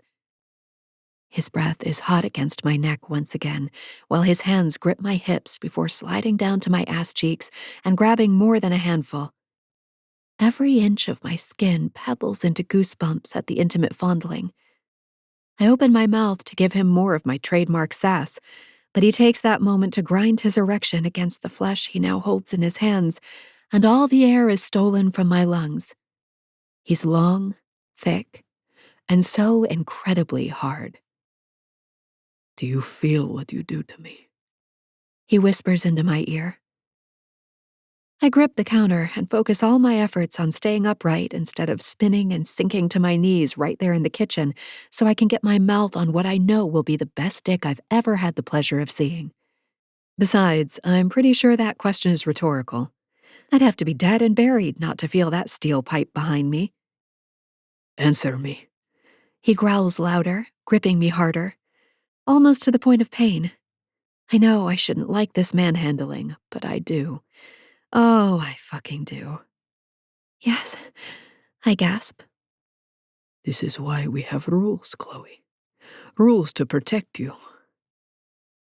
I blink, trying to organize rational thought in a brain turned to mush. Protect me? Protect me from whom? Nikolai? His hands pulse on my ass one more time, and then he releases me and steps back with a grunt that sounds a lot like pain. He takes his heat with him, and I'm suddenly so cold I'm shaking with it. I don't turn around. I can't turn around. I'm afraid if I do, I'll beg him to forget those silly rules. I've been flirting with him, teasing him, baiting him since day one. It was just some harmless fun, or so I thought. But I heard the desperation in his voice just now, and I've seen him with his daughter. He's a good dad, one of the great ones who deserve split custody. This isn't harmless fun any longer, and I need to remember that. I nod, gulping loudly as I stare out the window into his dark backyard. Understood. Go on that date. Shocked, I look over my shoulder to see him back in the doorway to the kitchen, his jaw still locked tight and his eyes dancing with fire. There's no use arguing with him about the issue. That much I can see. Go on your date and forget about me entirely. This? He waves a hand between us. This can't happen. Ever. Sadness hits my chest like 1,000 knives. I don't think I can forget about you. I whisper. Believe me, I wish I could. It would be better for you that way. Nikolai refuses to meet my eyes now. He takes another step back, and his meaning couldn't be any clearer. I do not care about me. I want to see you happy with a good man, and that is not me. My lips manage a sad smile. He has no idea how good of a man he truly is. And that's precisely why I can't forget about you, or that kiss we shared. His chin drops to his chest for a moment, but he quickly inhales, straightens his spine, and turns to leave. Have a good night. I am free Sunday. Would be a good day for you to have off for your date. And then he's gone, leaving me a shaky mess in the kitchen. I stay there until I get my lungs and limbs under control. Then I tiptoe back to my room and change into baggy sweats, vowing to myself that I won't flirt with Nikolai again. I don't know how I'll manage it when that's how all our interactions have gone, but I know I need to work on it. I pull out my phone and text Tanner back, agreeing to dinner and suggesting Sunday night. Nothing about the date excites me, but Nikolai is right. I need to forget him and move on. My whole goal after Josh died was to bring back fun in my life. Pining after a man who's unavailable is not exactly a good time. Nikolai is already gone the next morning when I wake up. He left a 4-word note in the kitchen for Ayana, which neither of us can read because it's in Russian. Looks like Ayana's Russian lessons have already started. I take Paul out back to pee, then feed him breakfast and check the registrations for my second open house this afternoon. Just about the same number as last time, which is good news. Can we make rum cake? Ayana asks, startling me as she walks into the kitchen, rubbing her sleepy eyes. How about breakfast first? She crosses her eyes and sticks her tongue out. I cross my arms across my chest and give her my best teacher look. She sighs and grumbles. Okay, fine. The teacher look works every time. What can I say? We make pancakes together, complete with blueberry eyeballs, strawberry smiles, and whipped cream for hair.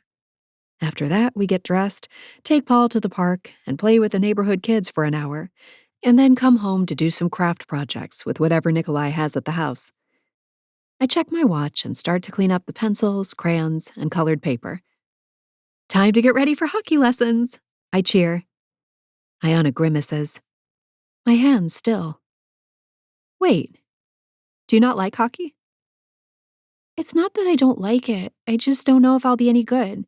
What if I suck and everyone makes fun of me? I shrug. Everyone sucks their first time. Ayana rolls her eyes like she's already a teenager.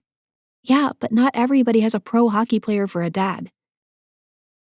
I leave the supplies on the table and come over to crouch by her chair. Hey, that's not the kind of league I'm running. I'm the boss. Nobody's going to make fun of you or they'll find themselves kicked out. We support each other in my league. I grab her hands and squeeze. Do you trust me? She nods instantly, blonde hair flying around her shoulders. Yeah, you got Riz, Chloe. I frown, feeling a lot like Nikolai all of a sudden. Huh? She bursts into giggles and slides off the chair. Come on, you can't be late if you're the boss.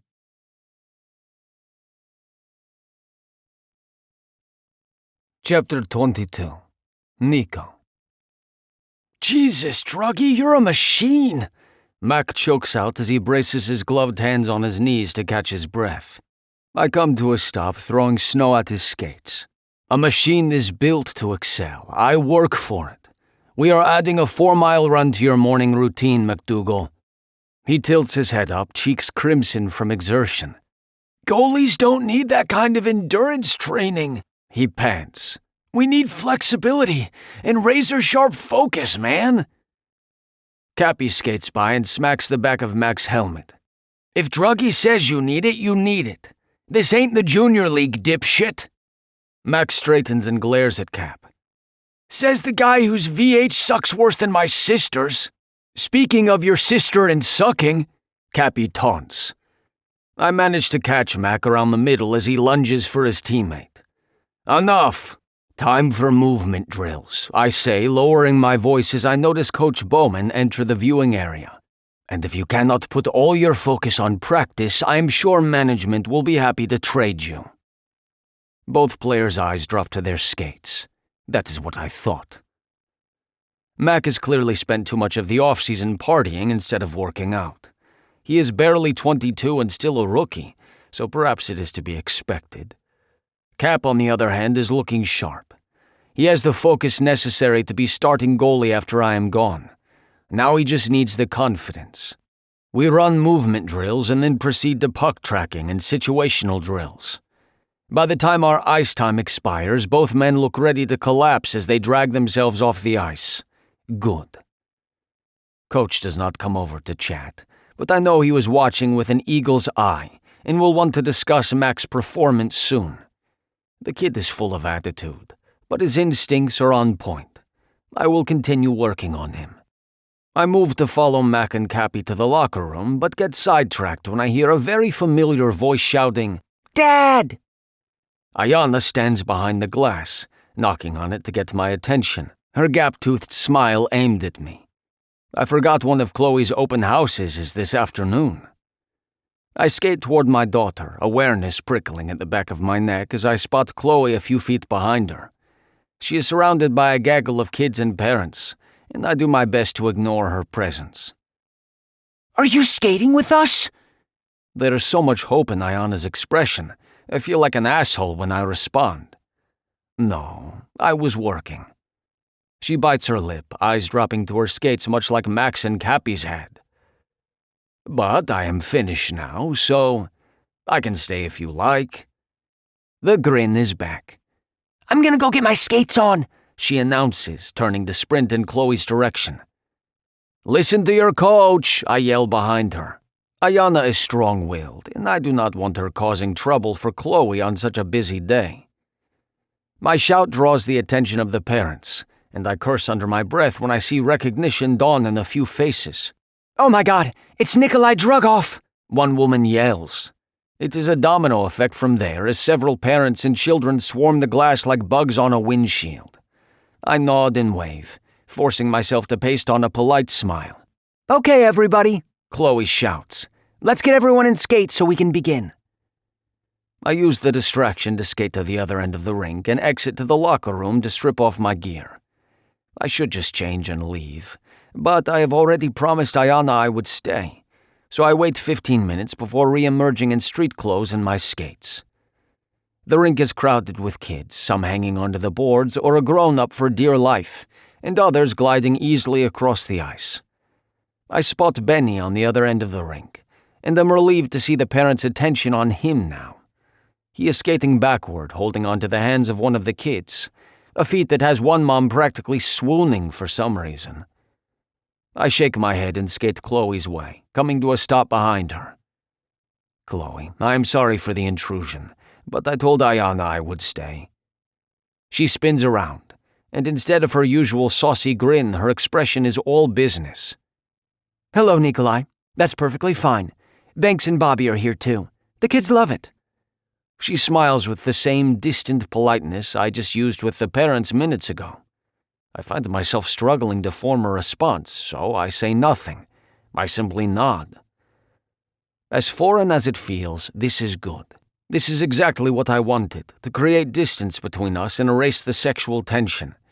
So why do I miss her flirty looks and challenging gaze already? I need to have my head examined.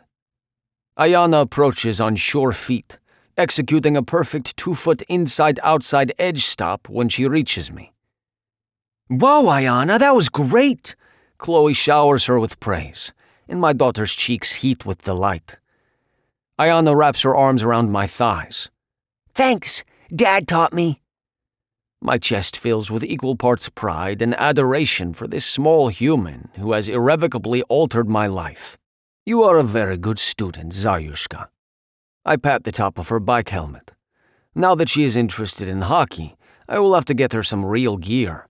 The notion of my daughter following in my footsteps has me clearing a knot of emotion from my throat. I am definitely off today. Hey, Druggy, try not to eat any of the kids, yeah? Rody says as he skates by with a shit-eating grin. Behave yourself, Bobby, Chloe calls before skating after him and the 3 kids on his heels.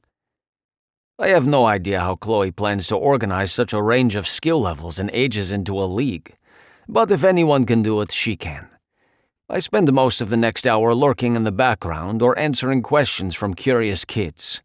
It is mayhem when Chloe brings out pool noodles to substitute for sticks.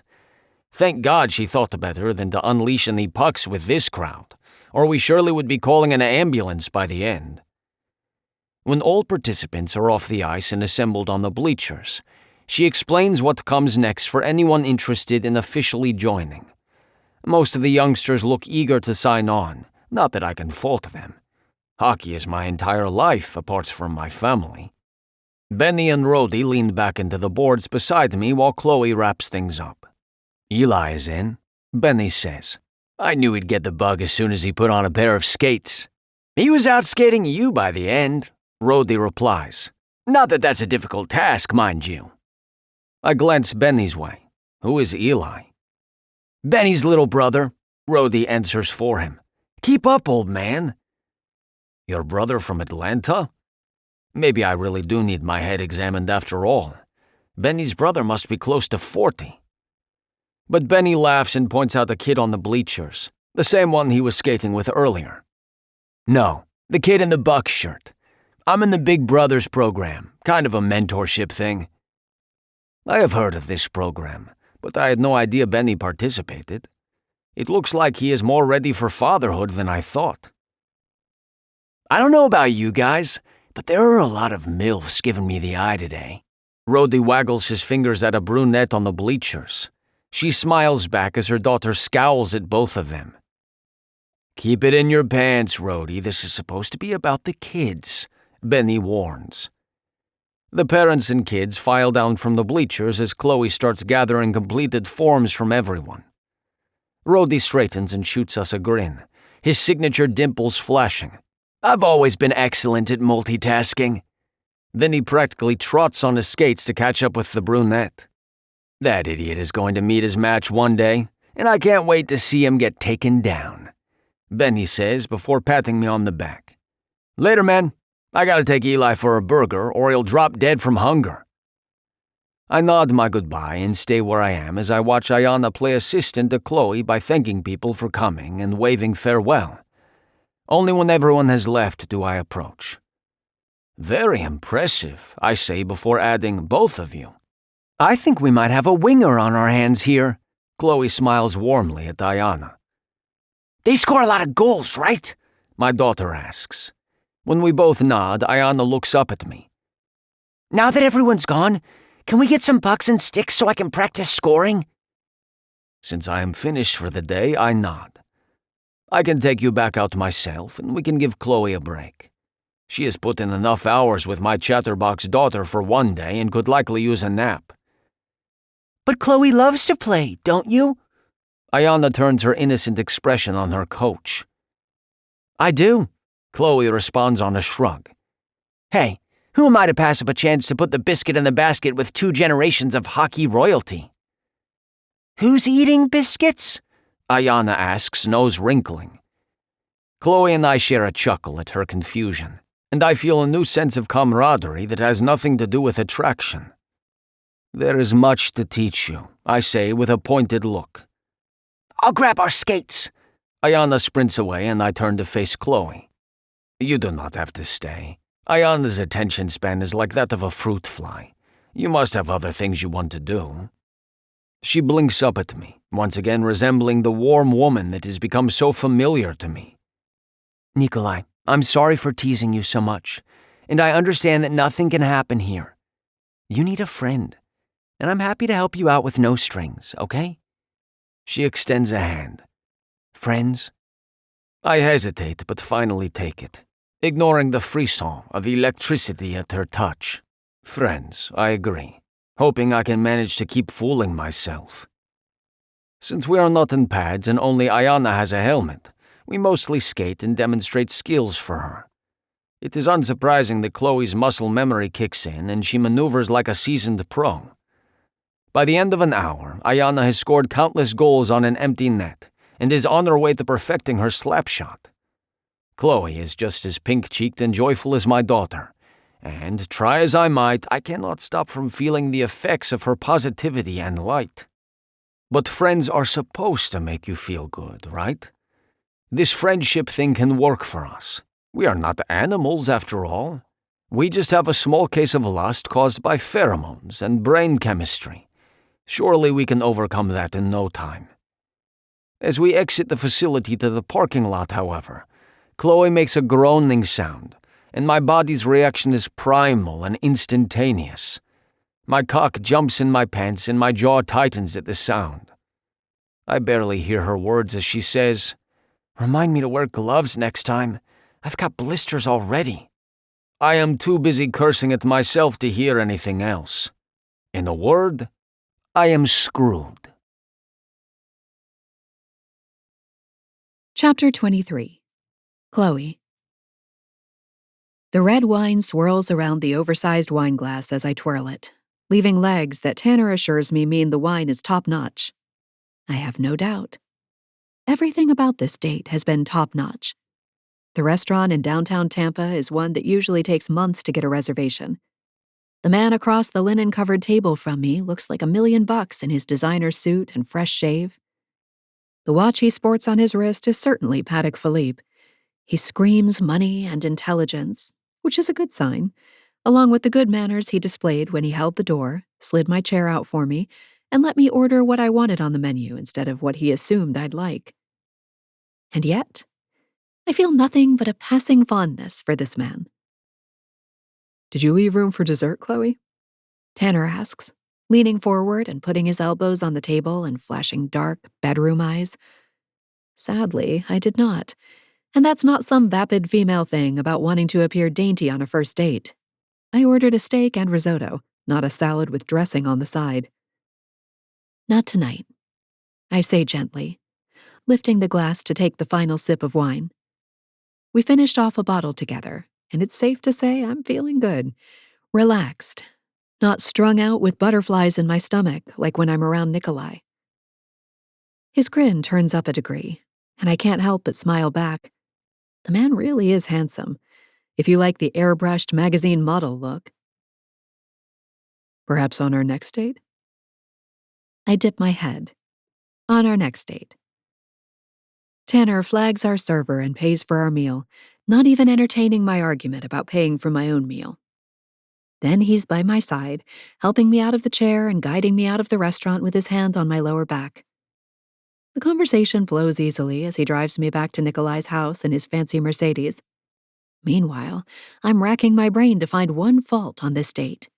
One tiny thing that could explain why I don't feel that tug of attraction with a man that should fit every single requirement on a woman's list for a possible mate. It's dark. I'll walk you up. Tanner gets out of the car and comes around to help me out of the passenger seat, which is fabulous.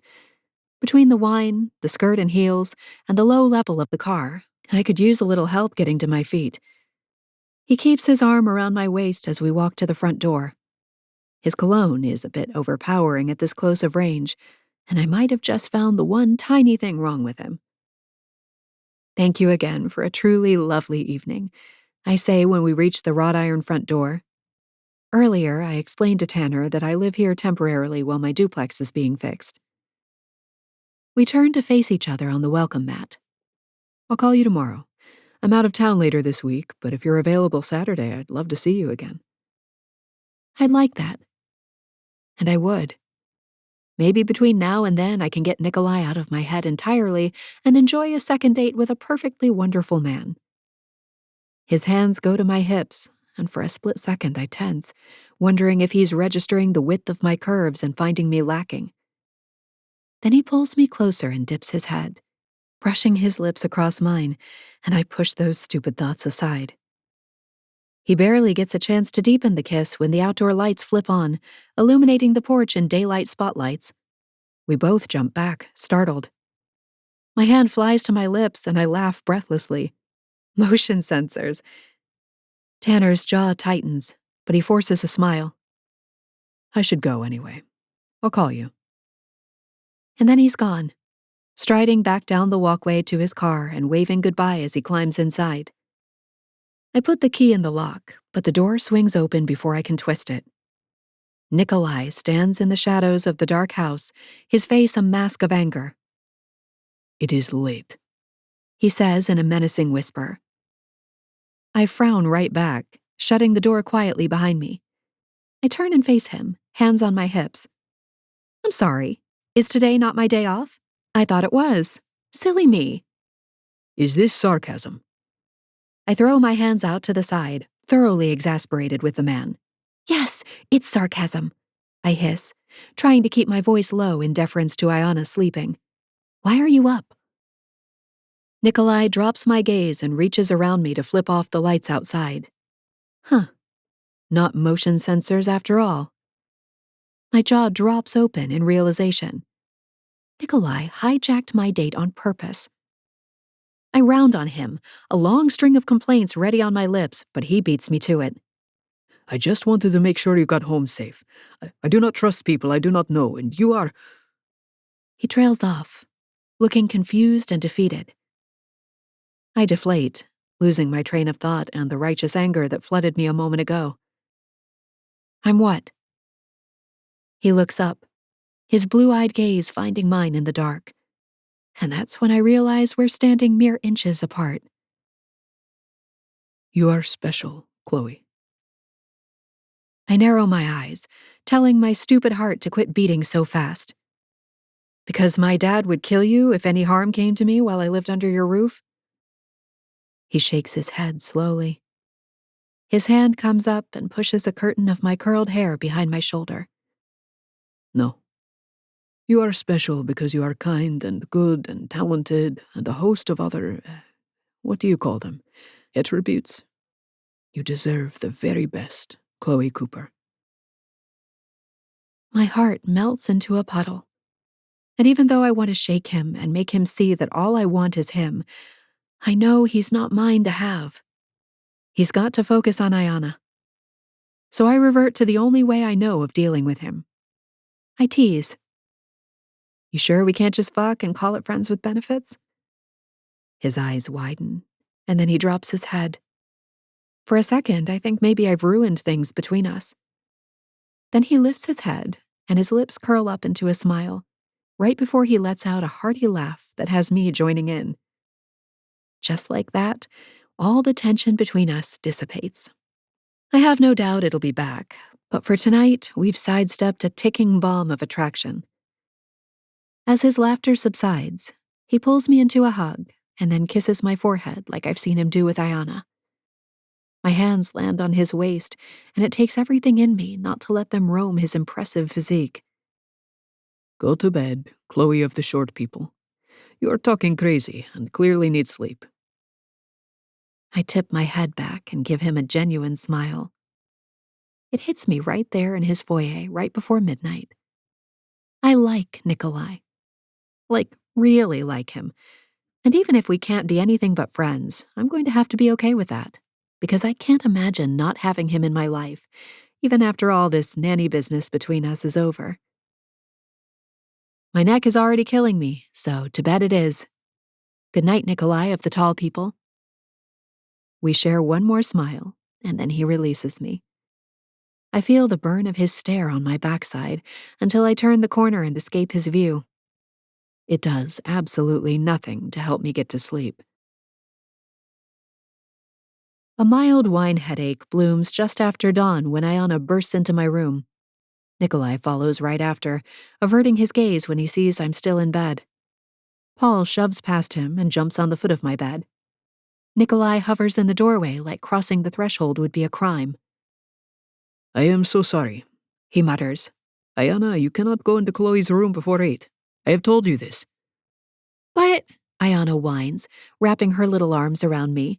She said we could make pancakes again. And I love you, Dad, but you make them really dry and healthy. I chuckle, finding her enthusiasm for cooking adorable. I sit up in bed, thankful I switched to baggy t-shirts and unattractive shorts for pajamas recently. I still have to keep my tabletop fan on high all night to help combat the night sweats, but at least I don't tempt Nikolai with an overabundance of flesh showing. I give Paul's head a scratch. Give me 30 minutes and I'll help you with those pancakes. Deal? Deal! She squeals and runs out of the room. Paul barks and jumps off the bed to follow her. Nikolai steps back. Again, I am sorry. Also, there is ibuprofen in the guest bathroom. I shake my head at him, but quickly stop when that makes the headache worse. Remind me never to drink wine again. Why does a couple glasses hit you so hard once you turn 40? Nikolai tosses me an impish grin. I would not know. I am still a young man in his 30s. My pillow narrowly misses his head as he slams the door shut. I hear his deep laughter as he walks down the hallway. I get dressed, swallow the ibuprofen, and head for the kitchen, all the while humming a tune under my breath. Ayana is sitting on a bar stool at the counter waiting impatiently for me. Dad had to go to practice. He left me another note. She waves a sheet of paper in the air. I told him I can't read Russian and he told me to use Google Translate for now. What's Google Translate? I pull up the website on my phone and show her how to use it. It takes a few tries, but we're finally able to determine that he wrote, "My pancakes are not dry, little bunny." Ayana giggles, and I get busy plating the unhealthy version of pancakes. Once we're both done eating, I fire up my laptop and click over to a site that teaches various languages. Today, we start your Russian lessons. When Ayana gives me a scowl, I hold up my hand. I will learn with you. That seems to make her happier about doing schoolwork during the summer. We start the program, and it moves a little faster than I can keep up. I keep having to hit pause and replay so it pronounces the words again. Ayana giggles, already knowing some Russian words. She can even pronounce some of the Cyrillic alphabet, complete with guttural sounds that don't come naturally to me. By the time we finish the first lesson, my headache is back. That's enough for today, Zayushka. Ayana claps at my attempt to use the nickname her dad uses. Then she slumps back in her chair, all levity gone. Dad calls me that because of a book he gave me when I was little. I don't point out that she's still little. Instead, I just listen, glad she's opening up to me. He would read it to me every night. Well, every night that I saw him. But then Mom said the book got lost the last time we moved, and then I didn't see Dad as much. She picks at the chipped pink polish on her fingernails. I wish he still read it to me. I reach over and hold her tiny hands. I bet if you asked him, he'd find the book and read it to you now. Her bright blue eyes hold my gaze earnestly. I wish he was with me every night, not just sometimes. My heart aches, knowing how divorce can trickle down and hurt the one innocent party in the whole thing. I squeeze her hands. I tell you what, why don't we go down to the rink and bring your dad some lunch? We could have a picnic. Her face lights up, even as my heart squeezes hard. While she gets dressed, I call my own father and make sure Nikolai can take a lunch break. He assures me it's fine, but asks me if I'd bring him lunch too. Considering how much dads mean to their daughters, I quickly agree. As I pack a basket full of sandwiches, chips, and fruit, I remind myself once again to keep things on a friendship level with Nikolai. There's too much on the line for him to be messing around with his live-in nanny. That little girl deserves a father in her life full-time.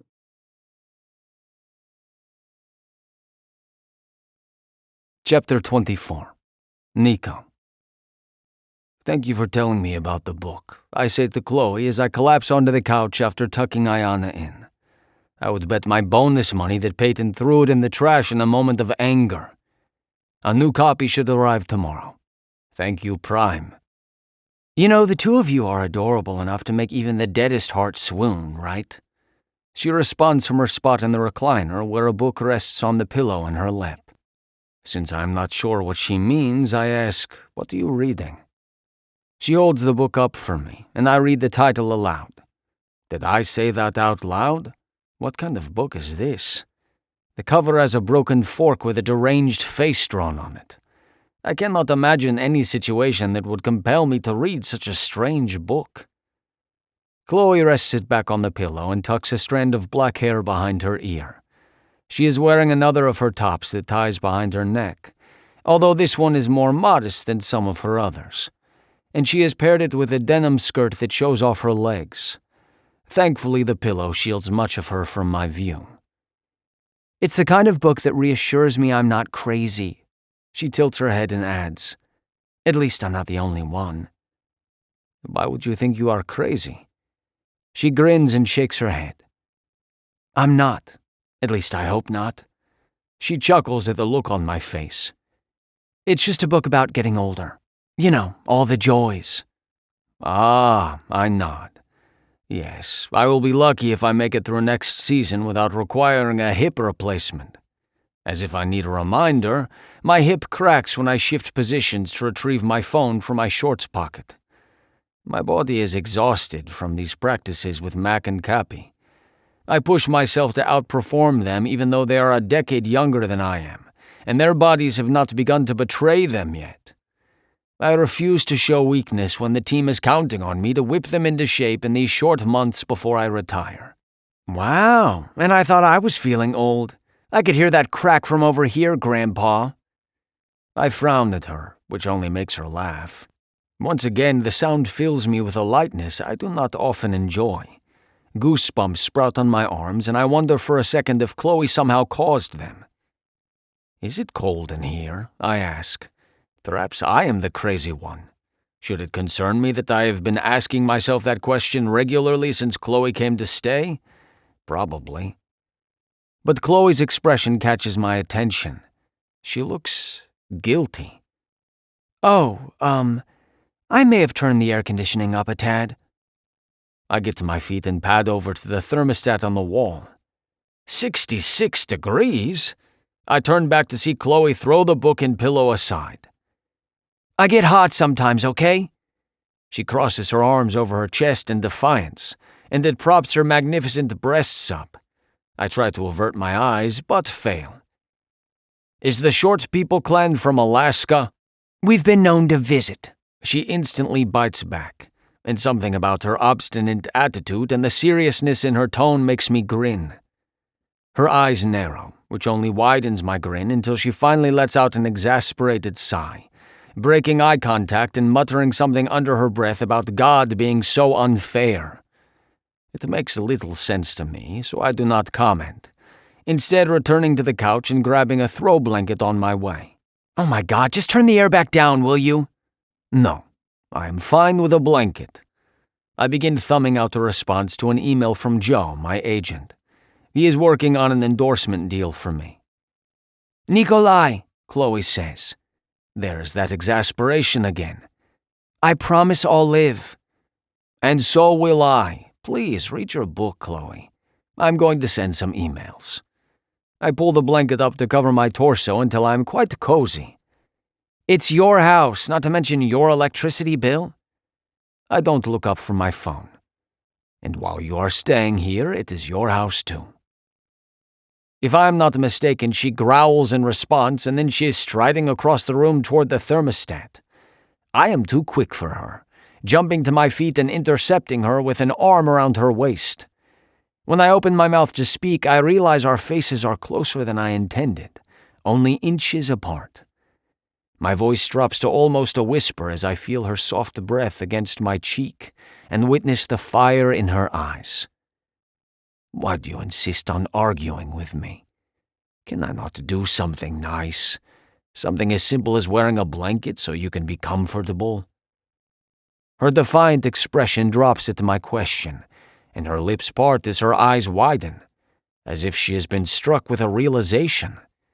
Every bit of fight has fled. She starts to speak, and my eyes drop to her plump lips. Fuck. Would one kiss really be all that horrible? I'm not. Her breathing picks up and my cock responds in his usual manner. Used to people putting me first. As her words register in my distracted brain, my arm drops from around her and my spine straightens, creating some distance between us. I fear for a second that Chloe might collapse, but she quickly secures her stance. Chloe, I begin, my voice coming out hoarse for some reason, but she cuts me off. No, that's not. I didn't mean. She shakes her head and forces a smile. That came out wrong. It's totally fine. My molars grind together as I watch her try to dismiss her own feelings. But I heard the vulnerability in her voice and saw the surprise on her face. As if it's never occurred to her that she deserves even casual kindness. But she is so confident and self-assured, is she not? Maybe I have not been paying attention. All this time I assumed Chloe was indestructible, able to easily handle any obstacle that came her way, cheerfully face any adversity and vanquish it with her positivity. It never occurred to me that her fortitude may have grown from necessity rather than choice. It is clear there is much more to this woman than I imagined, and my frustration at knowing I do not have the right to explore those depths sets my molars grinding harder.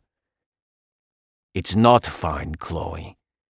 The words feel like gravel in my mouth, and my tone clearly shows it, if her wide eyes are any indication. You, of all people, deserve to be put first. As I say the words, I realize more than ever that I have taken advantage of her kindness, something I am apparently not the first one to do. I am the king of all assholes. She tries to wave me off, but I do not allow it. I take both of her hands in mine and stare into her stunning blue eyes, eyes that could make a man fall to his knees. You are so kind and generous and selfless. I am sorry I have taken advantage of your thoughtful nature. Her head shake is vehement. No, Nikolai. I'm so happy to help. I love spending time with Ayana, truly.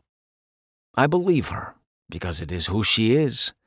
But that does not mean she does not deserve more, better. Chloe Cooper deserves the best of everything. And I may not be the man who can give her everything, but I can certainly give her more than I have been. She shrugs, breaking our eye contact. And hey, you're giving me a free place to stay while those contractors take their sweet-ass time with my duplex. Chloe, we both know her father would be more than happy to have her. But before I can say anything else, she brushes by me with a smile that feels only slightly less forced. I'm gonna go take a shower and head to bed. You should turn the air back down. The shower will get me plenty cool. She practically sprints from the room and down the hall to her bathroom. The door closes with a thud, and I am left standing alone and cold in the living room. I exhale loudly and scrub a hand through my hair. It is time Chloe Cooper learned what it is like to be appreciated. No, revered for who she is. My stomach churns at the mental image of that Tanner guy kissing her on my porch. He walked her to the door, which says good things about him. And he obviously likes Chloe, which means he is not a moron. And she likes him too. There is no way she would kiss a man she did not like. Or would she? Now I am uncertain of so many things. Jaw locked tight, I go to the hall closet and pull out 2 thick blankets. I take one to Ayana's room, stepping quietly across the plush carpet to cover her with it. She is fast asleep, her mouth slightly ajar, and her long hair in a mess around her face and pillow. The sight has some of the tension draining from my body. "Sleep well, my little bunny," I whisper before withdrawing from the room. I stalk to my own room and toss the other blanket on the bed with more force than necessary. Mind still racing with thoughts of Chloe, I strip off my shirt, almost tearing it in the process, and tug on some flannel pajama pants I normally reserve for winter. Then I stalk right back out to the living room to change the thermostat to 64. No, 63. Whatever she wants. But before I can, a blood-curdling scream rips through the air from the other hall and has my stomach dropping to the floor. I run on leaden feet to the guest bathroom and fling the door open without a single thought. My mind is solely focused on the terror in that scream and the horrifying notion of anything harming Chloe. The ensuing scream has an entirely different tone as a completely bare-naked Chloe spins around to face me. Shock stamped on her face as her hands futilely attempt to hide all those glorious curves. Well, that did not go as expected. Chapter 25. Chloe. The Geico gecko stared at me like he had every right to be in my shower, a weird red gizzard thing expanding under his neck as I breathed. I shouldn't have screamed like that, but my mind was focused on escaping the embarrassment of confessing my inner child's deepest wound in front of Nikolai. He turned sweet on me and looked at me with such compassion, and also heat, that I was about 2 seconds away from begging him to take me to his bedroom. Even though I lectured myself daily, hourly, about not approaching that subject with the single dad. And now that look has turned into a raging inferno that threatens to burn us both down if he doesn't get the hell out of this bathroom. Every square inch of me is bared to him, and the man doesn't seem intent on leaving anytime soon. His bare chest heaves, and his hands are balled into fists at his sides. I know the man is built, have felt those muscles under my hands the few times we allowed ourselves to touch. But seeing it in person, while naked, this is practically a holy experience. Would it be too weird if I dropped to my knees in supplication? Because they are definitely quivering. What is wrong? He barks. I toss my head to the side and swallow hard, still rearranging my breasts and arms and hands, trying to cover all the various bits that have no hope of being covered right now. For the life of me, I can't recall the name of the reptile that just scared the crap out of me. Brown, crawling thing. Spider or lizard? Ah, there it is. Lizard. Nikolai's thick eyebrow hitches upward. A lizard has you screaming like you are being murdered.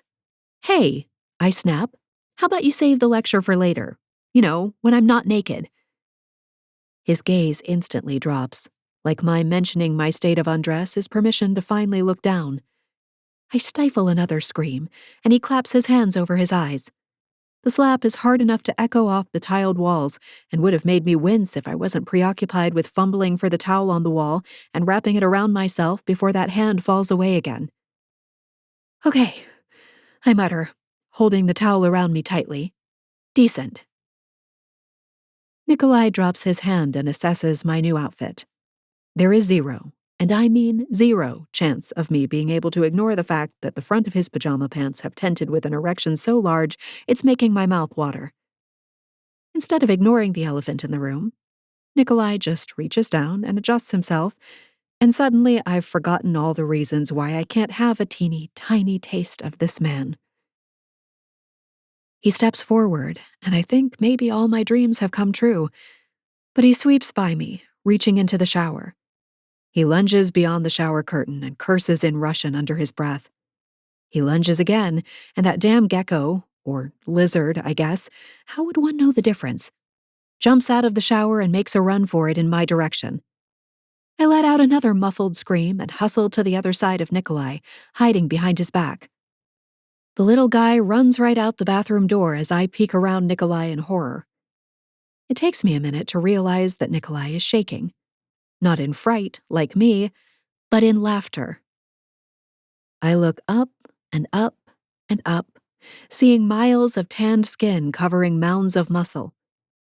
It takes my eyeballs years to make the trek, but they've never been so happy to cover so much ground. Yep, The man is laughing at me. He spins and reaches for me, cupping my face and pulling me into his warm torso. Dear God, he's thick everywhere, making me feel like a small doll compared to him. I'm acutely aware there's just a flimsy towel between us. The look in his eyes holds humor, but also something else. Something that makes my belly swoop and my heart wish for things I know aren't possible. 2 things, Chloe Cooper. His voice is a low, sexy grumble that has me leaning all my weight into him. I will slay dragons for you. A little lizard is not a problem. I've never had a man make dinner for me, let alone slay dragons. I know it's just a silly phrase, and yet I believe Nikolai. He already saved me from a ruined house. And 2? I whisper. His eyes lose every ounce of humor, turning stormy as the sea in winter. You are more beautiful than any woman that has ever existed. You should always be naked. He flexes his hips, his erection harder than a sledgehammer as it presses into my soft belly. Proof that what he says is true. Before I can gather enough spit in my mouth to even attempt a response, he releases me and steps back. I'm suddenly cold, feeling like I had everything I ever wanted in my grasp one moment and I'm bereft the next. Which is crazy. I literally lost my husband a year ago and didn't feel this gaping sense of missing half of me. Nikolai spins and leaves the bathroom without another word, closing the door behind him. I stand there, gripping my towel and staring at the space he just occupied, wondering what the hell has happened to me. Have I done the unthinkable? Have I developed feelings for this man? Because this all feels suspiciously like feelings that start with the letter L. The next morning is a frenzy of activity from the second I wake up. The court-appointed guardian ad litem is coming today to assess Ayana's living situation with her father. Nikolai and I don't discuss the events from last night, which is fine by me. I need several more days to wrap my head around my feelings, especially when this year is supposed to be all about having fun, not weighing myself down with responsibilities and heavy things like falling for a guy I can never have. A woman barrels through the door right as I'm finishing cooking eggs and toast for all of us. She nods at Nikolai and heads into the house, a vacuum in one hand and a bucket in the other. "Who's that?" I ask, sitting down and pointing to the plates. Ayana digs in, and Nikolai sits across from her, his own plate stacked with more eggs and toast than I can fathom one person can eat. I scheduled the housekeeper to come today. She normally only comes once a month, since I am usually by myself or traveling. I finish chewing the bite in my mouth. Oh, I was going to do laundry and run the vacuum around today. Nikolai puts down his fork and gives me a serious look. You do the sheets every other day. Your job is to be with Ayana, not clean this house. I should have hired her to come more often right from the beginning. I am sorry. My cheeks heat. I flick a glance at Ayana, seeing that she's occupied with the iPad Nikolai lets her have for exactly 1 hour a day. I lean closer to him and lower my voice. That's just from the hormonal night sweats. You don't need to pay for her to be here more often. I can do my own sheets. He frowns, eyebrows drawn together. Night sweats, even with the air conditioning going full blast. I shrug, used to this particular symptom. My doctor in Wisconsin assured me it was normal, especially considering the stress of the last few years. Yeah. It's not really something that you can stop, even with an Arctic blast. I sweat like a sinner in church almost every night. The AC is nice, but it doesn't stop the sweats. Old lady hormones are just hormoning. He's still frowning as he shakes his head. This is not right. Women should not have to go through this. I grin. He's not wrong. That's why we're the tougher of the two sexes. Agreed. He digs back into his breakfast while I try not to swoon over the fact he noticed my frequent trips to the laundry room and scheduled his housekeeper to take over. Hey, I talked to the guy fixing my condo. I flap my hand in the air, searching for a word I can't seem to grasp. The guy with the tool belt telling everyone else what to do. Damn this perimenopausal brain. They should be done in the next few days. I'll be out of your hair before you know it. I keep that smile on my face, even as my heart sinks at the idea of not seeing Nikolai every day. He puts his fork down again, looking puzzled as he says, I like taking care of you. You're not in my hair, as you say. Dad? Ayana pipes up, and we both swing our gazes over to her. She's looking at both of us, iPad forgotten, the corners of her lips turned down. I don't want to leave. Nikolai looks like he's been punched in the gut. Ayana knows she goes back to her mother's house tomorrow. Nikolai shoves his chair back and comes around to the other side to pull Ayana into a tight hug. Your mother and I are working out a plan so that I can see you more often. I promise you. No more months in between visits. My heart aches, seeing the two of them together. Then Ayana turns her sweet face in my direction, her blue eyes filled with tears. But what about Chloe? I reach over and stroke her arm where she's still wrapped in a hug with her father. I'll see you all the time at hockey practice, sweetie. And if your father is okay with it, we can do a few ice cream dates after practice, so we have a chance to talk. She beams, tears forgotten. Please, Dad? We'll see about that. Ice cream is not good for you. Nikolai grumbles. I snort, and Ayana laughs. We both know we'll be going on those ice cream dates. He can't say no to us when we combine forces. I help clean up from breakfast, and when the guardian ad litem arrives a couple hours later, the place is spotless. Ayana is happily drawing at the kitchen table, and there's no way this woman can find fault in Nikolai's parenting. Especially when Ayana interrupts the interview to tell the woman about the horrible confetti cake we attempted to make a few nights ago, and how we'd get kicked off Bake Off for baking such a sad-looking cake. No one can resist that little girl's giggle. The woman leaves, but only after informing Nikolai she'll have a glowing review to give the judge. His shoulders drop away from his ears as he closes the door behind her. I put a hand on the middle of his back, so happy for him I could burst. He stiffens at my touch. You did it, I say quietly. Nikolai spins around and glances at Ayana trying to sit on Paul's back while he dodges her advances, and then looks up at me. No. We did it. He gives me one of his rare, unguarded smiles, and that's when I know for sure. I've completely fallen in love with the grumpy goalie.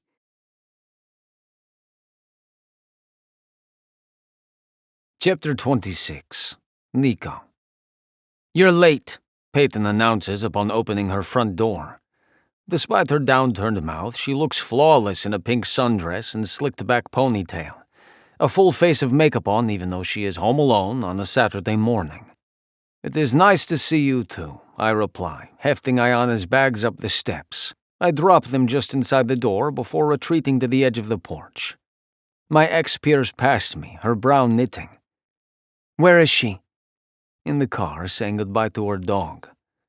Paul started training last week, and Ayana is taking it quite seriously. The dog must now sit before he is allowed through any doorway by his tiny taskmaster. Peyton folds her arms and frowns up at me. I'm not getting a dog, you know. I did not ask you to. She scoffs, flipping her ponytail. Right. You're just the fun parent now who buys her puppies. Since the last thing I want is an argument, I turn away, intent on retrieving our daughter from the rover. It's not all fun and games all the time, Nico. Parenting is hard work, thankless work. I pause, turning back to Peyton. Yes, I am aware. She sniffs. You've got a nanny to do the work for you. I take a breath and hold it for a few seconds to keep myself from losing my temper. The nanny is for when I am working. I always schedule my work around Ayana's schedule. She needs a parent, not a nanny, she insists, a decidedly unsubtle note of superiority in her tone. Despite my best efforts, my voice rises in response. And I need to work so none of us are homeless, and you and Ayana can enjoy a nice life. She knows as well as I do that her lifestyle would be substantially different without my money. We both know she should be with me. Her voice is little more than a hiss. Now we are getting to the crux of the matter. I sigh, sinking my hands into the pockets of my jeans as the sun relentlessly beats down on my head and shoulders. I disagree, and so does the judge. We'll see. It is done, Peyton. The representative submitted her report and has approved of the home I can provide. The judge will grant joint custody. I almost feel sympathy at her stricken expression, but she has gone to such lengths to keep my daughter from me that I cannot quite get there. Without another word, I walk to the rover and hold Paul back as Ayana slips out the door. Paul paws the window with the most pathetic expression he can muster. Don't forget to keep up the training, Dad. Ayana looks up at me, worry in her eyes. I give you my word. I place one hand over my heart and the other on her head, memorizing her features and trying to loosen the knot in my chest. Baby! Peyton exclaims, bounding down the stone steps to intercept us on the walkway. She folds our daughter in a tight embrace. Goodness, I missed you, she says into Ayana's hair. Did you know I'm on a real hockey team now? Ayana asks, pulling from her mother's arms. And the dog trainer says I'm an excellent trainer and should maybe consider making it my life's work. I cannot help the quirk of my lips. Wow. I must give Peyton credit for not reacting with the disdain I know she is feeling inside. Our daughter's next words, however, test Peyton's acting ability beyond its limits. And wait till you meet Chloe. She's not just a nanny, she's a killer hockey player too. She's my coach, and she makes super yummy pancakes, and she loves dogs. She's amazing! Ayana's gesticulations only add to her enthusiasm, and to the tick in Peyton's jaw. I see, is all she manages, but Ayana has already turned to hug me goodbye. I crouch down, allowing her to throw her arms around my neck while I pull her to me. Bye, Dad. I'll miss you tons. Goodbye, Zayushka, I tell her as I stroke her fine hair. I will see you very soon, I promise. With that, she breaks free of my hold and races up the steps and into the house, calling behind her, Take care of Paul and Chloe! I straighten and turn to leave, anxious to exit the scene before Peyton has a chance to deliver another speech. But it is impossible to miss my ex-wife's expression. It is one I have seen before, and it fills me with uneasiness, because it is the kind she wears when she is preparing for battle. And that is the last thing any of us need. My mood is foul the rest of the day, and I take it out on Mac, even though he has been doing his best to toe the line these past 2 weeks and put in the proper effort. When I shout at him for missing a puck even I would have had trouble intercepting, I know it is time to call it quits for the day. I grind out a weak apology and stalk from the locker room in search of peace. When my mind immediately goes to Chloe, my steps quicken as if I might have the ability to outrun my own thoughts. It is no use. She was gone when Ayana and I woke this morning, having left only a note for Ayana on the dining table. See you soon, XOXO. It has not escaped my attention that she has been avoiding me ever since our encounter in her bathroom. The image of her naked body is burned into my brain, and I hope it never recedes.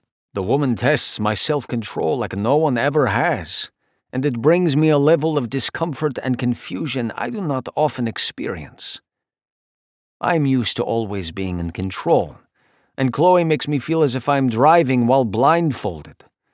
My skin feels too tight for my body as I pull from the parking lot and tear down the street, nearly running a red light as my mind races. Fuck, I need to pull myself together.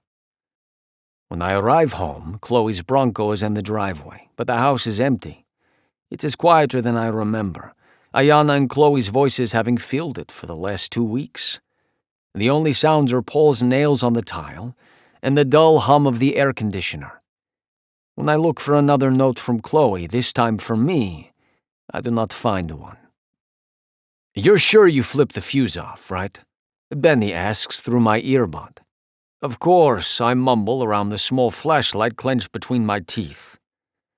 Benny's family owns a construction supply company, so he was the first person I thought to call for help with my little home improvement project.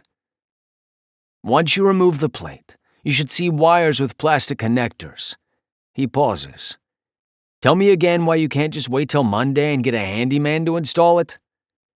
I finish unscrewing the plate and drop it to the mattress beneath my socked feet before pulling the flashlight from my mouth.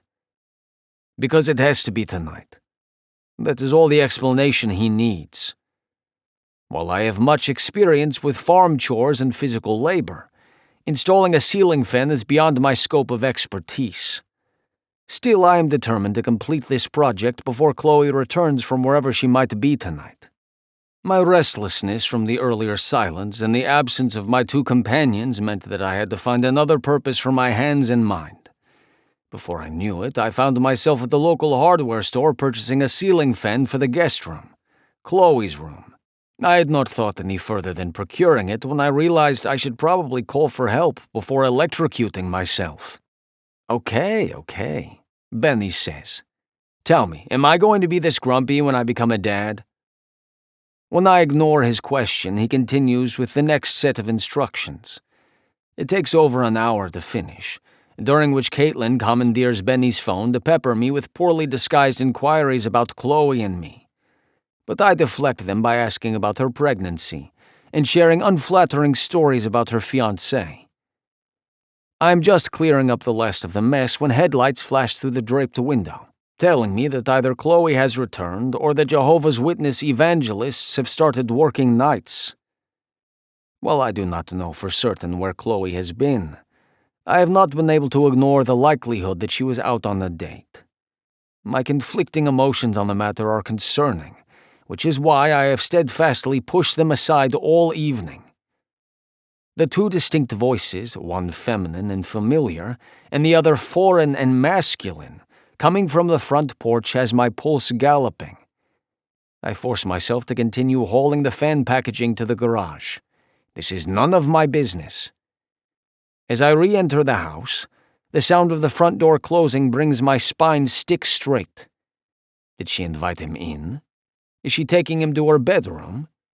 Red clouds my vision at the thought, a mix of anger, denial, and self-loathing racing through me and lighting every muscle, bone, and string of sinew in my body. I am moving before I know it, my feet closing the distance to the front door. And then, there she is. Alone and achingly beautiful in a red dress the same color as her trademark lipstick. I catch a glimpse of her lower lip trapped between her teeth before her mouth drops open and her startled eyes lift to my face. Whatever she sees there has her blue irises going liquid and her cheeks flushing with pink. How was your date? My voice sounds foreign, a sharp strum of a cable stretched tight enough to snap.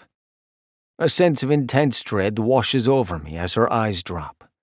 I command myself to turn and leave her alone, but the soles of my feet have grown roots. After what feels like an entire season, she merely shrugs one shoulder before returning her eyes to mine, this time with one corner of her mouth lifted. Meh, is her answer. But it is followed by a yelp of surprise as I advance with undisguised intent, walking her backward until her shoulders hit the entryway wall, and my lips slam down on hers. Chapter 27. Chloe. I have exactly 2.5 seconds to feel relief that I let Tanner down gently tonight, insisting he would remain in the friend zone. He took it well, making me doubt myself for telling him no. On paper, he had all the things to make for a perfect date, and yet I felt nothing sitting across the table from him at dinner. I refused to settle for anything less than fucking fireworks, which is exactly what happens when Nikolai pounces. His kiss is nothing like that night in Toronto. It blows that one right out of the water, like a tiny peck from a schoolboy compared to the hot, raging man now consuming me like I might be the key to his survival. His hands tilt my head where he wants me, his tongue and lips taking control of the kiss without even a hint of seeking permission. Thing is, I gave him permission months ago. He just hadn't acted on it. Until now. My hands fly to his muscled waist, fisting the material there while I try to keep up. His teeth nip at my bottom lip before his tongue drags across the abused skin. The hands that held me in place and probably made an absolute wreck of my hair now slide down to my hips and hoist me up. I gasp and go to wrap my legs around his waist, but the dress hinders me. His growl of frustration rumbles my own chest. He sets me back down on my feet and doesn't hesitate. I apologize. He barks before grabbing both sides of the slit that shows off my left thigh every time I take a step. The man rips the material, a renting noise filling the silence between us.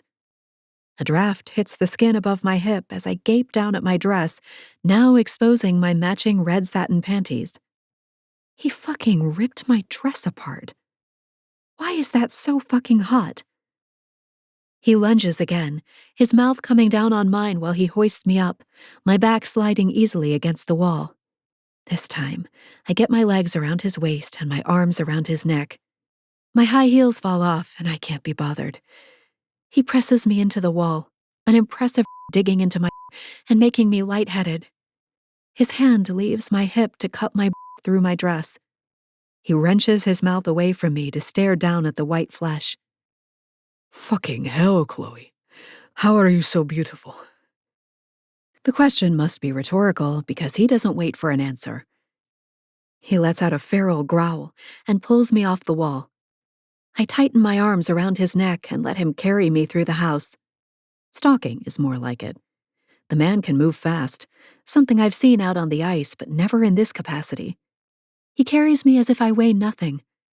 A mental image of Josh refusing to pick me up and carry me over the threshold of our house when we got married flashes through my brain, and I push it away.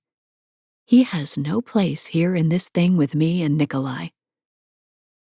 Nikolai stops short of his bed and runs his hand through my hair, looking at me with something I've never seen before. Gone is the familiar aggression from earlier, replaced by a look of caring so strong it makes my eyes water. He lowers me down gently to the edge of the bed. I'm so focused on keeping eye contact and memorizing this new expression, I can't take in the details of his bedroom. He kneels on the floor between my legs, his face now even with mine. His hands never leave my skin, just swooping up and over and around like he can't stop touching me. It's enough to make me mew like a cat. Chloe, He breathes. I cannot deny you any longer. I should push you away and keep you far from me. He bows his head over my lap. I used to be a silent partner, letting my husband lead and stuffing down my concerns. I vowed after Josh's death not to live that way any longer. So I run both hands through Nikolai's hair and pull his head up sharply. His eyes hold a note of regret in those ocean blue depths, and I refuse to have any of that enter whatever this is between us. You and I both want this. Doesn't that matter more than everyone else?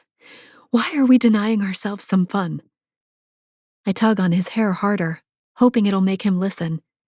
I haven't had fun in a long time, and I'd like to have it with you. His eyes briefly shut, and he turns his head to kiss the inside of my wrist. I cannot offer you a relationship, which is most certainly what you deserve. I let out the saddest laugh I've ever heard. I don't want a relationship. Had one of those and it ended horrifically. I lean in and place a kiss on both sides of his mouth, letting his whiskers scrape against my skin. Can you just make me feel good, Nikolai? Just for tonight? We both still, my question hanging there between us. Then he lunges, his mouth fusing to mine, a promise of pleasure and nothing more between two people who care about each other but have no future. It's exactly what I set out to do when I moved to Tampa. Exactly what I wished for. Exactly what I need. All those feelings I thought I had for Nikolai? Misplaced sexual longing, clearly, Nothing in my past could prepare me for how badly I want Nikolai. This is new territory for me, and it's clear I was confused. Nikolai gets to his feet, the kiss going on and on until he breaks away, chest heaving. The room could be on fire and I wouldn't notice. He lets me go and takes a step back, his gaze burning into my skin. He lifts his shirt over his head and tosses it aside. That physique I got a glimpse of the other night is right in front of me, except this time, his hands go to the buttons of his jeans as he works them open. No. He commands, and I freeze, greedy hand in the air. I have been waiting months for this, and I have very specific things in mind. I hope you do not intend to sleep tonight, Chloe Cooper. I swallow hard and gaze up at him, taking in the finest physique I've ever seen in person. The man should retire from hockey and become an underwear model, pose nude for artists, be the next inspiration for a sculpture. Hell, an OnlyFans account would make him more money than hockey. Look now while you can, he threatens, holding perfectly still. My heart's beating so hard I'm not sure this is healthy. God damn, he's even hotter when he's bossy. Stand up and turn around. I obey, though my legs are quaking so badly I'm not sure I'll be able to stay on my feet for long if that's what he has planned for me. His hands gently glide the zipper down the back of my ruined dress, leaving a line of goosebumps in their wake. Rough fingers slide the straps off my shoulders, and the dress falls to the ground. I've never been so thankful for my obsession with beautiful and expensive lingerie. It went unappreciated by Josh, but based on the deep growl coming from behind me, Nikolai is a man who appreciates the finer things. You have tempted me every day, he mutters menacingly. I'm trembling, just seconds away from begging him to touch me again. I look over my shoulder to gauge his next move. I'm about to turn, but he barks out another command. Get on the bed on all fours. I swallow hard, not sure about putting myself into that type of compromising position. Maybe I could ask to turn off the bedside lamp first? I'm realizing quickly that everything I've participated in before could be classified as very, very vanilla. Now, Chloe. I jump, realizing that Nikolai is in control here, and I, for one, want to see what he does with it.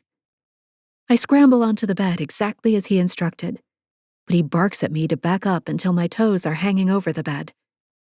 He steps up right behind me, the heat of him searing my skin. My breaths are now audible gasps.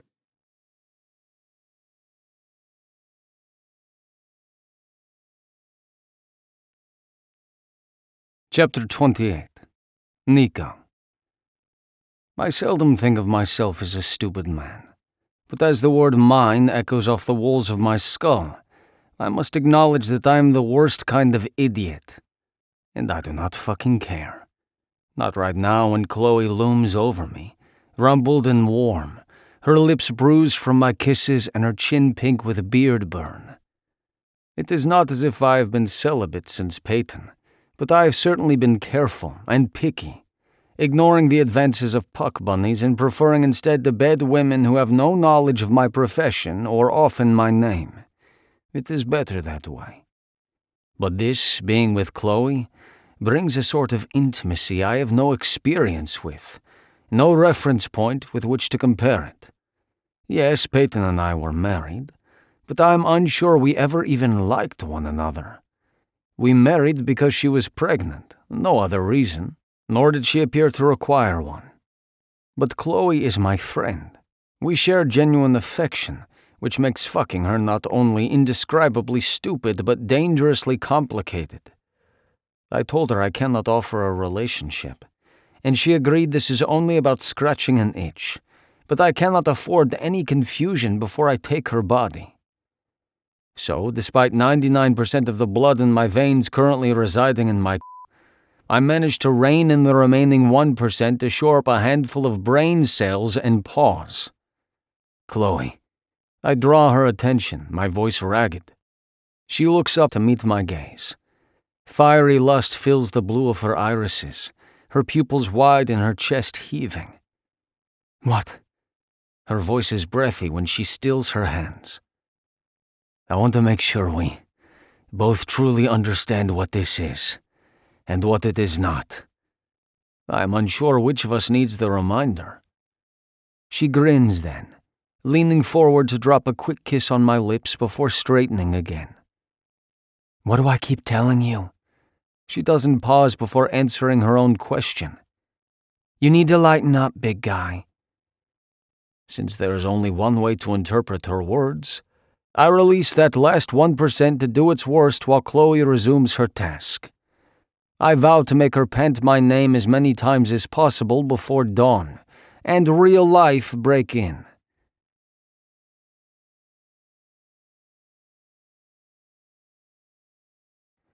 My body collapses to the bed, but I am careful to land just beside Chloe, pulling her limp body with me so we remain connected. Ragged breaths spill from my lungs as Chloe's face collides with my shoulder, and she quietly pants what sounds like a mantra. Holy shit, holy shit, holy shit. I slide an arm around her waist, drawing her even closer. Are you all right? I managed to ask over the heaving of my chest. With utmost sincerity, I can promise you I have never been better. I can feel her lips curving against my skin, and a sense of profound satisfaction settles deep within my chest. I will need a few minutes to recover, I am afraid. This time she barks out a laugh, and it is only then that I realize this might be the first time there has been laughter in my bed. To my mind, humor and fucking are the most improbable of bedfellows. But to think of Chloe without a ready smile on her lips or a chuckle in her throat is even more incongruous. Stay here, I instruct before climbing out of bed to dispose of the rubber in my bathroom. When I return with a warm washcloth in hand, it is to find Chloe reclining with a sheet pulled up to her neck. My nostrils flare as I bend and yank the sheet down, tearing the entire thing from the bed and tossing it to the floor in one motion. Chloe gasps and brings a hand to her, but I only respond with an order. Apart, Malish. Now. Instead of complying, Chloe narrows her eyes and asks, You keep saying that. What does it mean? Without answering, I sit on the bed and run a hand gently up one of her legs. It is, what is the word? A name you call someone special. Her face softens at that. An endearment. Yes, an endearment.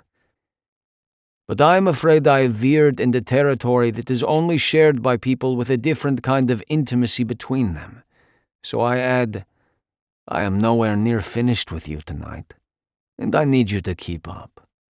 I cannot help but chuckle when her responding gulp is audible. 2 hours later, Chloe is having difficulty keeping her eyes open. So, where did you learn English? She asks over a yawn. I bring my folded arm behind my head to prop it up while she burrows into my chest. It feels too damn good having her soft curves relaxed against my body, skin to skin. I moved to Canada to play when I was 20 years old. The only English words I knew were hamburger and hockey. Well, Chloe murmurs. That's really all a guy needs when you think about it. My lips tip, I suppose. But I soon learned enough from my teammates and from watching old television programs at night. Laverne and Shirley and Happy Days were my favorites. She lifts her head to smile drowsily at me. I'm such a sucker for anything 50s and 60s, in case you can't tell from my personal style. Ah, I knew there was a reason I liked all of your tops. She dips her chin into my chest again and laughs. Yeah, I'm sure that's the only reason. I drag a finger over her bare shoulder and smile to myself. My teammates waited an entire season before telling me no one has used the word nifty or shucks in 40 years. I was beginning to wonder how my luck with women was so awful. Her body shakes with her silent laughter.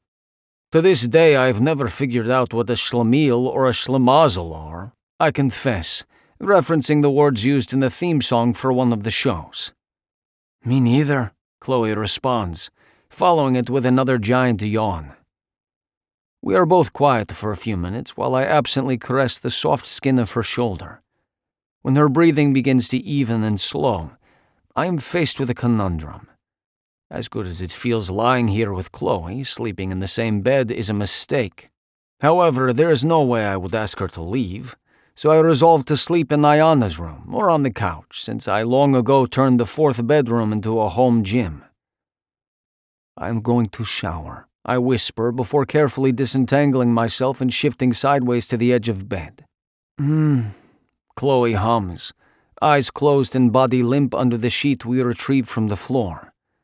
She is so fucking beautiful. Her eyes blink open once, then twice, and when she sees me standing beside the bed, she jerks up to prop herself on an elbow. Oh, sorry, I fell asleep. Her unfocused eyes dart around the carpeted floor. I'll grab my clothes and go.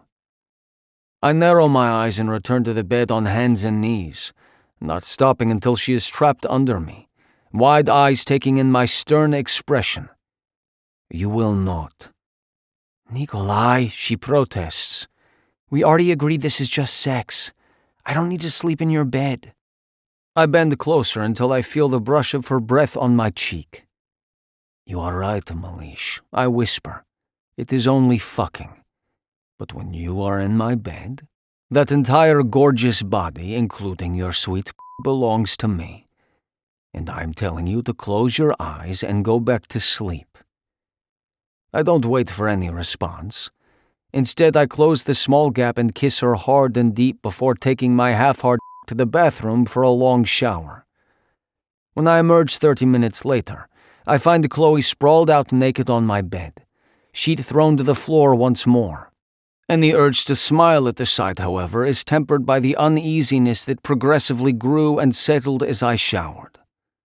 So I pad quietly from the room in search of a place to pretend to sleep until morning. Chapter 29. Chloe. My eyes flicker open to see the barest hint of sunlight coming through the closed blinds across the room. I immediately look to my right, to the empty side of this king bed that smells of Nikolai and sex. Not even an indentation is left to indicate that Nikolai came back to bed with me at some point. I sit upright, clutching a sheet to my bare breasts, suddenly feeling awkward and out of place. This is Nikolai's room, his bed. I shouldn't be here. Clearly, the man couldn't even bring himself to sleep next to me. I cringe, thinking of him being irritated that I essentially kicked him out of his own bed, even with that last line he gave me about owning certain parts of my anatomy.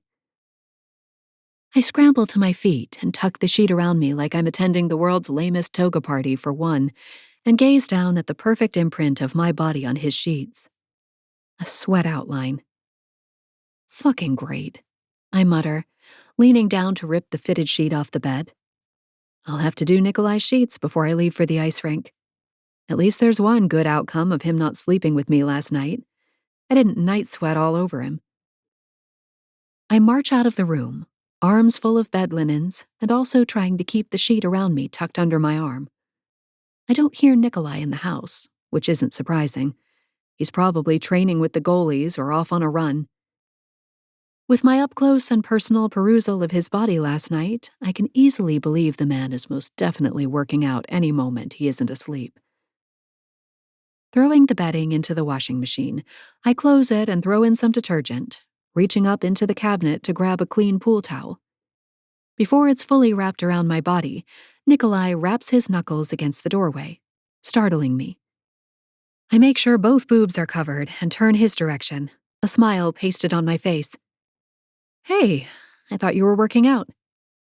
What does one do with their hands the morning after one-sided, incredible, life-changing sex and they're barely covered in a towel? I settle for one hand on the washing machine and one hand on my hip. Hey, look at me, all casual and shit when what I want to do is run from the room and hide.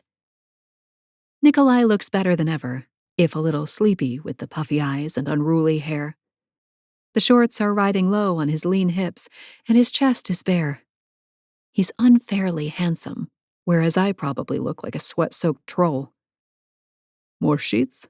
He asks, voice rough and rumbly and so damn delicious I forget for a second that he never came back to bed. I clear my throat and focus on keeping things friendly between us. That's what I agreed to do, right? Yeah, it's a known thing with perimenopause. Nothing to worry about, just an annoyance. He frowns, crossing his beefy arms over his chest.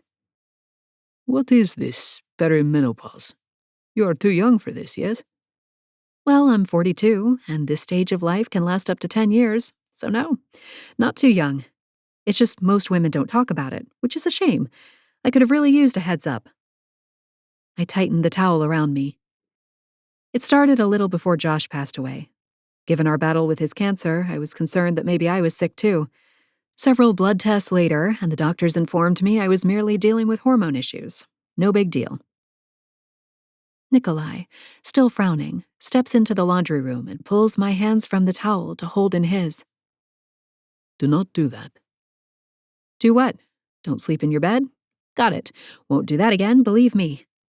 Do not downplay something that affects you. This has been a shift in your life, yes? At my nod, he continues. Then it is worthy of talking about, and worthy of me listening.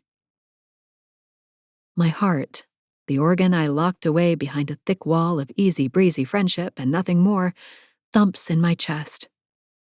I squeeze his hands and tell my eyeballs to cooperate. Crying will not be tolerated. Thanks, I say thickly. He gives my hands a tug, and suddenly he's kissing me, his broad shoulders blocking out the garish overhead lights and creating a cocoon of just him and me.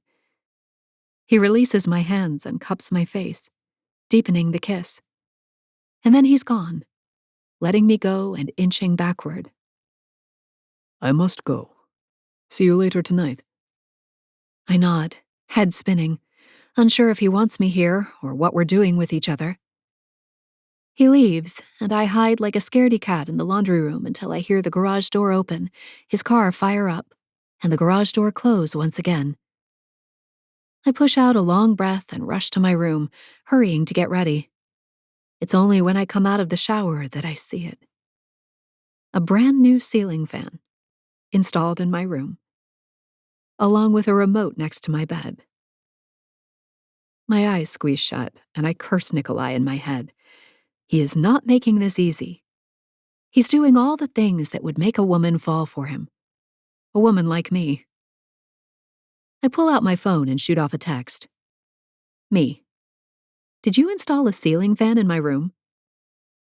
Nikolai, we have already established that these night sweats are a problem. Your comfort matters. It's a simple statement, and yet more profound than anything anyone has said to me in decades. I flop back on my bed and groan up at the ceiling fan. Damn it. Why is he so sweet?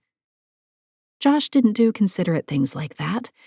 I'd have to remind him about our anniversary or pick out the clothes he should wear when we went to a fancy restaurant. He was a good man, don't get me wrong, but sweet and attentive was not in his wheelhouse. Don't even think about it, I tell my heart out loud. She pounds against my ribs anyway. Me. Thank you. I have time to meet up with Dad before my first league practice starts. Or I would if I could find him. I've been bumbling around the practice facility for 15 minutes looking for him, and so far he's evaded me. Imagining both of us circling this place and never finding each other, I decide to think like a lost kid at a grocery store and stay in one place. I plop my ass down in the chair in his office and wait him out. He shows up 10 minutes later, his hair looking like he hit a wind tunnel on the way in. He nearly takes out the door with a well-placed kick when he sees me in his office. Chloe? I stand and put my hand on his arm to steady him. The man is fit, but also getting older. I don't need him falling. Hey, Dad. Glad you remember me. He gives me a deadpan look and closes the door before having a seat behind his desk. To what do I owe this visit? Were you at lunch? He clears his throat and starts opening and closing drawers. Nope, just making it in today.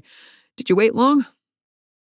I know there's a moment in every child's life when the tables turn, and suddenly you're the mature one, and they're the ones who need supervision. But I thought I had longer before that moment arrived for me. Dad's acting suspicious as hell. Then again, I guess we both have a little secret we're hiding. 10 minutes or so. Just thought I'd swing by and see how the interviews are going for your replacement. He settles into his chair, looking more like himself now that we're back on a topic he eats, sleeps, and breathes.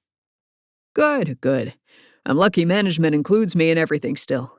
Wants my opinion of each candidate. I need someone who will keep the culture of the team front and center. If the team is in turmoil, you can kiss that Stanley Cup run goodbye. The Storm Chasers seem to get along pretty well, don't they? He chuckles. There have been a few over the years who threatened the vibes, but we've got a solid team now. Though it'll change when Nico retires next year. He leans forward, hands clasped on the desk.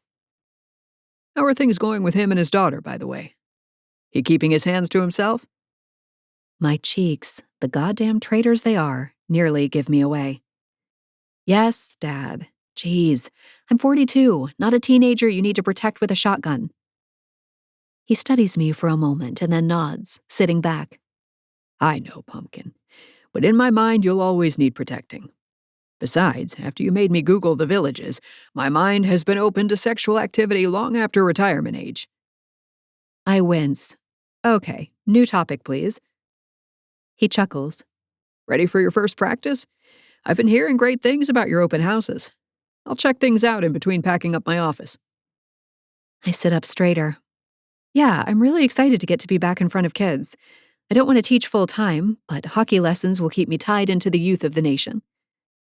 Dad dips his head. Bet. We both crack up at the slang, and I stand. Okay, well, this has been enlightening. See you later? Dad gets up too and comes around the desk to hug me. Yeah, actually, I was hoping to take you to dinner soon. Let me know what days you're available. I agree and head down to the rink to get my skates on, wondering if that was a casual invite or if he has someone he wants to introduce me to at a restaurant where I can't pitch a fit over a new woman in his life. There's no way I'd have a problem with him dating. I know exactly what it feels like to be alone, and I don't want that from my father now that he'll have more free time on his hands. A little voice in the back of my head screams that I should come clean with him about Nikolai, too, but she shuts up as the first kid arrives for practice. Working my way through the new arrivals, I've talked to 8 concerned parents and tied 6 pairs of skates for kids who aren't sure they got it right, when a little voice steals my attention. Chloe! I turn, nearly falling backward in my crouch as Ayana barrels into me. I hug her back, steady myself, and then get to my feet. You made it. Introduce me, Ayana, interrupts her mom. I look up and hold out my hand, refusing to acknowledge that the woman looks like she stepped away from a fashion shoot to drop her daughter off. Chloe Cooper. I don't bother to mention she already knows who I am. I was at the court hearing, and we both know it. She grasps the tips of my fingers in a weak handshake. Peyton Drugoff, Ayana's mother. The smile I give her is as fake as the one she gives me. Hearing Nikolai's last name attached to hers is enough to turn my stomach. Matt, the assistant coach I hired, blows his whistle, interrupting us and saving me from small talk I just don't have in me right now. Everyone line up on the ice once you have your skates on. Coach Chloe is going to show us how to skate with our sticks. Got your skates handled? I ask Ayana, ignoring her mother entirely. Her father has already shown her how to lace them, Peyton says, emphasizing her father. My smile cranks up. Great, then I'll leave you to it. I walk away and head for the ice. I have a practice to run, not time for some pissing match with Nikolai's ex-wife. Given that this is our first practice, I still give each kid a pool noodle, not an actual hockey stick to hold. Still, many of them use it as a sword or put it on top of their heads like a unicorn horn. By the time we have a moving line of hockey players actually holding the noodles like a stick, I glance up to see Nikolai has joined the stands with the other parents. Peyton is trying to talk to him, her arm pasted to his leg as she leans into his personal space. Not my monkey, not my circus. I repeat to myself over and over. Another glance shows Nikolai's gaze trained on me and Diana. Back and forth, checking on us both while Peyton chats away.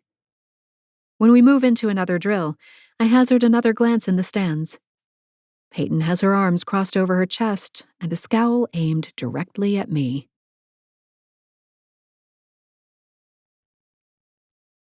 Chapter 30. Nico. Dad! Ayana shouts as she staggers on her skates over the rubber floor toward me. She trips at the last second, but I easily catch her, making her giggle.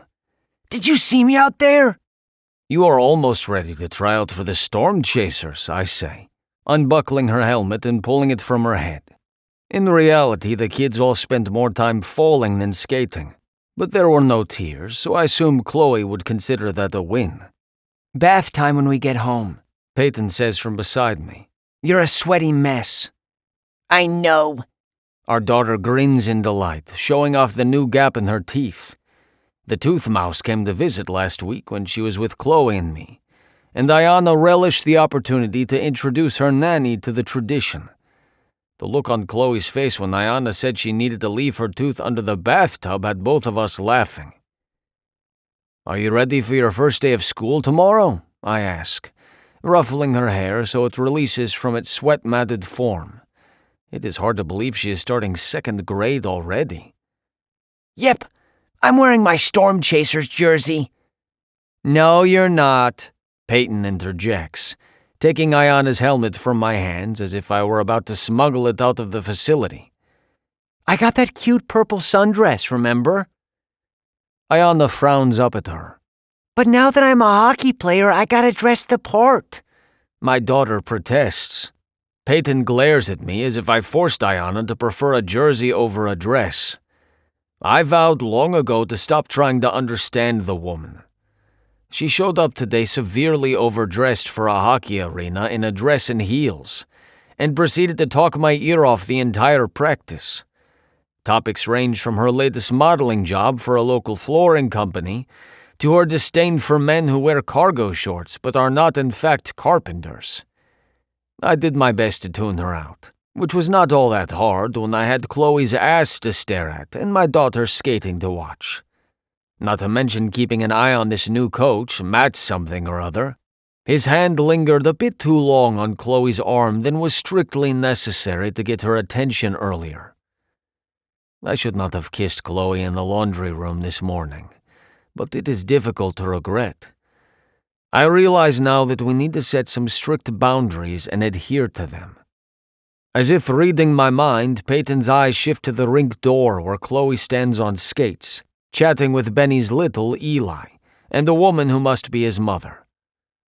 Ayana's gaze follows Peyton's, and she pushes off me to pick her way toward Chloe on her blades. I'm gonna say bye to Chloe. Be right back. Peyton releases a beleaguered sigh. The famous Chloe. I don't know, but I imagined her somehow being skinnier. A headache starts behind my eyes, and it is not from the puck I took to the head during today's training. I wear a helmet for a reason. Peyton is full of shit. Although she and Chloe did not formally meet at the courthouse, Peyton got an eyeful of her that day. Unless she was glaring too hard to focus.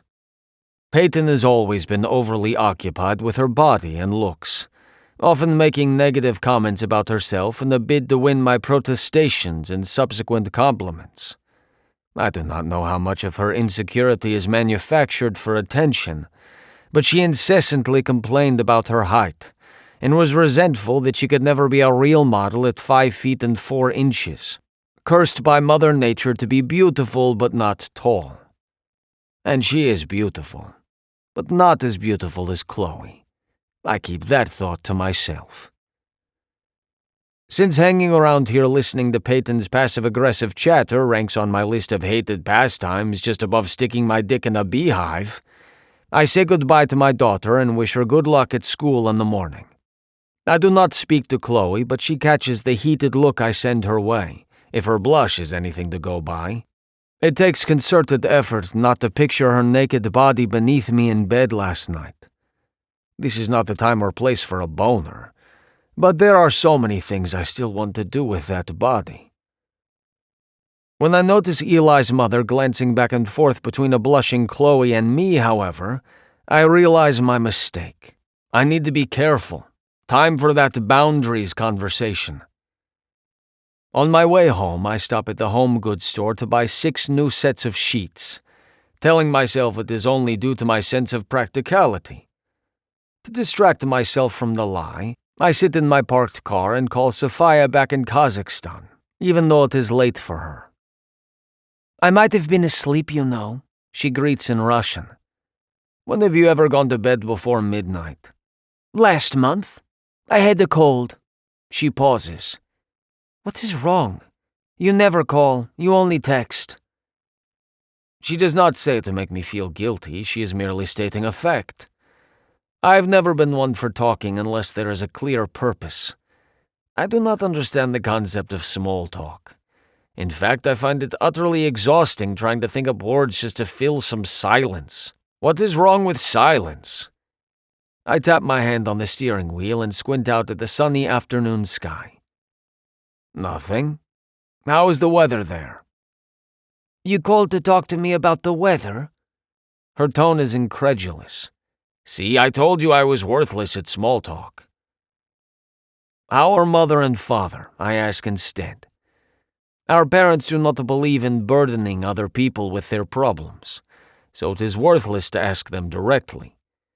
When my father had a heart attack 3 years ago, I did not find out until 2 months later. Similarly, my mother once broke her foot and did not speak a word of it to anyone for over a week. Our father assumed she had a rock in her shoe. For a week. Sophia is the only person who will be straight with me. Sometimes I think she even enjoys delivering bad news. She has always been a drama queen. The same as always. I went over for dinner the other night. They told me not to bring anything, so when I showed up with a bottle of decent wine, I lied and said I found it on the sidewalk. She laughs, and I cannot decide if she is joking or not. Mihail stopped by, and you should have heard father waxing on about you and the name you have made for yourself. Blah, blah, blah. I might have thrown up a little. I shake my head to myself and pull my sunglasses from the rover's visor. Mihail is the nearest neighbor, and he prides himself on making every conversation a competition. They should have talked about their daughter, the artist, I reply. Sophia is an accomplished painter, even if her audience is very niche. Not everyone appreciates paintings of men dressed and made up to look like Cher or Diana Ross. But she has exhibited in several countries across Europe and been commissioned to do portraits. She earns enough to pay most of her bills, although her taste tends not to align with her income very often, which is where I come in. But Sophia looks after our loved ones while I play hockey on the other side of the world, so it is no sacrifice to send money to them. It is my duty, and I am happy to do it. Oh, Mother did. Do not worry, Nico. But of course Mihail made a smart comment saying anyone can be an artist when their brother pays for the best school on the continent. I frown at the nearly empty parking lot. The man is full of shit. Mihail is neither fish nor meat, I tell her, knowing our neighbor has few skills of his own to brag of. You think I care what Mihail thinks? My sister chirps. I can picture the smirk on her face. Sophia is my opposite in many ways, but we both share a healthy degree of confidence earned by our mutual inability to give up on anything. How is my adorable niece? She asks. I have not shared about the latest custody progress, worried I might jinx it if I celebrate before the judge's official order comes through. Nor have I shared about my impending retirement. Some things are better communicated in person. When Peyton and I divorced, I flew home to break the news face to face, knowing my parents would be devastated and disappointed. They do not approve of divorce as a concept, so I shouldered a considerable degree of shame, even if I knew divorce was the only option at that point. So I tell my sister about Ayana's lost teeth in her new hockey program. She is delighted when I share Ayana's planned outfit for the morning. Sophia knows me well enough not to ask about any prospective relationships on my end, but she lets it slip that she is seeing someone new. She caught her last boyfriend cheating on her and broke up with him. The only thing that kept me from flying home to punch the asshole in the face was Sophia flying here to see me immediately after the breakup. I did not want to miss her visit, so I stayed put. That does not mean I did not call an old teammate from my youth league and ask him to drive the hour to the boyfriend's apartment to pay him a visit. Sophia never needs to know that. Instead, she can keep believing the cheating asswipe ran into a door. Does this one treat you with respect? Does he hold doors for you and pay for dinner? I force myself to loosen my grip on the steering wheel when I realize my knuckles have gone white. Yes, big brother, she answers with an exasperated sigh. Do not worry, I can take care of myself. I want to tell her she should not have to, but she is likely to lecture me if I do. Instead, I tell her I am wiring her money to buy her and our mother plane tickets to see our aunt in Spain. Once I have received Sophia's assurance that Katya is doing well, we say our goodbyes. I drive home and lug the heavy shopping bag of bedding into the house before attending to Paul. Chloe is not here yet, and I remind myself that she will soon be back in her duplex, and it will be only me in this big house once again. I used to relish the privacy and silence. Now I fear a return to it might just suffocate me. Chapter 31. Chloe. I hang up with the contractor from my duplex, thoroughly frustrated and wondering how they can be so dang wrong with their estimate of completion. The only professional that gets more things wrong is a weatherman. My home was supposed to be ready tomorrow, but he's informed me that now I'm looking at middle of next week. Pushing open Nikolai's front door, Paul's excited whine greets me. His tail sweeps across the wood floor, but he stays seated. "What a good boy you are," I coo, crouching down and dumping off my duffel bag to pet the cutie. "Those obedience lessons are paying off, aren't they?" The high-pitched voice does him in, and he lunges, knocking me backward.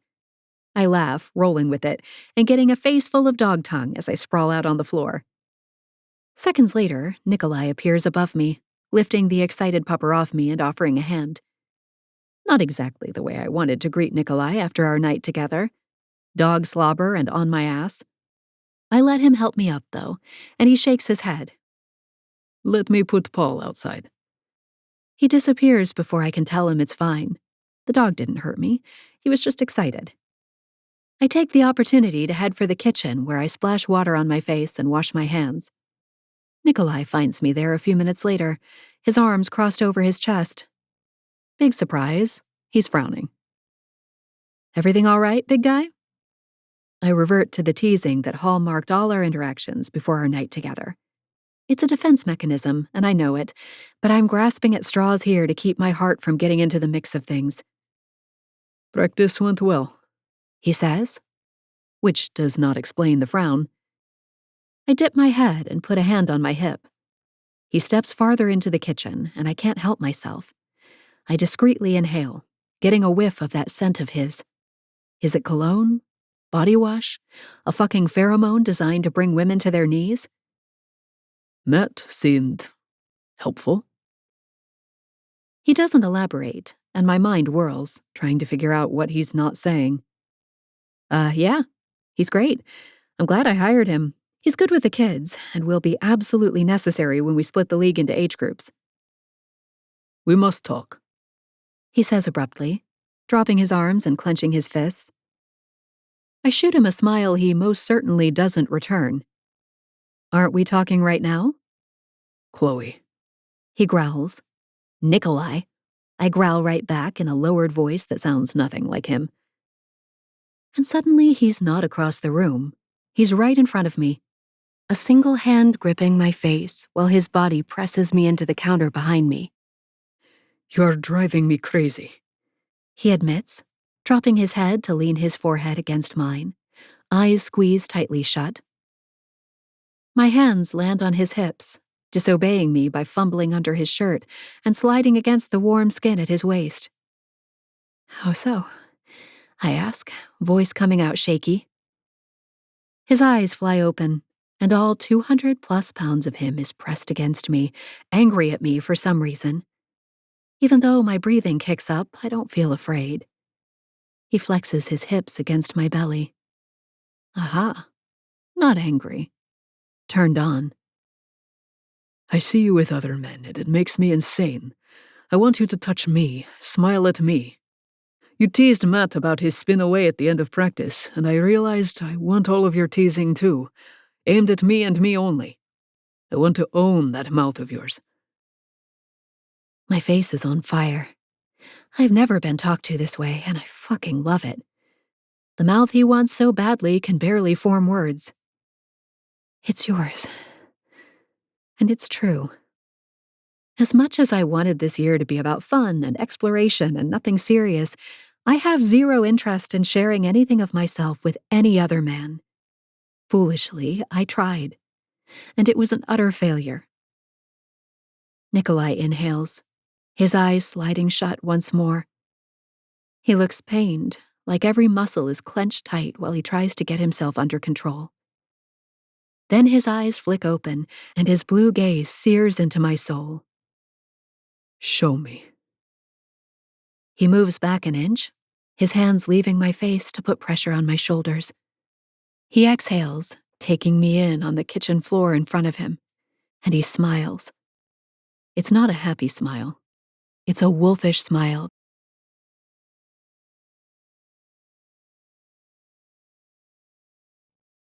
He carries me to his bedroom, laying me down and smoothing my hair away from my forehead. My shoes are next to receive his attention, and the sheets are drawn over me. I close my eyes and try to regain the energy I just lost doing something I want to try again. I've participated in before, of course, but never like this. Never where I wasn't the one in control. Everything I set out to do by moving here and creating a new life is happening. I know now what I was missing before. Nikolai is back with a washcloth, gently gliding it over my face before he tosses it aside and hands me a glass of water. He sits on the edge of the bed and monitors me drinking it. For not wanting me in his bed, he sure does put me here a lot. Is that your idea of having a talk? I ask wryly, putting the glass down on the bedside table and breaking the silence. His lips hooked to the side in an embarrassed grin. I see I did not succeed in the smart comments from that mouth. I shake my head. I don't think that's possible. His eyes are doing that smoldering thing again. I would like to keep trying. I put my hand on his leg. Me too. I did not hurt you. Nope.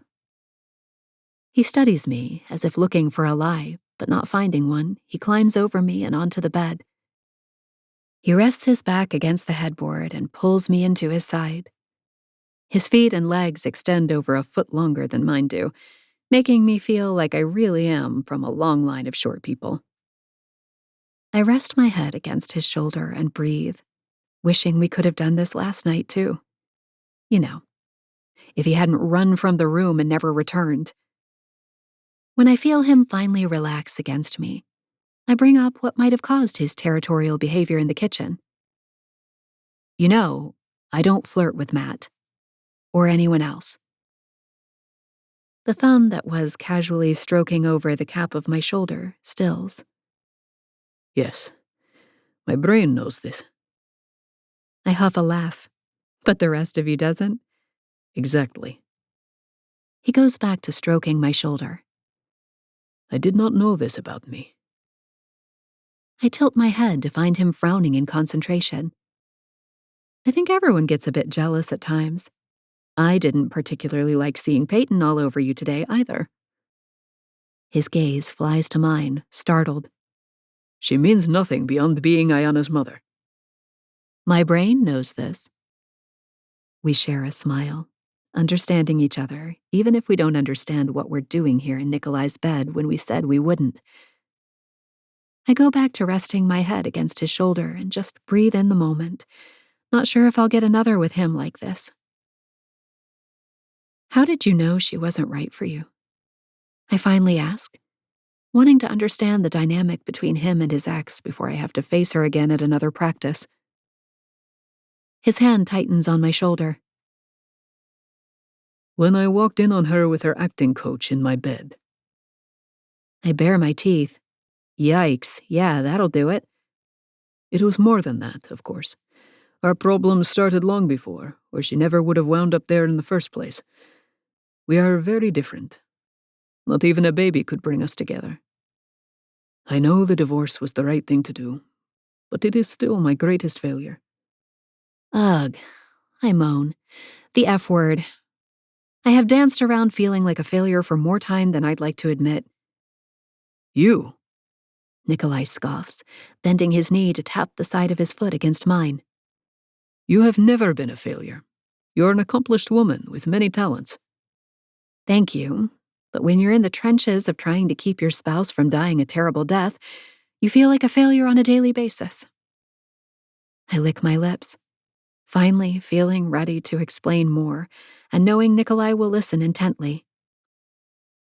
2 months before Josh was diagnosed, I visited an attorney. I was thinking of filing for divorce. We'd slid into being friends years prior, and there was no great passion left between us. I was approaching 40 and kept wondering if that was all that's left in this life. Then, of course, he was diagnosed, and I felt like I couldn't divorce him when he was facing the fight of his life, you know? I vowed to stuff down my issues and take care of him. But I failed at that too because he died. I couldn't save him. During that time, I also couldn't bring myself to love him like he deserved.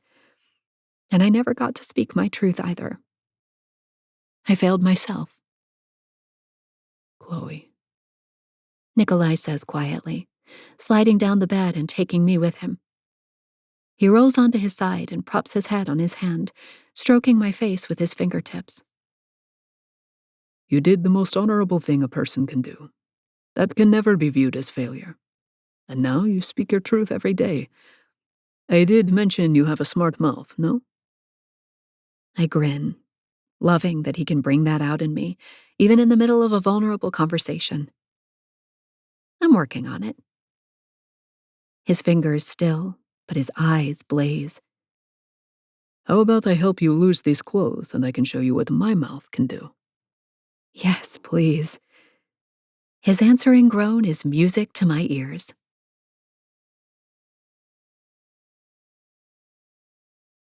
Chapter 32. Nico. You should marry Chloe. The napkin reaches my mouth barely in time to catch the water I just choked on at Ayana's words. It takes close to a minute to stop coughing and compose myself. We're drawing the attention of nearby diners, but that is the least of my concerns. Nor is it Ayana's based on the grin she is wearing. Why would you say such a thing? I finally managed to ask. When I agreed to dinner out after dance practice, I did not know it would include relationship advice from a 7-year-old. She lays her triangle of grilled cheese back on her plate and dusts her hands off as if preparing for a presentation. Well, why not? Brooke's dad just got married, and her mom's been married to her other mom since she was like 3. You and Mom aren't married anymore either, so... She trails off as if this is basic logic and I am unbearably slow. I push my half-eaten sandwich aside and rest my elbows on the table. And that is nice for them, Ayana. But Chloe and I are not a couple. But you could be. No, This is not your concern. I shake my head, wondering why I'm trying to reason about adult relationships with a child whose future plan includes marrying her dog. Chloe is your hockey coach, and she is a very nice person. Ayana is undeterred. She begins ticking off her fingers one by one. And she's pretty. She's great with Paul. She's funny. She likes bake-off. She makes the best quesadillas. She finds puzzle pieces faster than anybody. She's an awesome skater. She knows vanilla ice cream is a waste of time. She wears cool clothes. Oh, and she smells good. Fuck. Of course, all of those things are true, as well as many other tempting traits I have come to know. But Ayana must not let her mind go there. A man other than me will ultimately be the one enjoying and appreciating all that is Chloe. Chloe is a friend, Ayana, like Brooke is your friend. It is all she can ever be, despite our current arrangement. But we are only having fun, letting off steam. The fact that I cannot stop thinking about her lips around my and my hands fisting in her hair is only the result of a cock's universal ability to rule the thoughts of whichever man it is attached to. I might marry Brooke. I mean, we like all the same stuff. My brain is beginning to hurt. I thought you were marrying Paul. I haven't decided yet. She shrugs and picks up her sandwich again before taking a man-sized bite. My lips quirk at the sight, despite the turmoil she has just instigated. We must move on from this topic, the sooner the better. But it is concerning that my behavior has perhaps prompted such notions about Chloe and me. We have been so careful, though, especially since that day at the ice rink with Eli's mother last week. Yes, we did end up sleeping in the same bed the last few nights, but not intentionally. I'm out of practice, so properly fucking Chloe and keeping her safe it takes a toll on my energy. The first time it happened, I had just closed my eyes for a moment, fully intent on moving to the couch as soon as I caught my breath. The next thing I knew, the sun was streaming through the gap in the blinds, and Chloe's warm body was splayed across my chest, my hand cupped around one of her ass cheeks. There's a lot to be said for convenience. We have not discussed it since that first night, and we never did have that conversation about the importance of keeping this between us. But we both know this is a temporary arrangement, a situationship. If I understand Rhodey's use of the term correctly, which is unlikely. There are enough English words to remember already. I do not understand the need to invent more. Jealousy has risen its ugly head, which still baffles me since Chloe is not mine anywhere but in the bedroom. But our physical connection is so strong, perhaps I should not be overly surprised at my baser instincts overpowering reason. The bottom line is that we are friends who are sexually compatible, but neither of us is looking for a relationship, despite what my daughter might wish. I pull my plate in front of me once more and pick up my sandwich as I eye my daughter. Well, considering that you will not be allowed to date until you are 30 years old, I would say you have time to decide. She rolls her eyes and wraps both hands around her glass of milk. We chat about school, Paul, and our family in Kazakhstan through the rest of the meal. And then I return Ayana to her mother's house in time for bed. Peyton declines to come out for a chat. A stark turnaround from her behavior at Ayana's hockey practice where she couldn't seem to stop talking. I suspect she has learned the hard truth from her lawyer, and her act at the rink was a last-ditch effort to charm me into who knows what. Have a good day at school tomorrow, I tell Ayana as I hug her goodbye on the porch. Her tiny body feels so fragile sometimes, I'm afraid I will break her. But my daughter is strong, I remind myself. Listen to your teachers, yes? I release her. I will, she promises before opening the door. Give Paul a pat for me. I will. I return the promise. A smile curves my lips when I pull into my garage to see Chloe's Bronco safely tucked into the third bay. It made no sense for her to continue parking in the driveway when the weather was so hot, despite her insistence that it was no big deal. All it took was temporarily denying her orgasm by pulling my from her pretty to get her to accept the extra garage door opener. As soon as I open the door, Paul greets me with paws to my thighs and a wagging tail. Off, I command, and he obeys with no fuss, deciding to run circles around me instead. Your mistress says hello, I tell him with a scratch behind his ears. Hey! Chloe appears around the corner from the kitchen, a patch of white on her cheek and her hair tied up with another of her kerchiefs. More white covers the front of her shirt, some of it dusted along her exposed collarbone. She looks good enough to eat.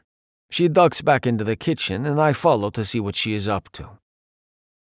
Coaching has already driven you to cocaine? I quip as I turn the corner and stop short. Every surface is covered in cookies, muffins, pans, trays, flour, and Lord knows what else. He tells jokes, she says, transferring cookies from a baking sheet to a plate. How was dinner with your ballerina? Good, I answer absently, my eyes still taking in the disaster surrounding us.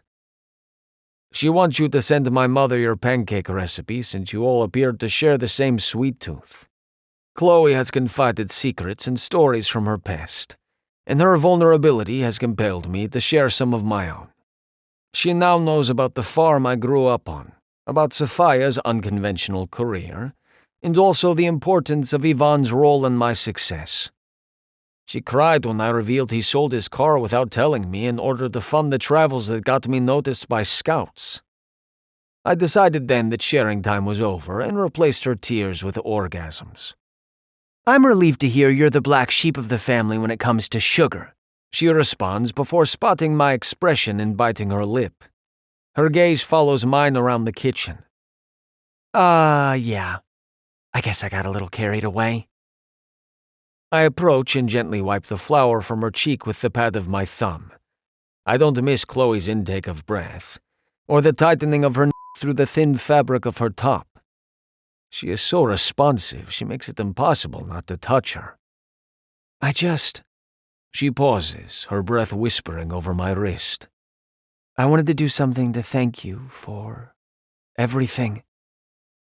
When I lean in and nuzzle the skin under her ear, her head drops back, but her words continue in a breathy tumble, their meaning becoming almost nonsensical. But it's hard baking for a guy who doesn't eat sweets, so I tried to find a recipe for, oh God, she moans when I nip her earlobe and lave it with my tongue. For healthy muffins, she continues, her body beginning to tremble when my hands slide along her hips to the hem of her skirt. So I decided to say screw it and made my favorite blueberry ones instead. My tongue finds her pulse point as her fingertips skate up my abs to my chest. But then I remembered somebody telling me to use applesauce instead of, oh God, butter. So I tried 3 different recipes for cookies and, oh my God, they all tasted terrible. She's panting now, and I would laugh at her determination to complete this detailed account of whatever destroyed my kitchen, but my is too painfully hard. So you are making me terrible cookies to thank me for what? I ask into her throat as I back her into the counter for leverage. For letting me stay for so long. Her breath hitches on the last word. She moans before saying, my duplex is ready. And I pull my head back to look down at her. Flushed cheeks, damp lips, half-lidded eyes. She is a dream come true. Why did you stop? Her voice is husky. I open my mouth to answer, not having the first clue what words will come out, but my phone rings from my back pocket. My mind still swirling, I absently pull it from my pants with my free hand, and we both look down at the screen. Jane. I move to set the device on the counter, but Chloe grabs it and pulls away. It's Jane, you have to answer. She shoves the phone at me, pressing the accept call button. I've not even had the chance to put the phone to my ear or say hello when Jane's voice comes over the line, loud enough for both of us to hear. Guess what I have in my hand? I awkwardly shift the phone to my ear, but she does not wait for my reply. The judge's final order. Chloe gasps and I stumble forward, dropping one hand to the counter to brace my body. Nico? Jane asks. I am here. My voice sounds foreign. There's something stuck in my throat. A warm hand rests on my back, stroking up and down my spine as Jane continues at a breakneck pace. Everything has been filed, and I already submitted our proposed custody schedule covering now through the hockey season. We'll create a different one to start next July, with the assumption that you'll be busy winning the Stanley Cup in June, of course. She continues, but I only hear bits and pieces of it. My mind is too focused on the miracle that I finally have my Ayana back. Things will be easier once you retire, but we've outlined plenty of time for you two between now and then, starting with weekends and 2 weeks at your house beginning the first of the month. That gets my full attention, and I straighten. Now that I have dates and this is all a reality, I must find childcare, and it cannot be Chloe anymore. As if hearing my thoughts, her arms come around my waist from behind and she squeezes me tight, her cheek resting against my back. Listen to me talking your ear off, Jane laughs. Peyton has another week to respond with changes, but we were generous with the schedule, and alterations can easily be made as we go. We just have to make sure we keep following official procedures. She finally exhales and pauses. But Nico? Yes, I am here, I repeat, seemingly unable to produce any other words. You're done proving yourself. Jane's voice has gone gentle, but still loud enough for Chloe to hear based on the prolonged squeeze she delivers. Part of me wants to laugh at my lawyer's words. When is a man ever done proving his worth? But I understand her meaning. You're her dad, and you finally get to enjoy it. Thank you, Jane. Truly. My voice sounds a little more like my own now. You're welcome. I can hear her fingernails begin to clack on her keyboard. I'll let you go, but I'll be in touch. Crack open a bottle of champagne, okay? She hangs up, and my phone hand drops to the counter, the device staring blandly up at me as if it did not just change my life forever. I finally have the right to be my daughter's father in a full and meaningful way, just as I have always fought for. And there is no way in hell I am going to fuck it up. I'm so happy for you, Nikolai, Chloe says on another squeeze, but I don't turn to her yet and I don't say a word. Because the one word we both know is coming is the one I am not ready to say. Goodbye. Chapter 33. Chloe. I press my nose against the glass and mimic a fish opening and closing its mouth. Sushi is not impressed. In fact, she swims away from me, a corner of her bright turquoise tail the only thing visible outside the underwater castle where she hides. Oh, you like the construction workers better now. So much for female... what's the word? My breath fogs the glass and I stand up, stretching my back and hoping the word will come to me before I grow another gray hair. Oh, solidarity. Believe me, I saved your life not bringing you into the house with Paul. He would have had you for a snack on day one. I've only been home one night in my duplex, and already everything feels wrong. My mattress isn't as comfortable as Nikolai's. My fish seems pissed off I left her with someone else for a few weeks, even though I came over every day to feed her. My plants have been rearranged in the wrong spots. My refrigerator is pristine instead of covered with dirty fingerprints and colored drawings from Ayana. Pacing my living space, I think about what those two might have been up to today. Nikolai was able to negotiate another afternoon with Ayana before their parenting plan schedule kicks in. Paul must be in heaven with that little girl home and joining him in straight chaos. I rub my chest bone and realize I'm jealous of a grown man having time with his own daughter. Ugh. I flop down on the sofa in an overly dramatic fashion. My stomach rumbles, but I ignore it. Who can eat dinner when they're in the middle of an existential breakdown? I came to Tampa to get away from all the people who looked at me with pity in their eyes. I came to start a new life, one that's formed with my truth at the center and fun holding up the edges. And what did I do? Fall in love with an unavailable single dad who refuses to even consider that we could have a relationship. So here I am pretending I'm not feeling what I'm actually feeling. Again.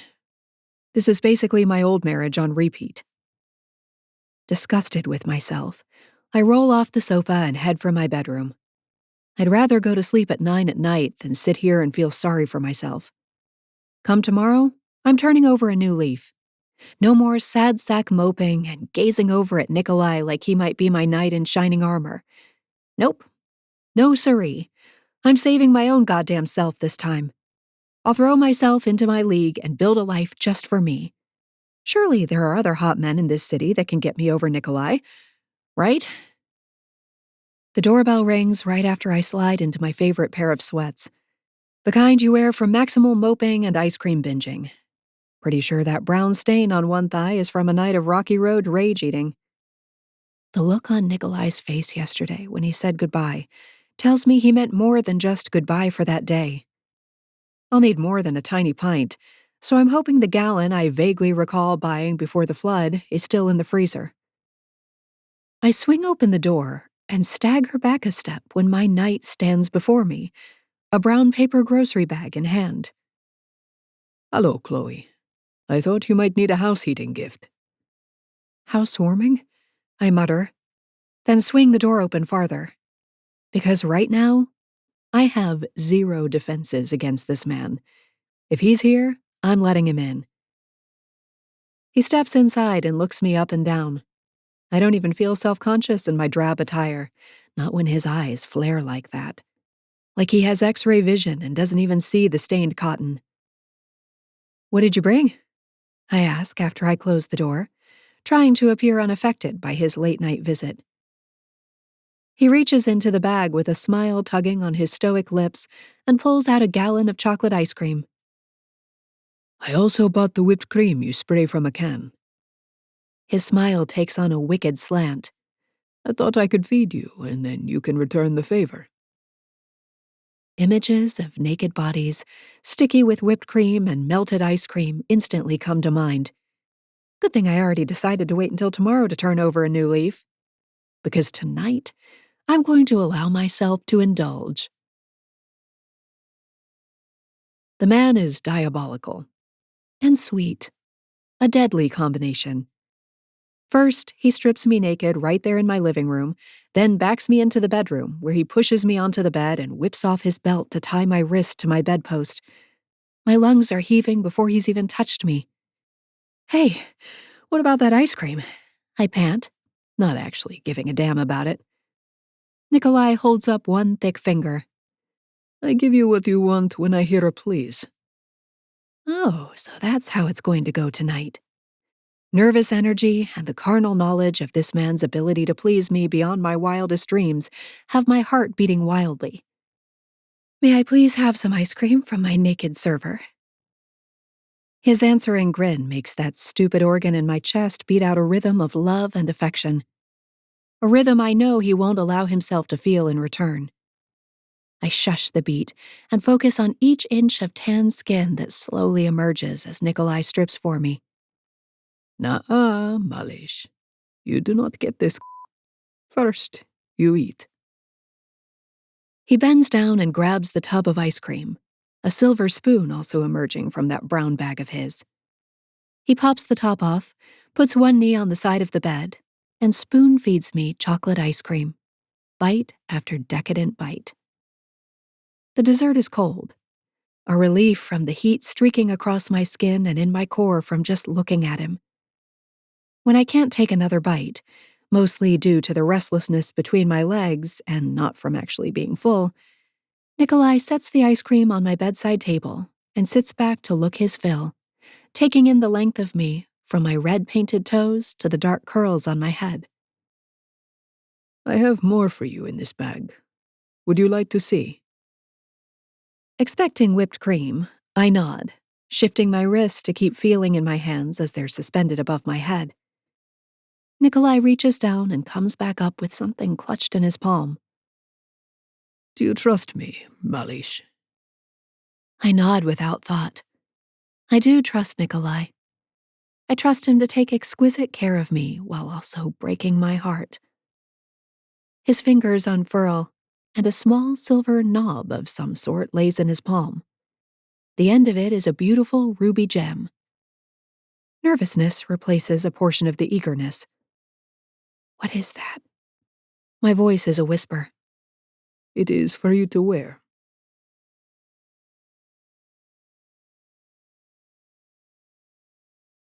I'm somewhere else, floating in a plane where only pleasure exists and silly things like oxygen don't matter. He barks a Russian word into my mouth, and I'm aware he's shaking above me, but I'm still free-falling. Long moments later, Nikolai rolls to his side, twisting me with him. My eyes are closed, and I briefly wonder if I'm still here on this earth. He huffs a laugh. My eyes fly open and I whimper as I shake. He stares down at me in wonder before stealing another kiss. Every bit of energy flees my body as the waves recede, leaving me a limp noodle of pleased female. I take it you liked my housewarming present? Nikolai's rumble of a voice holds a note of humor. Without opening my eyes, I respond. Please tell me you don't take butt plugs to everyone's housewarming parties. His laughter stirs my eyes back open. He's handsome every second of every day, but his face in laughter is something I can't miss. He unties my wrists and massages my arms before stroking strands of hair off my face as we settle into cuddling. I can feel him debating whether to leave or stay. I close my eyes and hope for both.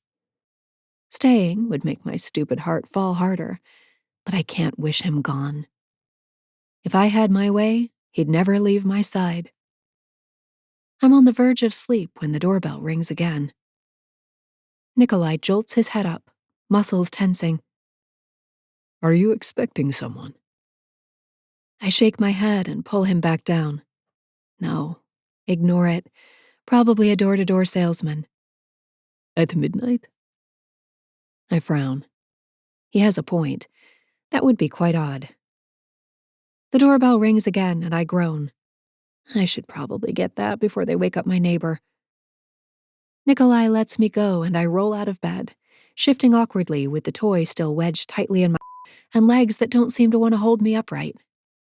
Can I walk with this thing? A full of himself and his sexual prowess smile is the only answer I get. I roll my eyes as I pull on a robe and tie it tightly around my waist. My hair probably looks like I got struck by lightning, but there's nothing I can do about it, and it's the least of my problems right now. Hopefully, I can get rid of my midnight visitor quickly. I pop the door open an inch, with a remark about going away on my lips. Instead, I gape at the person on my welcome mat. Dad? He gives me a sheepish smile. Do you mind if we chat, Pumpkin? Kill me now. I swallow hard, trying to remain calm even as my cheeks flame bright. Now? He shrugs and sends that easygoing, lopsided smile my way. I really need to get something off my chest. So I do what any daughter would do when faced with her contrite father. I let him in and walk over to the couch, acutely aware of the steel toy still in place and the man hiding from his coach in my bedroom.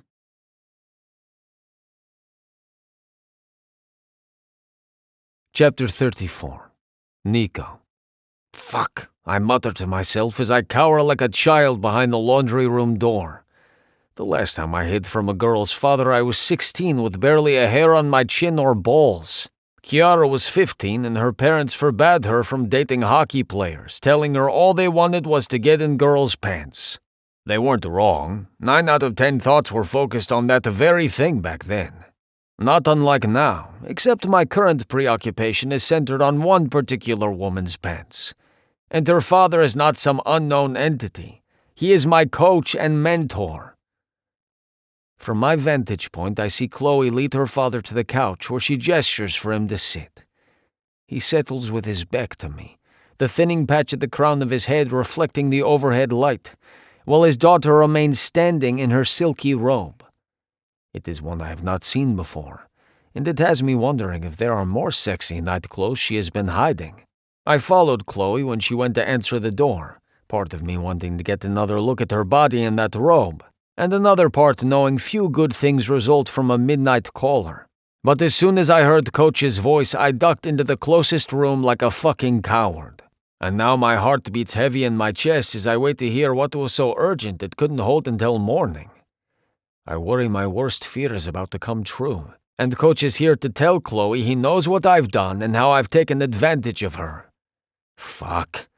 How have I allowed my moral compass to spin so out of control? What are you doing out so late? Chloe asks, worrying the sash of her robe with restless fingers. She has the same fear, it is clear. Has retirement made you a night owl? Coach chuckles uncomfortably. Something like that. He clears his throat. I need to tell you something. Now is the time. I need to man up and go to Chloe's side. What kind of weakling am I to leave her to bear this alone? I draw in a deep breath and straighten as I reach for the door handle to swing it wide. There is no time to regret not dressing in more than my boxers. I've been seeing someone for a while and we're in love. The words spill from Coach's lips in a rush, and my hand freezes on the handle as my eyes dart back to Chloe. Eyes wide and lips in a surprised "oh," she drops down to the couch as if her legs have given out on her. No sooner does her ass hit the cushion, however, and she is back on her feet with a strangled "Arg! Oh God!" I am alarmed for only a split second before remembering the ruby plug in her ass. If this situation were not so fraught, I would probably laugh. Coach drops his face into his hands. I knew it was too soon. I'm so sorry, Pumpkin. I just hated all this sneaking around. And Sharon said it was time to come clean and that you'd probably be happy.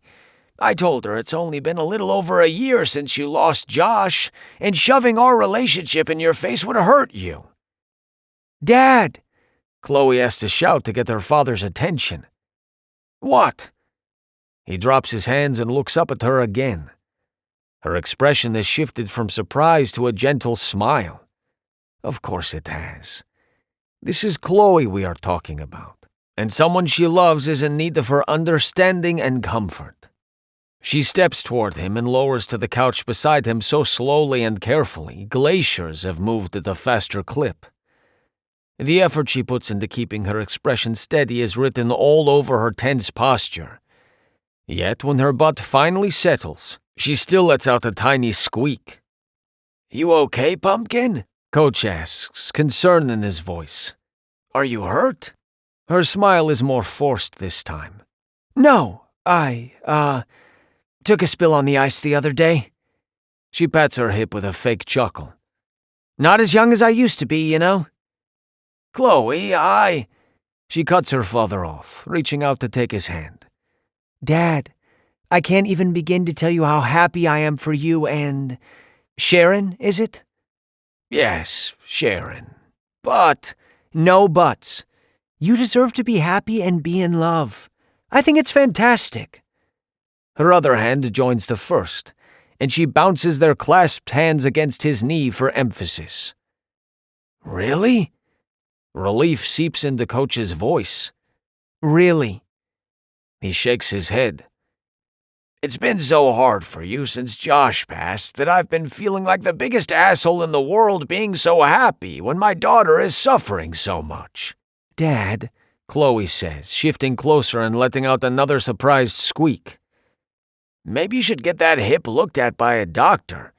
Coach leans in with an extended hand, causing Chloe to back up again. This time the squeak is more of a yelp. Nope, all good. Her tone borders on panic, and Coach takes the hint, settling back into the cushion with stiff shoulders, clearly still on alert. Chloe exhales before drawing a deep breath in through her nose and squaring her shoulders and chin. What I was going to say is that life doesn't work like that, Dad. Things don't happen in perfect sequence like we might plan. Josh wasn't supposed to die at 41.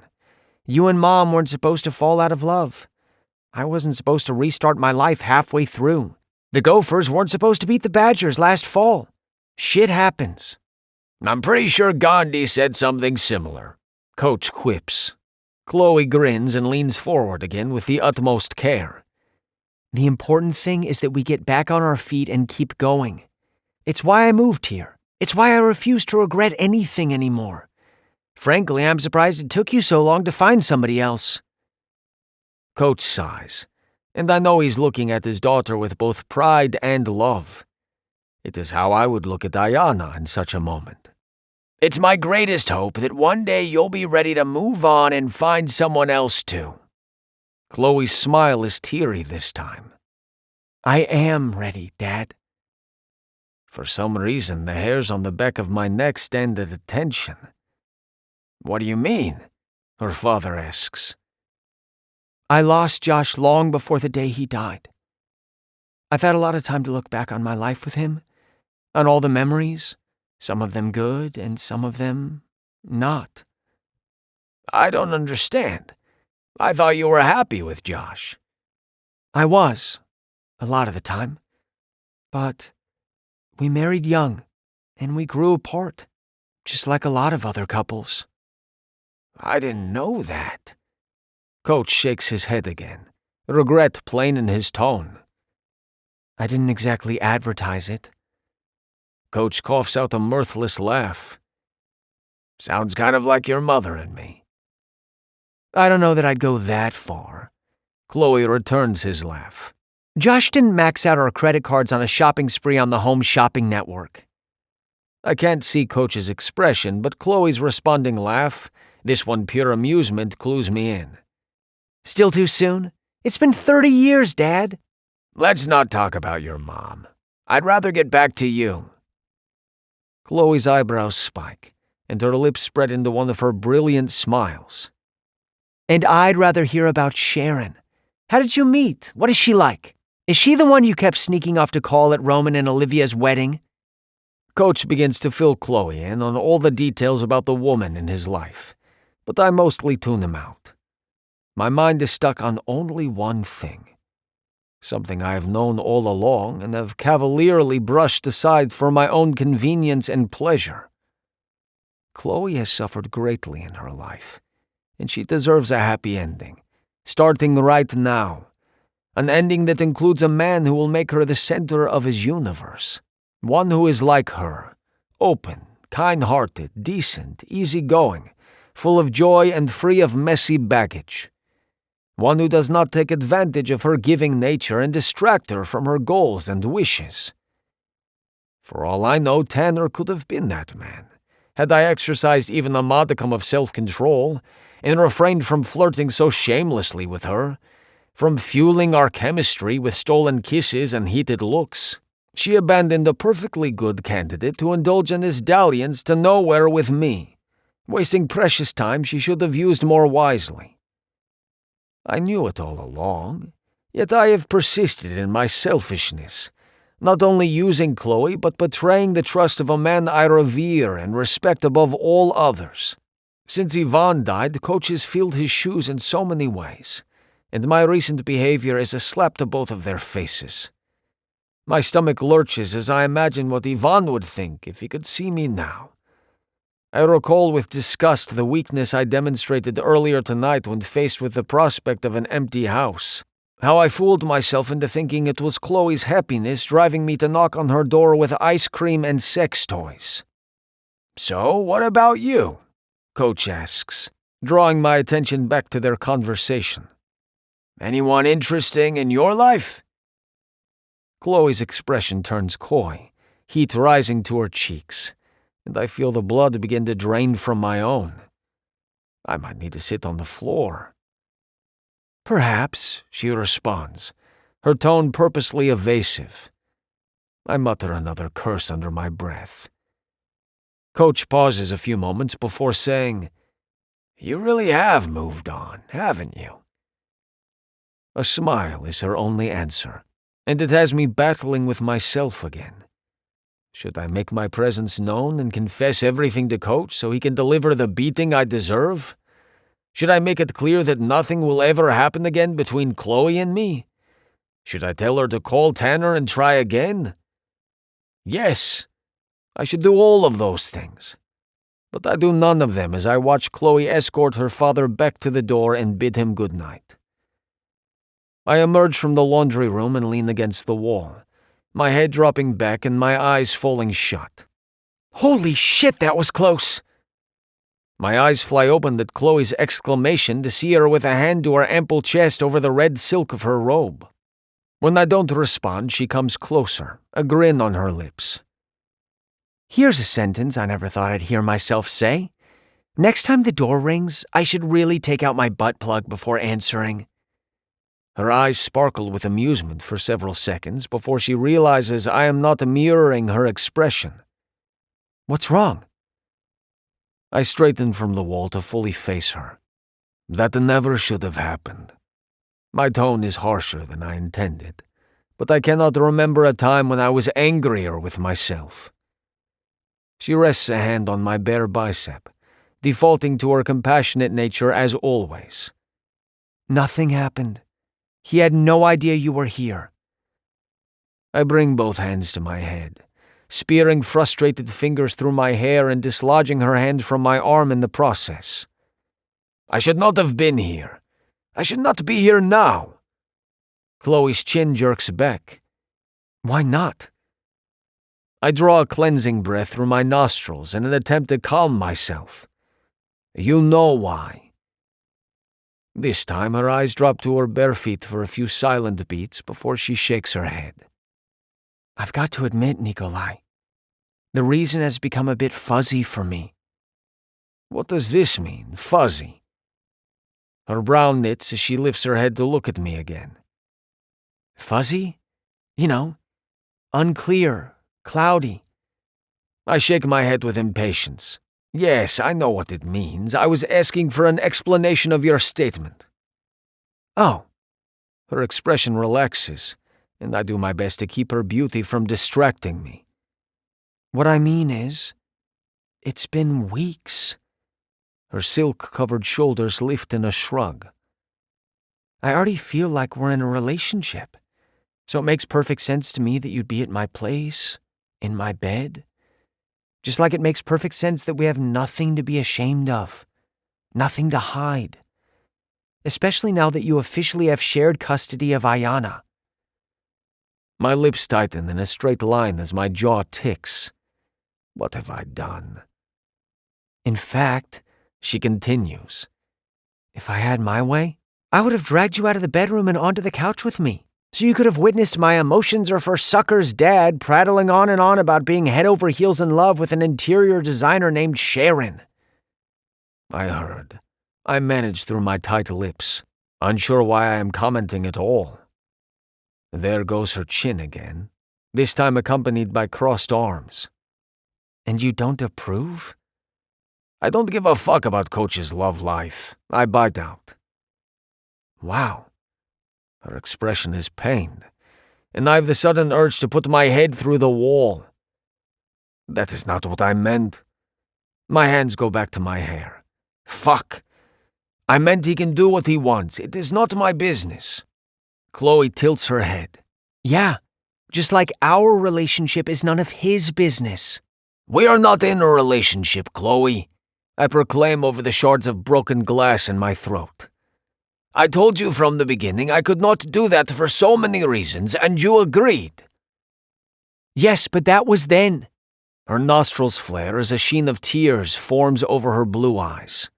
Before. Everything in me warns me not to ask, but I do anyway. Before what? Before I fell in love with you. Her voice cracks on the last words, but the tears remain trapped in her eyes without falling. We stare at one another for several long moments. With each passing second that I don't move or respond, Chloe's eyes lose more luster, and her lips fall into a downward curve. And like the asshole I am, I wait until her eyelids fall shut before retreating to her room to get dressed, and then let myself out her door for the last time.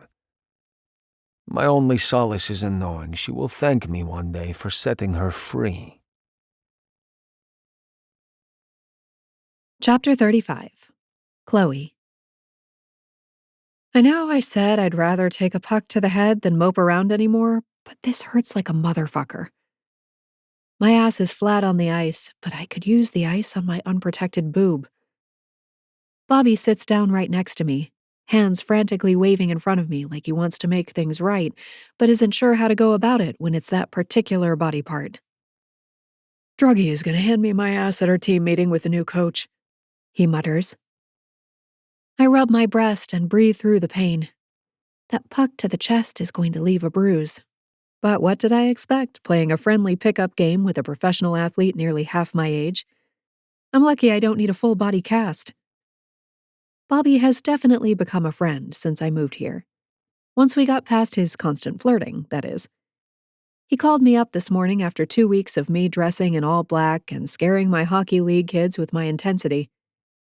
Ayana slipped me a piece of paper earlier this week with an overly sunshiny note about watching Bake Off together sometime soon, and I had to hand over practice to Bobby and Matt while I sobbed in the bathroom.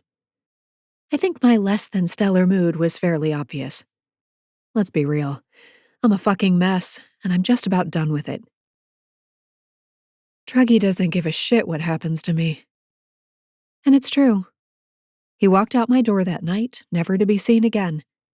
He's clearly trying to avoid me, somehow never at the rink any time I'm slated to be here. Bobby snorts, getting to his feet and offering me his hand. I take it, letting him help me up, but he doesn't let go. Oh yeah? Want to run a little experiment? His blue eyes are twinkling, and even in my foul mood I can't ignore the power of Bobby's mischievous grin. I nod. What the hell? Why not? His hand tightens and he pulls me close, running his fingers through my hair and pushing the strands behind my shoulder. He leans in and looks like he's about to sniff my neck. What the hell? I mutter, looking at him like he's lost his damn mind. Shh, just go with it, Coop. He snickers, but lowers his head anyway and licks my neck. Hey! I cry, pushing him back the same time there's a growl from the side of the rink. What the fuck, Rody? We both turn to see Nikolai standing like an avenging Slavic warrior, ready to spill blood and burn villages. His fists clench tight at his side, and his eyebrows are officially a unibrow. If he doesn't cool that glower, his sweats are in danger of burning clean off him. Told ya, Bobby whispers with an obnoxious wink. He releases me and dares to give Nikolai a grin. Hey, Druggy, nice to see you. Get your ass off that ice before I drag you away. I'm out of here. Bobby holds up his hands in peace and wisely skates off the ice in the opposite direction. He runs right into the mom of one of my students as she looks for a spot for her son to put on his skates. I roll my eyes, but I can't seem to turn away from Nikolai long enough to make sure Bobby apologizes. Nikolai's standing there, fuming like an angry bull. I drink him in and realize seeing him again hurts worse than that puck to my breast. I fell in love with the guy, told him so, got rejected, and now I might have to see him on the regular. Jesus. Talk about fucking up my move to a new state right out of the gate. Mom and Dad were right all along. Have to steer clear of those hockey boys. Do not even think about that, Nikolai commands. I frown, clearly lost. Think about what? Hockey boys? His frown deepens. I didn't think it was possible. He points his finger at me in warning and stalks off without saying a word. I watch him go, telling myself this will be the last time I watch him walk away from me. We're clearly done, and I need to let him go. The locker room door swings shut behind him, and I let out the breath I'm holding. Coach! Little voices sound behind me, and I paste on a smile, telling myself to get my shit together and give these kids the kind of fun lesson they deserve. I can lick my wounds later. So that's what I do. I pour everything I have into these kids and focus on building my life the way I always planned. Later, I tell myself I have one more night of moping before I put that shit to bed. Nikolai ruined ice cream for me, so I stick to the ultra-processed brownies from a box, knowing he'd never allow such terrible nutrition past his lips. I'm 4 brownies and 2 glasses of wine into the night, and feeling like I might have hurt myself by consuming this for dinner, when my doorbell rings. I groan, having no intention of answering it. I'm done with doorbells. Done with tall, Russian-speaking men with magic dicks and big, stubborn hearts. Done with single dads whose kids make you fall in love with them, too. Chloe, can we talk? It's Caitlin. A muffled female voice through my front door has the wine glass freezing against my lips. Basic etiquette has me groaning again. I can't just ignore a pregnant woman at my door. Putting the wine glass down, I get to my feet and head for the door. I swing it open and lean against the doorframe. Yes, I answer the door, but I'm not giving the body language of someone who wants an extended visit. Caitlin, perfectly tall and gorgeous and successful, holds up a bottle of wine above her very pregnant belly. I can't drink it, and Banks is trying some no-carb diet to keep the old man pounds off. Can I come in? How did you know wine was the magic password? I give her a wry grin and step back to let her in. We settle on the couch, and I pour her wine into my glass. The bottle looks way more expensive than the cheap grocery store brand I had on hand. She leans her head back on the couch and rubs her belly. Do you mind? She gestures to the coffee table, and I wave a hand. She kicks off her heels and props her feet up, wiggling her toes. Damn, no one told me you lose your ankles when pregnant. I knew my waistline would go, but ankles too? I take a sip of wine and immediately close my eyes to savor the rich flavor bursting across my tongue. Now I feel bad for not wanting company. I know we haven't really reached that level of friendship where we visit each other unannounced, so let me get to the point. She barrels ahead in true Caitlin fashion. Banks sent me. My eyes fly open. Why? The boys are worried about you. Caitlin zeroes in on me with those brown eyes that don't miss a thing. They had a meeting after Nico left the rink. My jaw drops open. That just might be the sweetest, most embarrassing thing I've ever heard. Like, all of them? Caitlin smiles. Yep, the whole team. They're all worried about you. Said you haven't been your normal spicy self, and they think Nico is to blame. Which is why I'm here. If there's anyone who understands the fuckery of dating a hockey player, it's me. She tips her head back and forth. And Olivia, I suppose. Roman wasn't exactly easy either. My hands are shaking at the implication, so I put the wine glass down on the coffee table. I spin toward Caitlin and lean forward. Does everyone know about Nikolai and me? Honestly, I don't care if they do, but I know Nikolai would care. Very much. She rolls her eyes. It's kind of obvious. The two of you look at each other and panties spontaneously combust in a 5-mile radius. Then she frowns. Until recently. The boys say Nico's been an absolute beast. Made McDougal cry the other day. I wince. That sounds on brand for Nikolai. I reach for the wine and fill my glass to the brim before sitting back and unloading the entire story on Caitlin. By the time I wind down, my glass is empty and she's fanning her face. I need to get home to my fiancé. Fun fact, libido cranks up again 3rd trimester. I force a smile, happy for my friend, but heart aching from retelling our story, knowing that's all I have left of Nikolai. Well, thanks for swinging by. The wine and company were fantastic. Caitlin waves her hand away from her face. Oh, I'm not leaving yet. I gotta know how this ends. I shrug, feeling the buzz of the wine now and enjoying the way it blunts the ache in my chest. I wish I knew, but I have a feeling it ends with nights like this. Wine, sugar, and crying myself to sleep until I'm over him. Oh, honey, no. Absolutely not. She shakes her head so hard her hair starts tumbling out of the messy bun on top of her head. That man is in love with you. The words hit like an arrow lancing my chest. It's hard to breathe around it, but I force myself to respond. No, he actually isn't, and I need to accept that and move on. Caitlin reaches over and squeezes my hand, surprisingly hard for a woman putting all her resources into growing another human being. That's just it, babe. The boys are convinced he's in love with you. He actually laughed at one of Bobby's jokes in the locker room 3 weeks ago. You know, when things were still good between you. And that's also why he's been such a beast now that you've been apart. Her words spark some stupid flame of hope, but I squash it. Quick. Listen, I settled in a relationship before, and I refuse to do that again. My late husband and I were good friends, and that was nice, but I need more. I want someone who loves me passionately. This is supposed to be my second chance at life and love. I won't settle again. You definitely shouldn't. Caitlin agrees, patting my hands. But these men. She shakes her head and huffs out a breath. They're not much brighter than their hockey sticks when it comes to love. You have to shove them into a wall to get their attention. Reaching over, I pull her into a hug.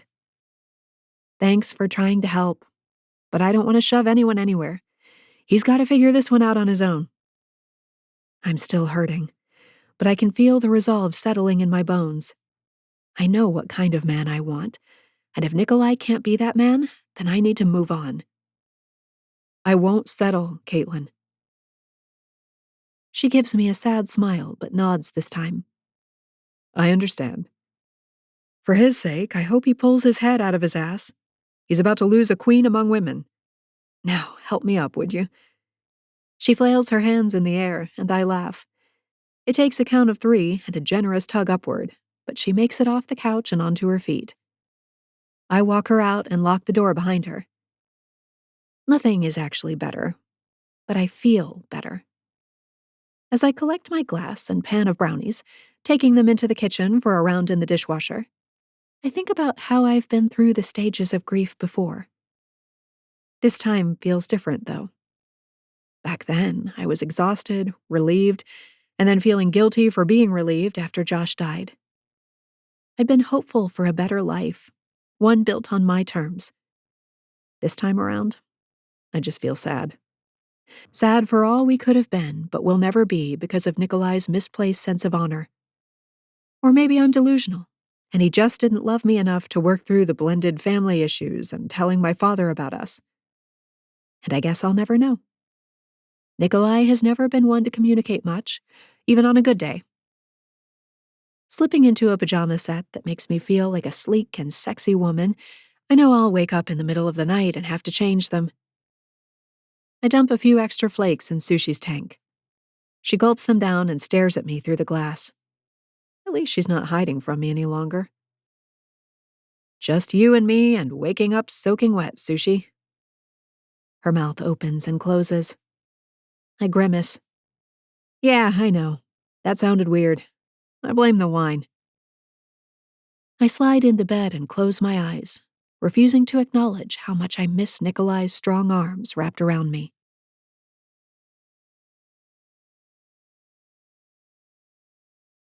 Chapter 36. Nika. 3 hours earlier. The new coach is a hard ass. Good. That is exactly what this team needs: discipline, purpose, and accountability. Roman ran the tight ship as captain, and Dano does his best to fill Roman's shoes and keep everyone's feet to the fire. But from everything I have seen, heard, and read these past few months, as well as throughout the meeting that just adjourned, Coach Andre Marsh will deliver a firm brand of leadership even Ivan would approve of. Ivan was the original hard ass of hockey back home, and I would not have had it any other way. He always said a player without an impossible challenge before him has no reason to rise. That was just one of the many nuggets of wisdom he enjoyed dispensing. Do or do not, there is no try was another favorite, which to his dying day he insists he coined long before Yoda came around. When Coach Bowman and the franchise heads officially introduced Coach Marsh at our team meeting tonight, mixed emotions flashed over Coach Bowman's face. It is the end of a chapter. The man has dedicated such an enormous part of his life to the Storm Chasers. He deserves to enjoy a long retirement with a new focus. His impact on all our lives cannot be understated, and we owe him much gratitude, me especially. Benny embraces Coach Bowman just inside the door while I stand back and watch my fellow teammates. Dano and Money are deep in conversation with Coach Marsh while the younger players exchange backslaps and laughs, many having not seen each other since early June. When Benny backs away, I believe I detect a wayward tear in the corner of his eye. The man only gets sappier the further Caitlin's pregnancy progresses. By the time she gives birth, he will be a blubbering mess. Cappy quickly takes Benny's place in front of Coach Bowman as Benny flicks a hand across his eyes while glancing around to make sure nobody notices. His gaze catches on mine, and he freezes before shrugging and loping over my way. What can I say? I'm gonna miss the guy. My only response is a grunt. a perfect reflection of my dark mood. I was nearly late to the meeting after entering the practice facility earlier to see Rhodey and Chloe embracing on the ice. I stalked into the locker room after Rhodey, intent on ripping his head off and shoving it up his impertinent ass. But he must not be as stupid as I believed him to be because he had already made himself scarce. By the time he slipped into the media room, the team meeting had already begun, and I did not want my first impression on my new coach to include a homicide. It is my sincerest hope that Chloe is not allowing Rhodey to waste her time. The last thing she deserves is a partner whose idea of a good time includes lighting his farts on fire and picking fights with opposing teams' rookies. While it is none of my business, of course, I feel protective of Chloe. If I am being honest, I feel a variety of things for Chloe, none of which I can ever entertain again, however. I have already done too much damage. In the absence of a real reply, Benny feels compelled to continue this conversation alone. I see it's still grumpy season. My glare only makes him grin. You don't happen to have any coal lying around the house, do you? He asks. Have you taken a puck to the skull? What else could explain his arbitrary question? He continues as if I have not spoken, because you could have a pile of diamonds in a matter of days if you tucked a few lumps of coal in those clenched fists. My jaw tightens as I frown at him and force my hands to relax at my sides. Benny points at my face with another grin. Or between your molars. Leave me. I dismiss Benny, not in the mood for his jokes. Wish I could, he says, although he does not sound very regretful. But you're a ticking time bomb, druggie, and I'm not the only one who's noticed. At his comment, I dart my gaze around the room. He is correct. Several pairs of eyes flash away, their owners doing a shitty job of hiding their curiosity. Shit. Explain, I demand. Benny sighs and settles against the wall next to me. Dude, you've been a complete bear these last couple weeks, snapping at everyone like a wild hyena and stalking around the place like you're plotting a decidedly violent coup.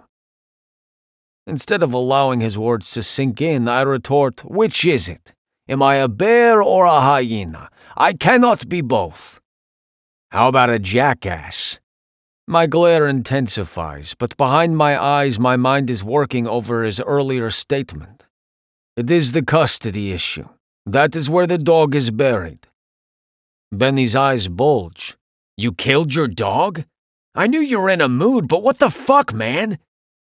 I respond with growing impatience. It is an expression, you moron. Why are Russian expressions so terrifying? He looks like he's sweating. I consider reminding him of the English phrase, there is more than one way to skin a cat, but I refrain. My mood, as you put it, is from the custody fight. I lie as I return us to the topic. I will temper my behavior when training camp begins next week. Custody my ass. You think our women don't talk? My pulse jumps. What women? Could he possibly suspect? Caitlin, Olivia, Sarah, Chloe. His emphasis on the last name is so exaggerated it's almost comical, and it causes my heart to thump wildly in my rib cage. Explain. I repeat my earlier command as beads of sweat begin pricking at my temples. Benny shakes his head with something too closely resembling pity for my liking. Man, everybody knows you won your case. Chloe told us. He drops a hand on my shoulder. And we're damn happy for you. You deserve to have equal time with your little whippersnapper. Okay. I suppose it makes sense that she might have shared the news. Those of my teammates who remained in Tampa this off-season knew she was Ayana's nanny. Thank you, I manage, still wary. He waves me off, intent on whatever point he is trying to make. So, don't you think it's odd that a man who just won an agonizing 2-year battle would immediately turn around and act as if he just found out he accidentally married his sister? Do not think about my sister. My response is more reflexive than anything. Benny rolls his eyes and sighs.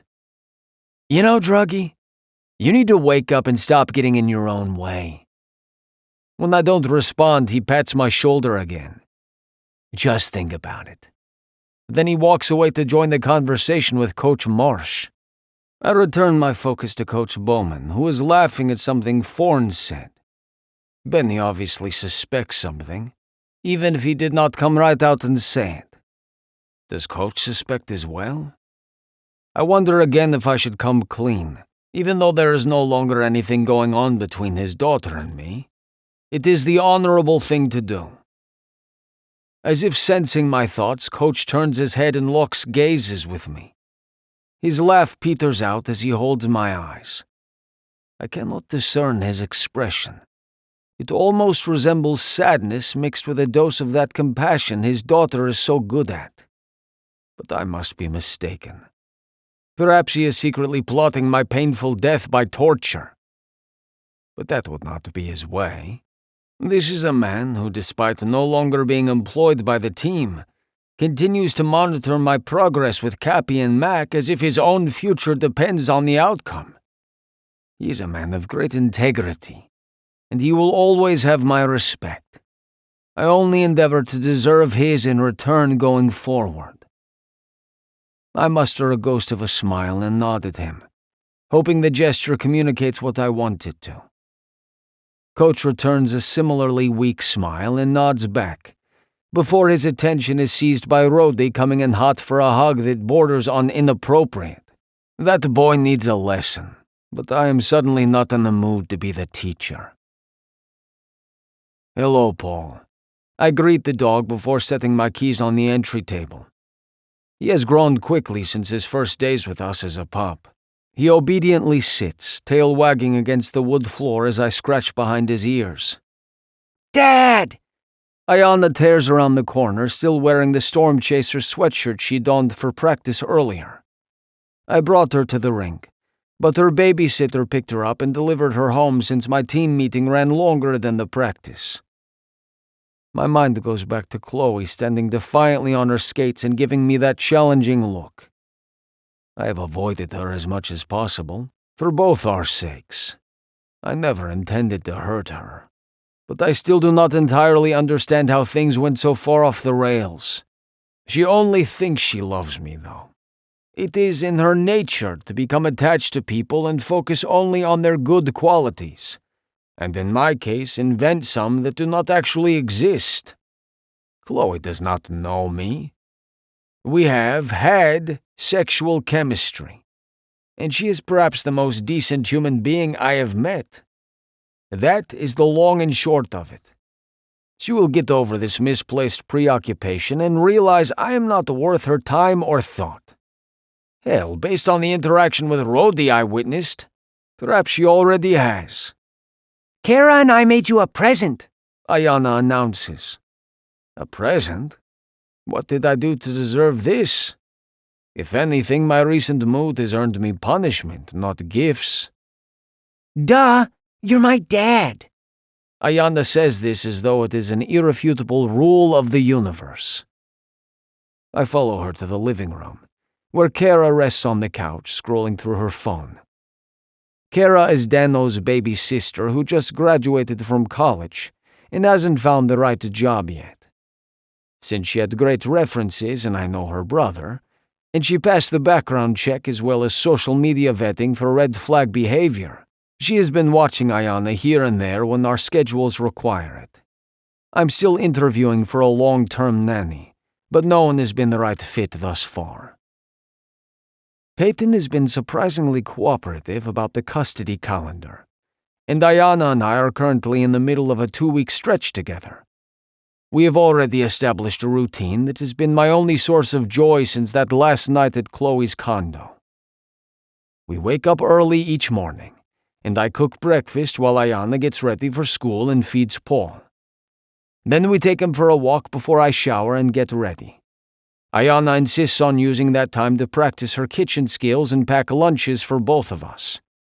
I do not have the heart to tell her that Mac and Cappy often eat mine, especially when she packs her lopsided peanut butter and jelly sandwiches. I do not understand Americans' obsession with a substance that seems to have no purpose other than sealing one's tongue to the roof of his mouth. Still, I will never tell her to stop making them. I drop her off at school and either go for my workout or meet up with Mac and Cappy for drills or more training. I leave the rink just in time to pick Ayana up after school, and we work on her homework or a puzzle together while sharing a snack. It is the cozy life I have longed for with my daughter, but I cannot escape the feeling that something is missing. I refuse to think too hard about it because this is what I have strived for all this time, and I will not be ungrateful for any of it. Hey, Mr. Drugoff. Kara looks up from her phone to greet me. She has the same light hair as Dano, but has luckily inherited everything else from their mother. I nod my hello and she continues. I didn't know Ayana was such a talented artist. I glance down at my daughter, who is beaming at her sitter. I run my hand over her head, ruffling her fine blonde tresses. You must get that from your tiocha, Sophia. Ayana's eyes widen. Oh yeah, I forgot to tell you my aunt is a painter. People pay her for her pictures and everything. She informs Kara. Cool. Kara stands, setting her phone on the coffee table before lifting a small gift bag from beside it. You should do the honors, she says to Ayana. My daughter rushes over to snatch the bag and then skips back to me. Open it, she invites, extending the paper bag. I take it with a smile and gently lift the tissue paper, hiding its contents. Ayana takes the paper and bounces on her toes with a wide grin as she waits for me to withdraw the gift. My breath catches when I remove it from the bag, finding that my daughter has painted and decorated a small picture frame holding a snapshot of Chloe and me. I recognize it from a night the three of us took Paul for a walk, and he began jumping and barking at fireworks lighting the sky from a nearby park. The sounds coming from the dog kept escalating until he was belting out extended, yearning howls that had all three of us bent over laughing. I did not even know Ayana had her phone with her that night, much less took a photo. Chloe, looking gorgeous as always, is leaning into me with a hand to my chest, and I am gazing down at her. There is no other word for it. With naked affection and an expression of pure happiness. An evening with just my daughter, her howling dog, and the most beautiful, sweet, and charming woman on earth. In other words, my wildest dream come true, even though I never meant to dream it in the first place. Chapter 37. Chloe. Can I ask you a quick question? Asks Molly, one of the moms who come to collect their kiddos after practice. She's dressed in a gorgeous suit, and despite being a beautiful woman, looks like she's had a rough day. I put my bag back on the bench and give her a warm smile, pushing down the panic that if I stay any longer, I risk running into Nikolai. Considering I've held fast to my vow to move on and quit moping after I had that wine-fueled night with Caitlin, I can't chance a run-in this soon. But Molly is wringing her hands, and the tug on my heart has me forgetting about Nikolai. She leans in and drops her voice. Matthew's been acting out recently. He'd kill me for telling you this, but he pushed another kid off the lunch table the other day and got suspended. Oh, no. I breathe. I saw a lot of kids with behavioral problems when I was a teacher. It almost always stemmed from an issue at home or bullying going on. But Matthew is such a nice boy, if a little quiet, from what I've seen in our practices. What can I do? She glances over her shoulder and continues, seeing Matthew still putting his shoes on with another kid from practice. Could you keep an eye on him? If he causes problems, I want to know about it as soon as possible. Single mom guilt over here. I worry I'm dropping the ball. I put my hand on her shoulder. I promise to keep a close eye. Molly's shoulders drop in relief. Thank you so much. I wasn't sure who to ask. This is why I started coaching, actually. I wanted to reach kids like I used to as a teacher without all the grading papers. Here's my number. You can text me anytime with concerns. We exchange numbers, and then Matthew walks up to his mom, seeming to hide behind his floppy hair. Hey, Coach. Jack keeps getting blisters. Can you see if his skates are jacked up? Sure. I give Molly what I hope is an encouraging smile and head over to offer my support. By the time I restring the laces on Jack's skates, his father has arrived. I also notice Bobby hovering nearby for no apparent reason. There's a flush on Molly's face, like she noticed Bobby's attention too, but is too shy to do anything about it. Ready to go, Matthew? Molly swings her keyring around and around her finger. I look past her to see Bobby staring at her ass with the kind of appreciation little kids give a 3-scoop cone of ice cream. I give him laser eyes that clearly say, "Stop the ogling, dumbass." He must feel it, because he snaps to attention and walks off. I shake my head and say goodbye, mentally adding check on Matthew to my list of things to do, and having a chat with Bobby about staying away from my students' moms.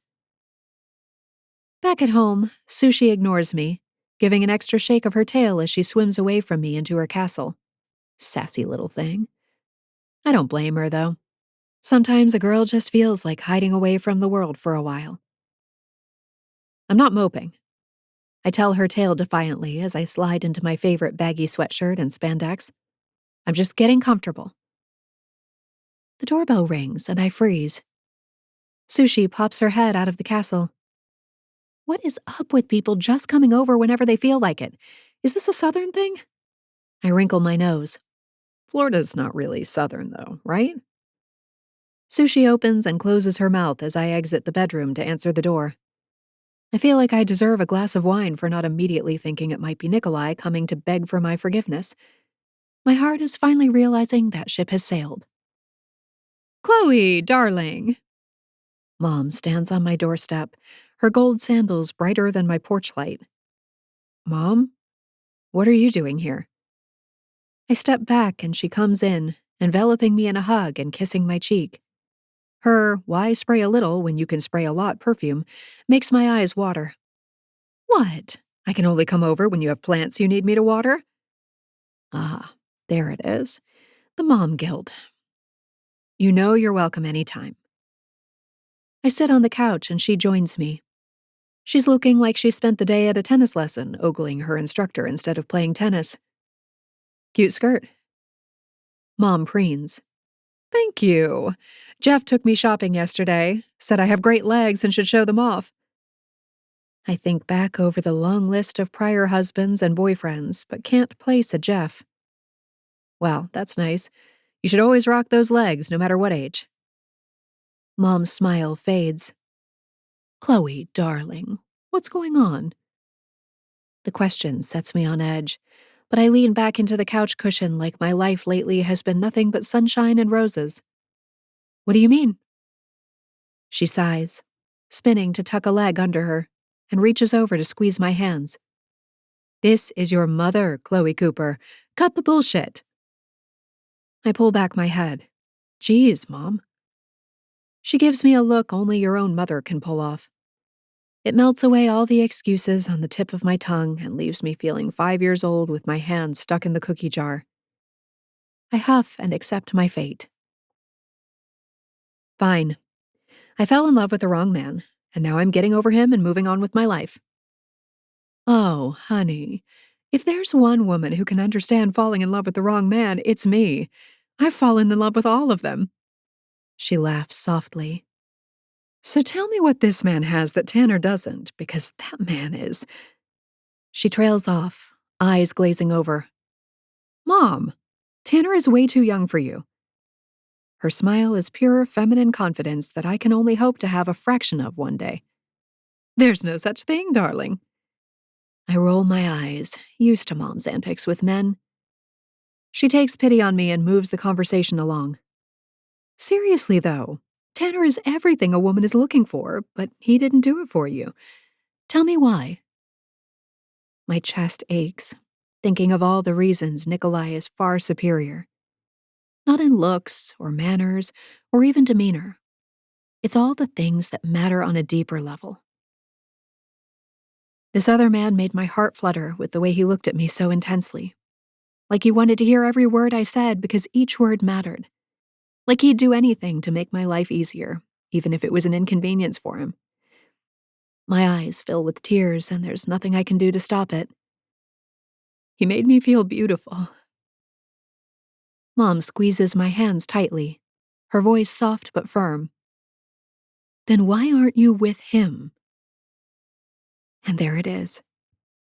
The deep wound in my chest that I've tried to ignore. A tear slips down my cheek. He's got a child, and a career, and an overly complicated sense of duty to, well, everyone. Those have to be his priorities. What I want doesn't matter.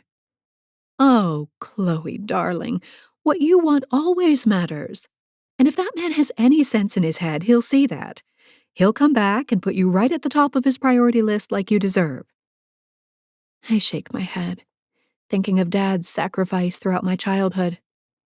He never remarried after he and Mom divorced.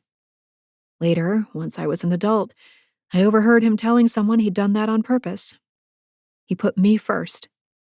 And I'd never felt so loved as I did in that moment. I was also incredibly sad for my dad, that he'd lived life alone. Mom lets go of my hands and sinks back into the couch cushions. Your father and I were so different. Opposites, really. It was a wonder our marriage lasted as long as it did. He was so focused, and I was a scatterbrain with 1,000 things going on at once. She chuckles, then sobers quickly. He ended up alone, and I ended up with a drawer full of engagement rings. I'd like to think the best route might be something in the middle. I feign shock. Are you suggesting moderation? She bats away my sarcasm. Don't disrespect your mother, darling. I have embarrassing baby pictures that can suddenly resurface, you know. I'm being serious. Single parents aren't relegated to a life alone, you know. You can be a good parent and also be in a long-term relationship. Tell that to him. I shoot back. Also, since we're having this bonding moment, I think I should tell you that Dad's in love. Her features soften. I'm really happy to hear that. She looks away and seems lost in thought. After a few moments, she turns back to me. Enough about these men. How about we sit here and mope together? If my daughter's hurting, I'm hurting. Come here. She lifts her arm and waves me in. I let myself lean her direction, tentatively resting my head on her shoulder. For a woman who cares a great deal about keeping her body fat low, she gives good cuddle. When she begins to play with my hair and tell me stories from when I was growing up, I officially give in. Apparently, there is no age limit on accepting snuggle time from your mom. My eyelids are drooping when my phone rings. Mom leans forward, taking me with her before snatching the phone off the coffee table and handing it to me. Ayana's name lights up the screen. Putting it to my ear, I lose the sleepiness in an instant. Ayana only has a phone for emergencies. Chloe? Ayana's voice comes through the phone loud and clear. Also clear? The wobble that has my insides clenching. I jump to my feet in alarm. What's wrong? Can you come over? I'm home all alone and I'm scared. My mind spins, even as I'm already flying to the door where I shove my feet into the first pair of flip-flops I find. What the fuck? Shouldn't Ayana be with the new nanny? And where the hell is Nikolai? I'm on my way, sweetheart. Stay inside and don't answer the door. I'll be there in 10. I hang up. Mom, I'm sorry, but I've got to cut this short. The door swings shut before I even hear her answer.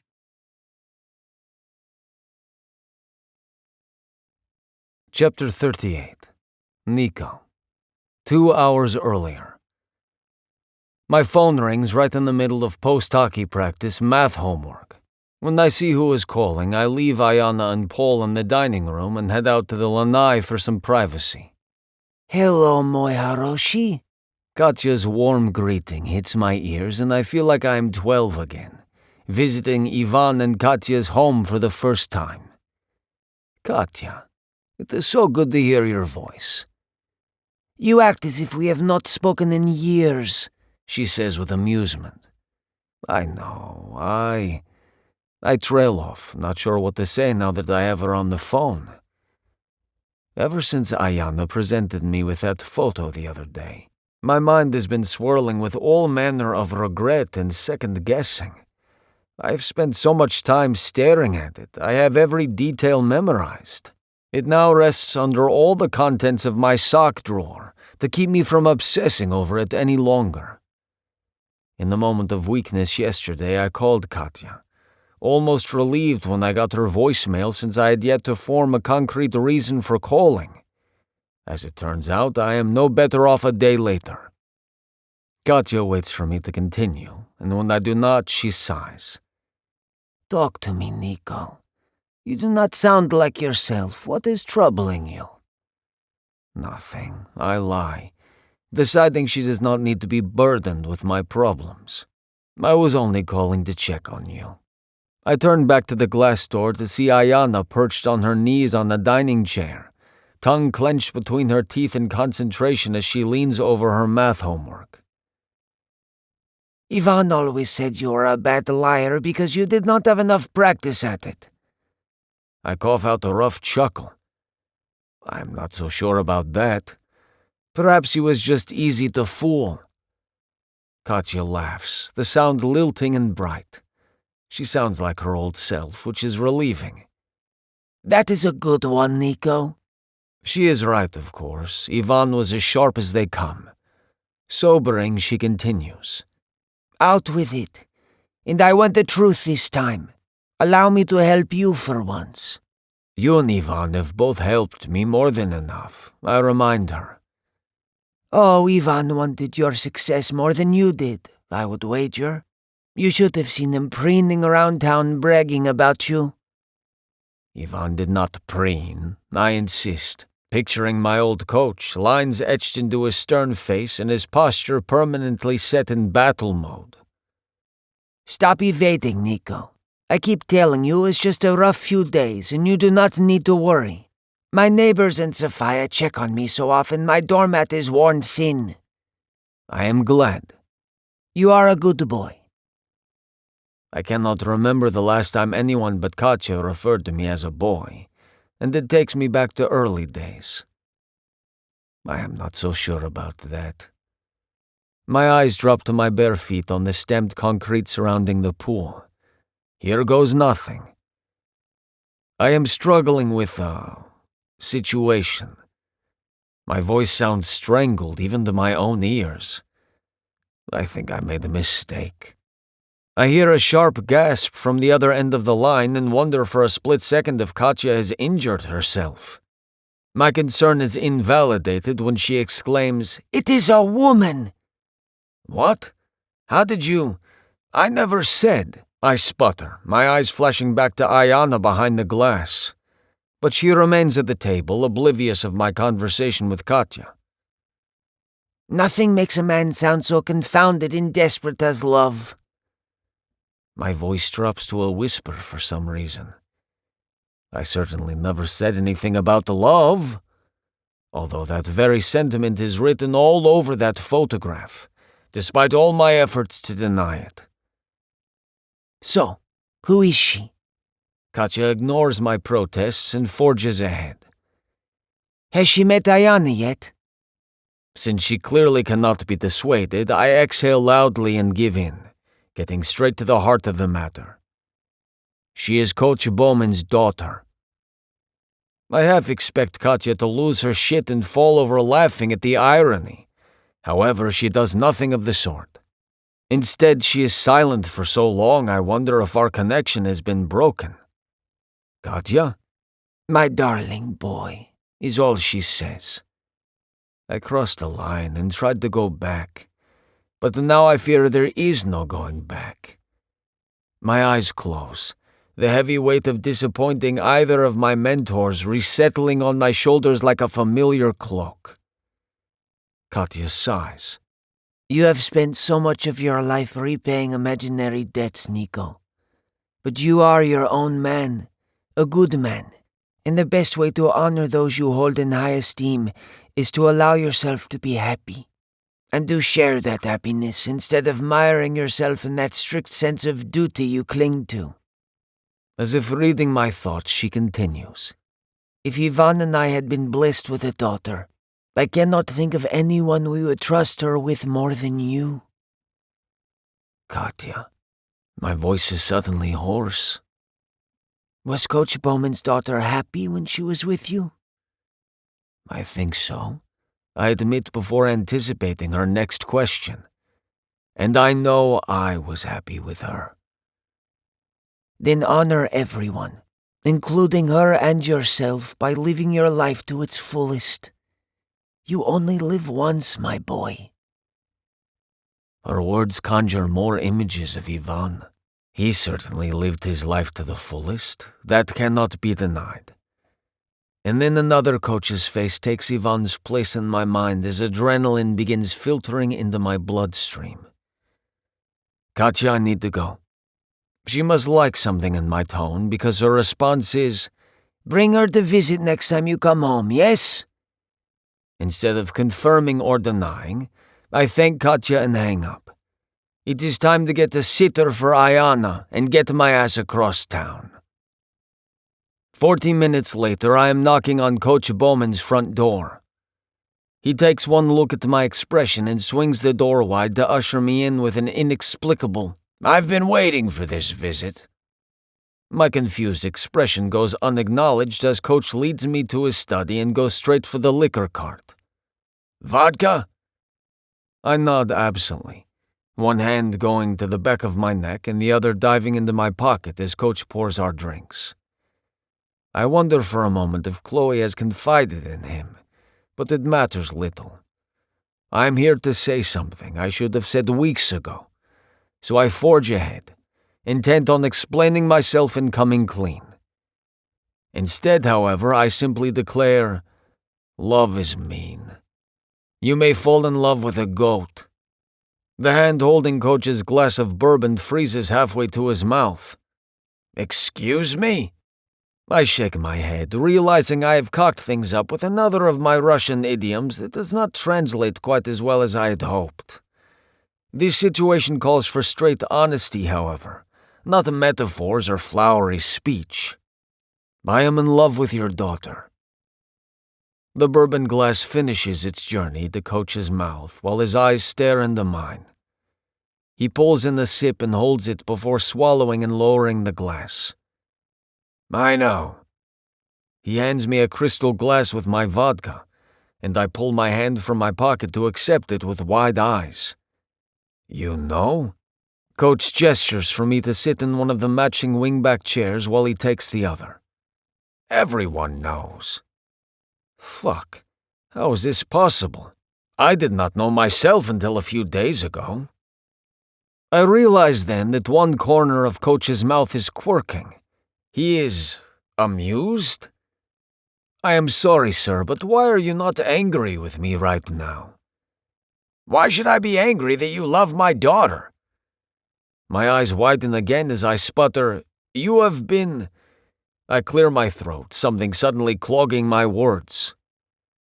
"Like a father to me. I owe you so much. Chloe is your daughter." He cuts me off, all traces of amusement gone now. "Nico, I'm honored that you think of me that way, and I can tell you the feeling is mutual. But Chloe is 42 and knows her own mind. As far as I can tell, she can decide for herself who she dates or falls in love with." At its core, this makes sense, but there are extenuating circumstances. The adrenaline that began flowing after my talk with Katya surges again, and I spear frustrated fingers through my hair. "I fear Chloe would be wasting her time with me, sir. I have Ayana. I have family to care for. I have another year of hockey and then who knows what else. I tried to break things off before it progressed to something more serious." When I see his responding frown, I hurry to explain myself before I dig this hole any deeper. Chloe deserves to find someone she can have a real relationship with. She deserves better than me. She deserves someone like her, someone kind and optimistic and compassionate, who can and will always put her first and lift her up. And you're nothing like that? Coach Bowman asks, leaning forward in his chair. Then why would she be interested in you in the first place? Circumstances, perhaps? I shake my head. It was supposed to be. I searched for a word that would not embarrass either Chloe or Coach, but all I come up with is casual. She does not know me. Right. Casual. He repeats, a definite tick in his jaw, not that I can blame him. But you know her? Yes, she is all the things I said and more. I exhale, picturing Chloe's face covered with flour. She laughs at herself and brings joy with her wherever she goes, even when she is faced with a challenge or forgetting why she walked into a room. I lift my eyes to Coach's face, searching for words that could adequately describe his daughter, and knowing I will never find enough to do the job. So I settle for, she looks at life like a ripe piece of fruit to be devoured and savored at the same time. And she makes everyone around her do the same. Coach nods. So, doing this casual thing, you spent all this time with her and know so much about her, not only who she is on the outside, but you know her heart. And you don't think she knows exactly who you are, too? I set my untouched vodka on the edge of Coach's enormous wood desk and clasp my hands together. Sir, I do not mean to be disrespectful when I say it was casual. I just mean, well, she probably only thinks she loves me, but she cannot, should not. But he shocks me by bursting into laughter in the next moment. When my frown intensifies, he oddly says, I promise you'll think it's funny one day too. I open my mouth to ask him what the hell he is talking about, but he beats me to it. Nico, I know few men as good as you. My father, my college coach, and maybe Roman when he's not buffing his fingernails. You have honor, integrity, and a sense of loyalty I've never witnessed in another man. That object clogs my throat again, and I find I cannot speak. So instead I shift forward uncomfortably in my chair, resting my elbows on my knees. All of this is to say that if you're who my daughter wants, then I can only think of one reason you and Chloe shouldn't be together in a way that's not casual. I nod, knowing exactly what he means. My obligations that would prevent me from giving her all the attention and focus she deserves. My surliness, my controlling nature, my dishonesty with you. I take a breath to continue since the list is endless, but Coach throws out his palm and sets his own glass on the desk. Stop. The only reason you shouldn't be together is if you don't love her with all your heart. If that's the case, I'll respectfully ask you to step aside. I swallow thickly past the lump in my throat, heat suffusing my chest and belly and my pulse quickening. But the heat is not from anger or anxiety or self-loathing. It is from the overwhelming emotion filling me at just the prospect of being free to love and care for someone simply because she makes me happy. To love Chloe. Still. But Coach, she deserves more. His lips tug in a half-smile. Why don't you let my daughter decide what she deserves? In case you haven't noticed, she's not only bright, she's independent as hell. But Ayana. I begin again before shaking my head to better organize my words. Ayana will always come first, and that is not fair to Chloe. Just like Chloe always came first for me when she was a child. But children eventually grow up. Usually before their dads are ready.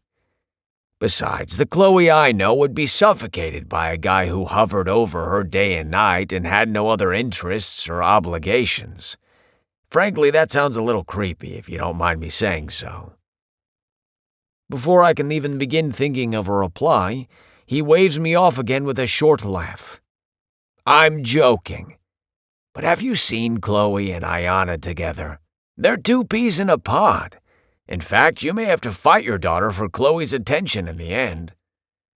A grin tugs at my lips even as I will it away, along with the burgeoning hope working its way through my chest. Speaking of Ayana, Coach says with a lift of his eyebrows, you think you're doing right by that girl walking around like a miserable lone wolf? My eyes narrow at his characterization, and I finally reach for my vodka and take a sip. The sharp liquor sears my throat. Benny called me a bear and a hyena. It seems I must add wolf to the list. Coach chuckles knowingly and retrieves his glass as well. Listen, Nico. I know I've never talked much about my personal life, and now I regret it. Because you could learn from my mistakes. He takes a small sip and swallows. Dawn and I dragged out our marriage way longer than we should have, thinking we were doing right by Chloe and staying together. Then Dawn jumped right into an ill-conceived marriage while I remained single and threw myself into work and Chloe's hockey. Before I knew it, she was off to college and got hitched right after that. Dawn and I both messed up. Kids need examples of balance and healthy relationships so they can find both for themselves later on. One of the reasons Peyton and I divorced was that I did not want Ayana to grow up with parents who were constantly at odds with each other. But I had not thought further than that. In the end, all we taught Chloe about relationships is that they're painful and not all that rewarding. I suspect she settled when she and Josh got married. Thinking back, I wonder if she just threw up her hands and thought, well, he asked, so I guess this is what people do. I do not like hearing this, or hearing that my behavior may be negatively affecting Ayana, and my responding frown indicates as much. I'm not saying he wasn't a decent guy. He was. I just think he wasn't the right guy. He sends me a pointed look that is impossible to misinterpret. And you think? I can't finish the question. I am so taken aback. Coach nods. If you want to be.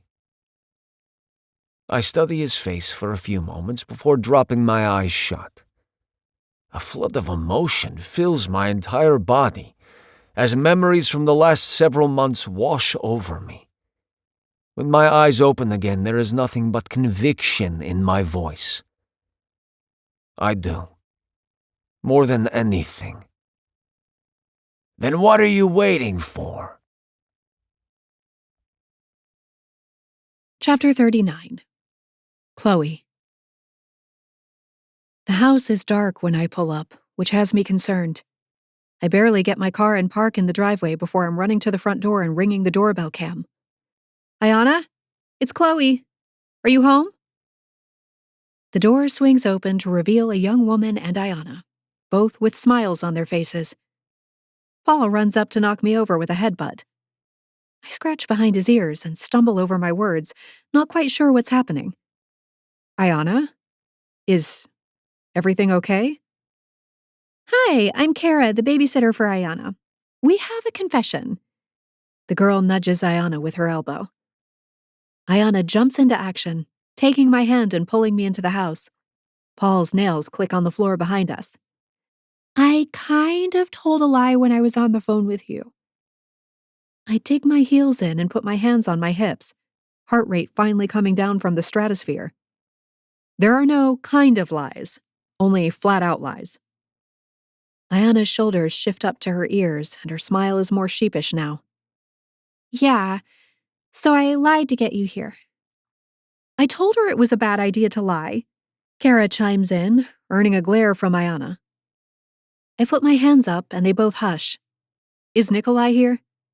No, they answer in unison. That's why I wanted you here. Ayana goes on. We don't have much time. She takes my hand again and pulls me into the living room and down on the couch with her. I let her, wanting to get to the bottom of what's going on. Paul curls up at my feet, and I realize I've even missed the dog. Now that I know Nikolai isn't here, I hope I won't have to run into him if I get out of here quickly enough. I miss you, Chloe. Ayana looks at Kara. No offense. Kara waves off her concern. I miss you too, Ayana, but you can't lie about an emergency just to see me. If you talk to your dad, I'm sure we can come up with times we can hang out. Okay, but that's not why I had to get you here. I try not to let the exasperation into my voice. Then why am I here? Ayana spreads her arms out to the sides. Because Dad's in love with you. Duh. I'm shaking my head before she even finishes that sentence. No, honey, he's not. My heart aches with the admission, but the sooner I disabuse her of this notion, the better off she'll be. Ayana jumps to her feet and begins to pace the floor, looking agitated. Yes, he is. I know what love looks like. He's happy and smiley when you're around and grumpy and mean when you're gone. He works out all the time now that you don't live here. And he keeps your photo in his sock drawer.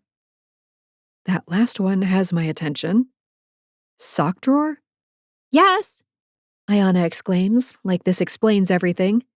Dad always says you don't just fall in love with a goat. I try to turn that one around in my brain, but come up with more confusion. He just means that you choose who you fall in love with, and I think he's right. He chose you to fall in love with, but he's too stubborn to admit it. So you have to be here and get him to listen. That heartache I've been nursing turns into a whole rib cage of pain. Oh, honey, it's not that simple. I grasp her hands and pull her back onto the couch with me. Two people can care for each other and still not be right for a relationship. That's stupid, Ayana cries. Yes, that is stupid. Comes a deep rumble from behind me. Dad! Ayana shoots to her feet and pulls Nikolai into the room, just to shove him down next to me on the couch. So glad you're here. Kara and I have to take Paul for a walk. Now? Kara asks, checking her phone for the time. Ayana hisses, and Kara jumps up, clearly remembering some scheme they worked out ahead of time. My heart, the stubborn organ that can't seem to get up to pace with reality, is thumping against my chest at the sight of Nikolai. The eyes that I've seen go ice cold are crackling with warmth. His shoulders block out the world as he turns to me, creating a bubble of just him and me. His scent hits me, and I swear every bone in my body aches from not being near him for several weeks. The three get out the door with a whispered flurry of words and several barks from Paul to get a move on. When the door finally shuts behind them, Nikolai, who's been staring at me like he's drinking me in, finally speaks. She is right. Two people who care for each other is the basis of every solid relationship. I nod, actually following along for the first time tonight. I'm sorry to just show up here. Ayana called and insinuated she was alone. I came racing over, but I can go now.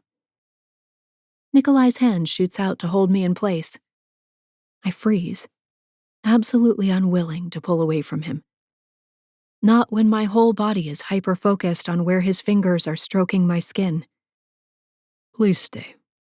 There is much I need to say. I may have started putting my own needs first with this move to Tampa, but I'm still me. When someone asks me for something, I tend to want to give it to them. And I really do want to hear what Nikolai has to say, even if it tears my heart in pieces. Again. Okay, I croak. Nikolai doesn't release me, but he does nod. I can't tell if he's frowning because he's mad I'm here, or if this is just his resting frown face. Last time we were together, you told me something that I have not been able to get out of my mind. I hide behind my eyelids and wish for a hole to crawl into. Nikolai squeezes my hand and my eyes flutter open. I walked out like a coward, and I owe you an apology for that. I shake my head. No apology needed. Yes, Chloe. Only an idiot would walk away from sharing your heart. I am that idiot. You do not owe me anything, but I hope you will listen to what I have to say now. I nod, and he continues. I can barely breathe, but promise myself one hell of a cocktail for surviving this humiliation. I thought I could not love you, because my focus has always been on my career and Diana. Very important people in my life have shown me that I am an idiot. What I taught Diana is wrong. You cannot choose who you love or when it happens. He takes my hand and places it on his thigh, wrapping me in both hands. I love you, Chloe Cooper. My heart stills, and I forget to breathe. I stare at him, waiting for the next part of that sentence, the gotcha that surely is to come, the reasons for why we can never be together, or that he is simply wrong for loving me. But he doesn't continue. He just stares right back at me until we find ourselves in a staring contest. It is okay if you do not love me anymore. I have given you so many reasons to hate me, actually, but I wanted you to know that your love was returned. I was just too much of an idiot, I supply for him, finally finding my voice. He dips his head. Yes, idiot. Wait. I screw up my face, trying to decipher this conversation. Are you saying you still love me, or you used to love me? He brings my hand up to his lips and presses the back of my hand to his mouth. Just a flutter of a kiss, but it sends off a riot of butterflies in my stomach. I am in love with you now, and I imagine I always will be. As much as I did not want to admit it before, I can see that I cannot stop it now. I gape at him, somewhere in the back of my brain laughing at myself for my imitation of sushi. Okay, but what's the catch? Nikolai's eyebrows draw together. The catch? I pull my hand from his before I beg him to let me move back in. Yes, you love me, but what? We can't be together because Ayana? Your career? Your family? Explain it to me like I'm 7. I am like a goat looking at a watch. Nikolai shakes his head in disgust. What is with this family and the goat references? I am good at hockey, but not much else, it seems.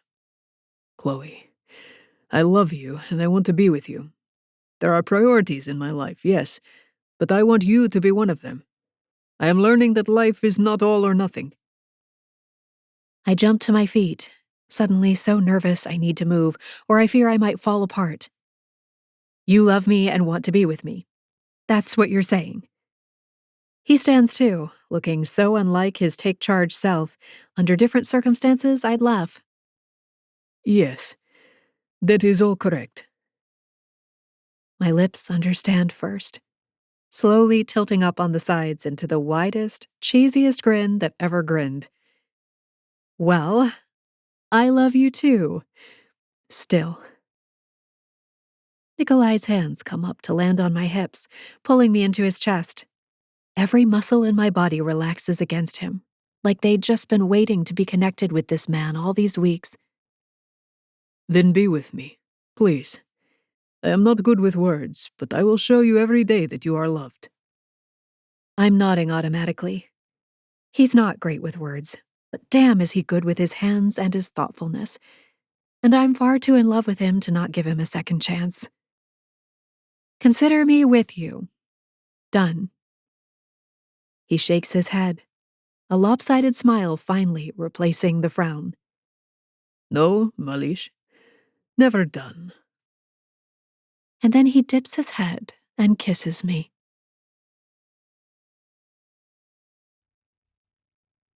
Chapter 40. Nico. I thought she'd never fall asleep.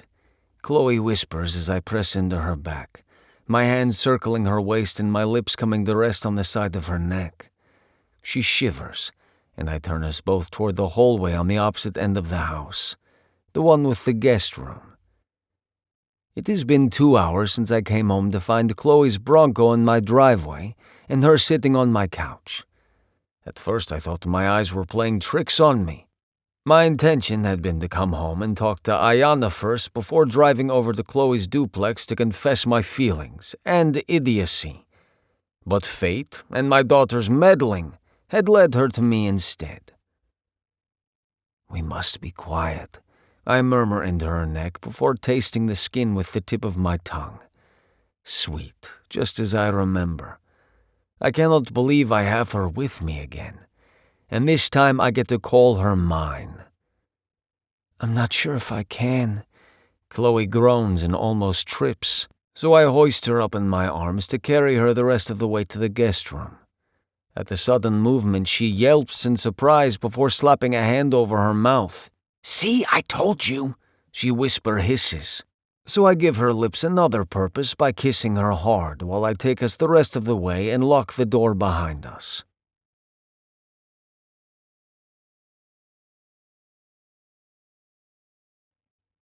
"But Dad," Ayana pleads, doing her best to sound as pathetic as possible. "No buts," I insist. "The punishment for lying is no television, and that includes baking shows." We are on our way to youth hockey practice the next evening, and it feels fucking amazing to be able to reach over for Chloe's hand or thigh whenever I feel like it. There is no more hiding, and it is more liberating than I ever anticipated. Chloe laughed when I said I wanted to drive them both to practice instead of meeting them at the facility, but I insisted. Her argument that I would be there already for goalie practice did not matter. I have a driving need to take care of both her and Ayana, and I do not think that will ever go away. Nor do I want it to. I just need to follow Coach and Katya's advice about balance and happiness going forward. "Chloe?" Ayana tries my woman next.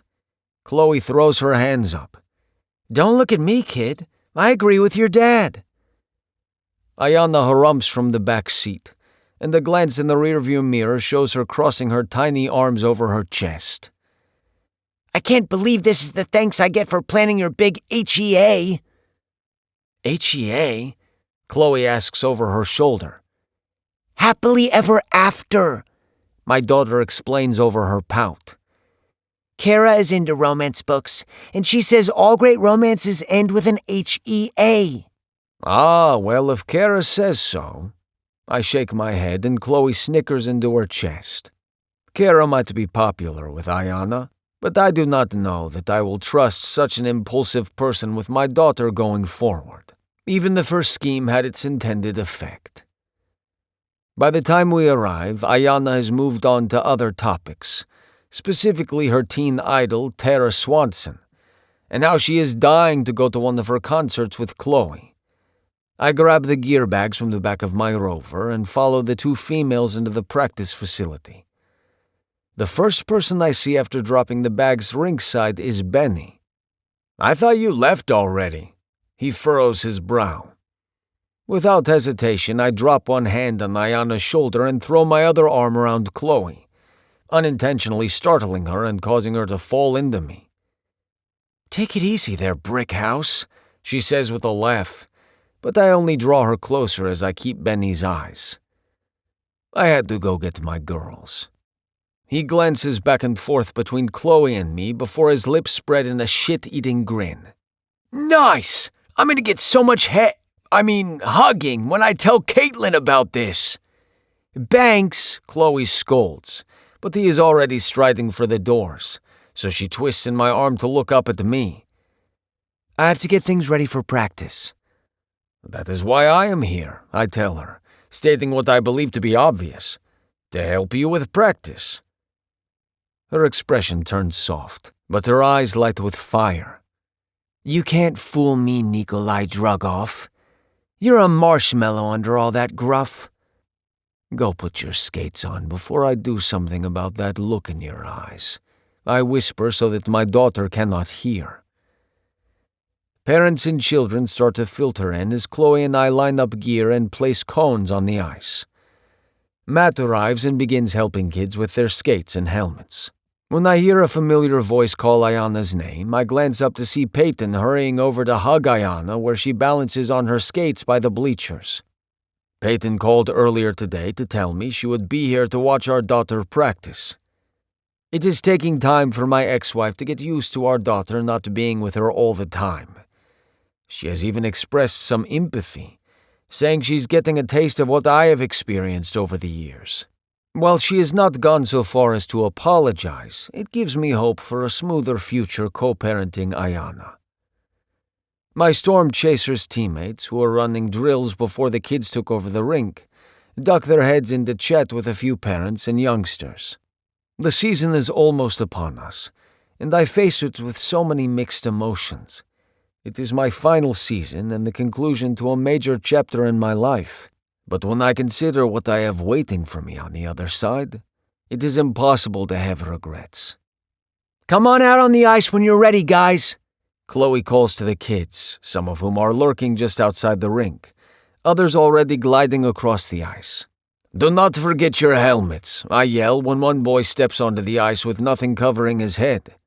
He quickly scampers off, tripping on the rubber mats as he hurries back toward the bleachers. Wow, Chloe says as she skates up beside me. I don't think I've ever seen Evan move that fast, but maybe take it down just a notch, yeah?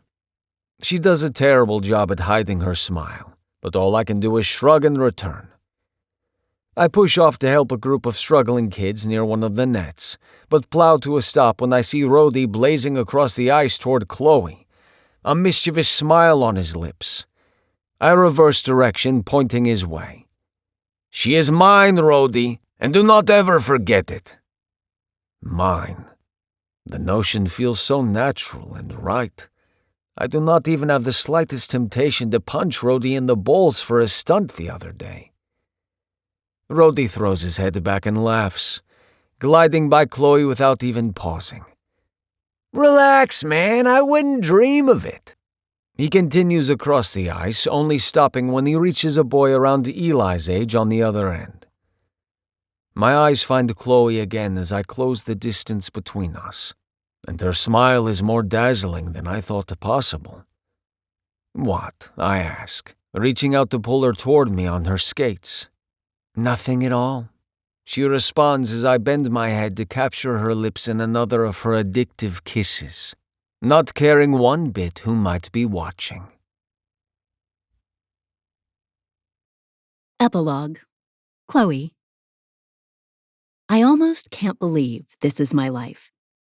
Then I remember that I paid my dues and worked for something better. This isn't dumb luck or the result of someone handing me everything. I moved my whole life to Tampa, went out on a limb and created my own hockey league, and let a man back into my heart. That takes courage, and I like to think that fate smiles upon the courageous, or fate just really loves love. I stand by the rink and stretch before my private lesson, moving through the dynamic warm-ups that have become imperative for me before I head out on the ice. Just demonstrating the drills in practice and skating around helping the kiddos has led to a few minor injuries on my part. Caitlin told me all about her shoulder issues when she hit perimenopause, so you bet your ass I'm stretching. Nikolai comes with me to practice quite a bit now and supports my league every way he can. Just thinking about the last month while I stretch has me smiling like a fool. Nikolai's made an effort to prioritize our relationship and my career, and like everything he puts his mind to, it's all flourishing. I spend the night with him when Ayana is with her mom, but head home to my duplex when she's staying with Nikolai. The two deserve alone time together, and I don't mind having some of my own space too. I lived with one man for 2 decades. I think a solid year of living on my own is a healthy way to start something new. I didn't start it. I hear muffled voices coming from the nearby offices. That sounds suspiciously like Bobby, pleading innocence after he's caused a ruckus. He's a rookie, Rhodes. I wince, recognizing the new coach's voice. He sounds pissed. You're a veteran player and you haze a new guy? What the fuck? Did you honestly think that would help the team gel right before the season gets going? Oh, I get it. You didn't think at all. Coach, I swear I was just joking around with Mac and he got his panties in a bunch about it. I absolutely did not intend to turn it into a fistfight. My heart starts racing. Bobby always skated on thin ice when my dad was the coach, but the two had a bit of an understanding. Bobby toned down the fighting as much as he could, and Dad spent a lot of time coaching Bobby about behavior. Coach Marsh doesn't sound like he's as understanding. Which sucks, because despite all his goofy behavior, Bobby's a good guy, and I like him. I can't fucking babysit you, Rhodes. Get your shit together now, or you'll find yourself riding out your contract on the bench. A door slams, and I jolt. I sit down on the bleachers and grab my skates, pretending like I haven't heard a thing. Fuck! My head snaps over to see Bobby exiting the front of the coach's office, his hands in his hair. I look around, but don't see anyone else. Thankfully, the kiddo I have a private lesson with hasn't arrived yet to witness one of the Storm Chasers' star players cursing. You okay? I call out. Bobby drops his hands and looks over in my direction. He gives a head nod, but doesn't answer. I look at my phone and see I have 10 minutes. The poor guy looks more sad than angry, which accentuates his baby face. It tugs at my heart. Want to talk about it? Bobby plods over and throws himself onto the bleacher next to me, his head tilted up to the rafters. I don't suppose we can pretend you didn't hear that, can we? I think people out on the street might have heard that. I say dryly, nudging his shoulder. What'd you do this time? Bobby huffs and scrubs his hands over his face. Teased Mac about the frilly towel he keeps in his locker. How was I supposed to know his mama sewed it for him right before she died? He shoved me, and before I knew it, I was punching him in the face and rolling around the locker room floor. I shake my head. You gotta stop with the roids, my man. They'll shrink your nuts. Bobby gives me a grimace that forces me to roll my lips inward to stop from laughing. I don't take that shit, Chloe. My balls are far too important. I just don't know when to stop. Something physical happens and I lash out, taking things way too far. I sit with that for a bit, wishing I was a psychologist and not just a hockey coach. I know Bobby has 4 brothers, but I don't know anything else about his childhood. Think he'll bench you? Bobby shrugs like he doesn't care, but I can see how tense he is. Nah, I'll clean up my act. How hard can it be, right? I finish lacing up my skates and stand. Not that hard. Get a house, maybe a dog or a cat, settle down with a partner who loves you like crazy. Might even invest in a sweater that buttons up the front, like Mr. Rogers. Everyone trusted Mr. Rogers. Bobby stares at me like I've grown another set of boobs and he's not sure if he's ecstatic or terrified. That was all easy peasy until you got to the sweater. A manly man doesn't wear sweaters, Chloe. I know he's just trying to lighten the mood with humor, so I follow suit, even if it might be another knowledge bomb to his poor testosterone-soaked brain. Actually, it might be a cardigan, and a real man can rock a cardigan, no problem. Now, don't you have your first game tomorrow night? You should be getting home to eat your plain chicken breast and broccoli before crawling into bed, alone, so you get your beauty sleep. Bobby stands and heaves a sigh. I was going to meet the boys down at Gus's for a pregame beer. Not if you're cleaning up your act, partner. I pat his shoulder and throw him a wink. Bobby makes a face I saw all the time on my 3rd graders, usually before I made them do their multiplication tables. Fine. He huffs out of the rink as I shake my head. I sure hope he gets his shit figured out. I'd hate to see him benched when Caitlin finally got him the long-term contract he's always wanted. I'd also hate to sit here a whole hour for a no-show. I check the time again and decide to leave at 15 after if the kid hasn't shown up. There are eggs to be hard-boiled, so Nikolai is ready tomorrow with his game day routine. I can't wait to cheer him on from the stands. He even got me an official drug-off jersey to wear. I step out onto the ice and practice some maneuvers on my own, figuring I might as well use my time wisely. Can't have these kids getting better than their coach. We've had such great interest in the league. Matt and I have decided to split the group into 2.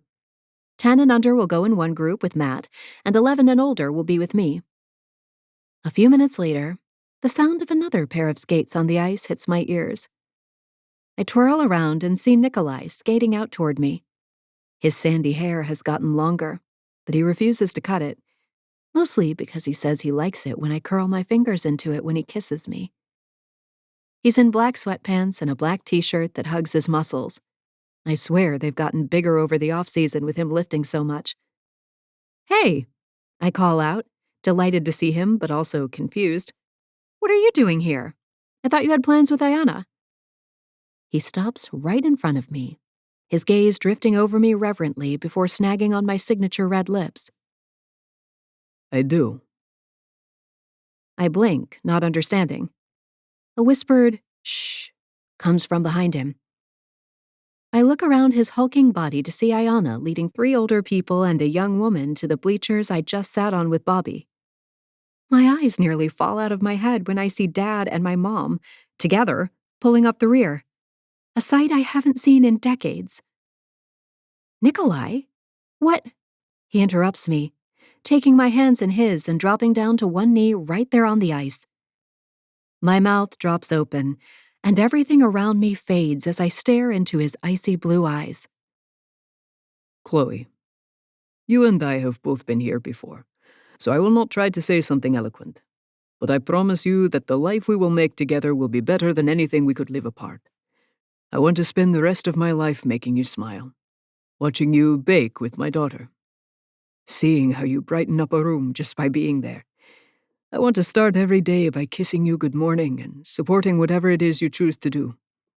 I simply love you, and that will never stop. He reaches into the pocket of his sweatpants and pulls out a black velvet box, flipping open the lid and exposing the biggest diamond I've ever seen.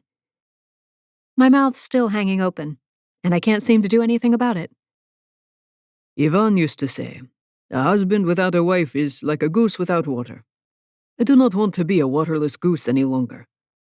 Chloe Cooper, will you marry me? That does it. My mouth finally closes, only to stretch into a broad smile. My heart's pounding, and even though, as Nikolai said, we've both been here before, this time feels right. Like Nikolai and Ayana were the missing pieces to light up my heart. Yes, I think I will, I say, nodding my head and feeling giddy with happiness. I think we'll be very happy. 2 geese in water together. Nikolai stands, his face transforming from a nervous frown to the kind of smile that makes my stomach flip-flop. My talented man pulls me to him and kisses me, then twirls us in a circle on the ice, never breaking the contact. Well, what'd she say? Ayana's excited voice floats over the ice. Nikolai finally breaks away, both of us smiling like idiots. He opens the box once again, pulls out the ring, and slides it on my finger.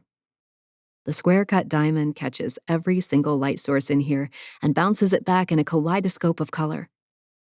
I put my hand up in the air and holler back, I said yes. We skate over to the side of the rink, and I meet Nikolai's family with hugs all around. His mother, father, sister, and Katya follow us back to his house. Nikolai and Ayana come in my car, and my father and mother head over together as well. Perhaps 30 years divorced is the lucky number for finally getting along with your ex. Nikolai had food delivered, so we spend the whole evening talking, getting to know each other, and celebrating our engagement. His parents are delightful, and it warms my heart to see how much they love him. The whole night, Nikolai holds my hand or touches my waist, like he needs that constant contact to make this thing real. I'm only too happy to give it to him. After everyone leaves for the night, Nikolai goes to Ayana's room to put her to bed. I sneak down the hallway and peer into her newly redecorated room. She's snug in her bed, covers up to her chin as Nikolai reads her their special book, Hush, Little Bunny. He reads it every night, and she never gets tired of it. If the other bunnies do not play fair, Daddy will growl at them like a bear. Nikolai reads, his voice dropped even lower as he acts out the book. Ayana giggles as my heart melts. If my ovaries were still functioning, they'd explode at the cuteness. It may be a line from a book, but I know the sentiment is real. Nikolai would do anything for his daughter, and he'd do anything for me, too. When he slips out of the room sometime later, I meet him in the hallway. I slide my hands up around his neck and into his hair. I'll forever be grateful I had the nerve to kiss the grumpy goalie in a bar in Toronto. When his lips meet mine, I know that everything we both went through in our prior lives to get to this exact moment was so So worth it. I thought I couldn't count on anyone, that the only way to live for myself was to be alone. But Nikolai has proven me wrong. Everything is better together. We hope you have enjoyed this production of Night Sweats and Hockey Nets, Hot Flash Hookups, Book 3, by Marika Ray and Sylvie Stewart. Copyright 2024 by Marika Ray and Sylvie Stewart. Production copyright by Marika Ray and Sylvie Stewart.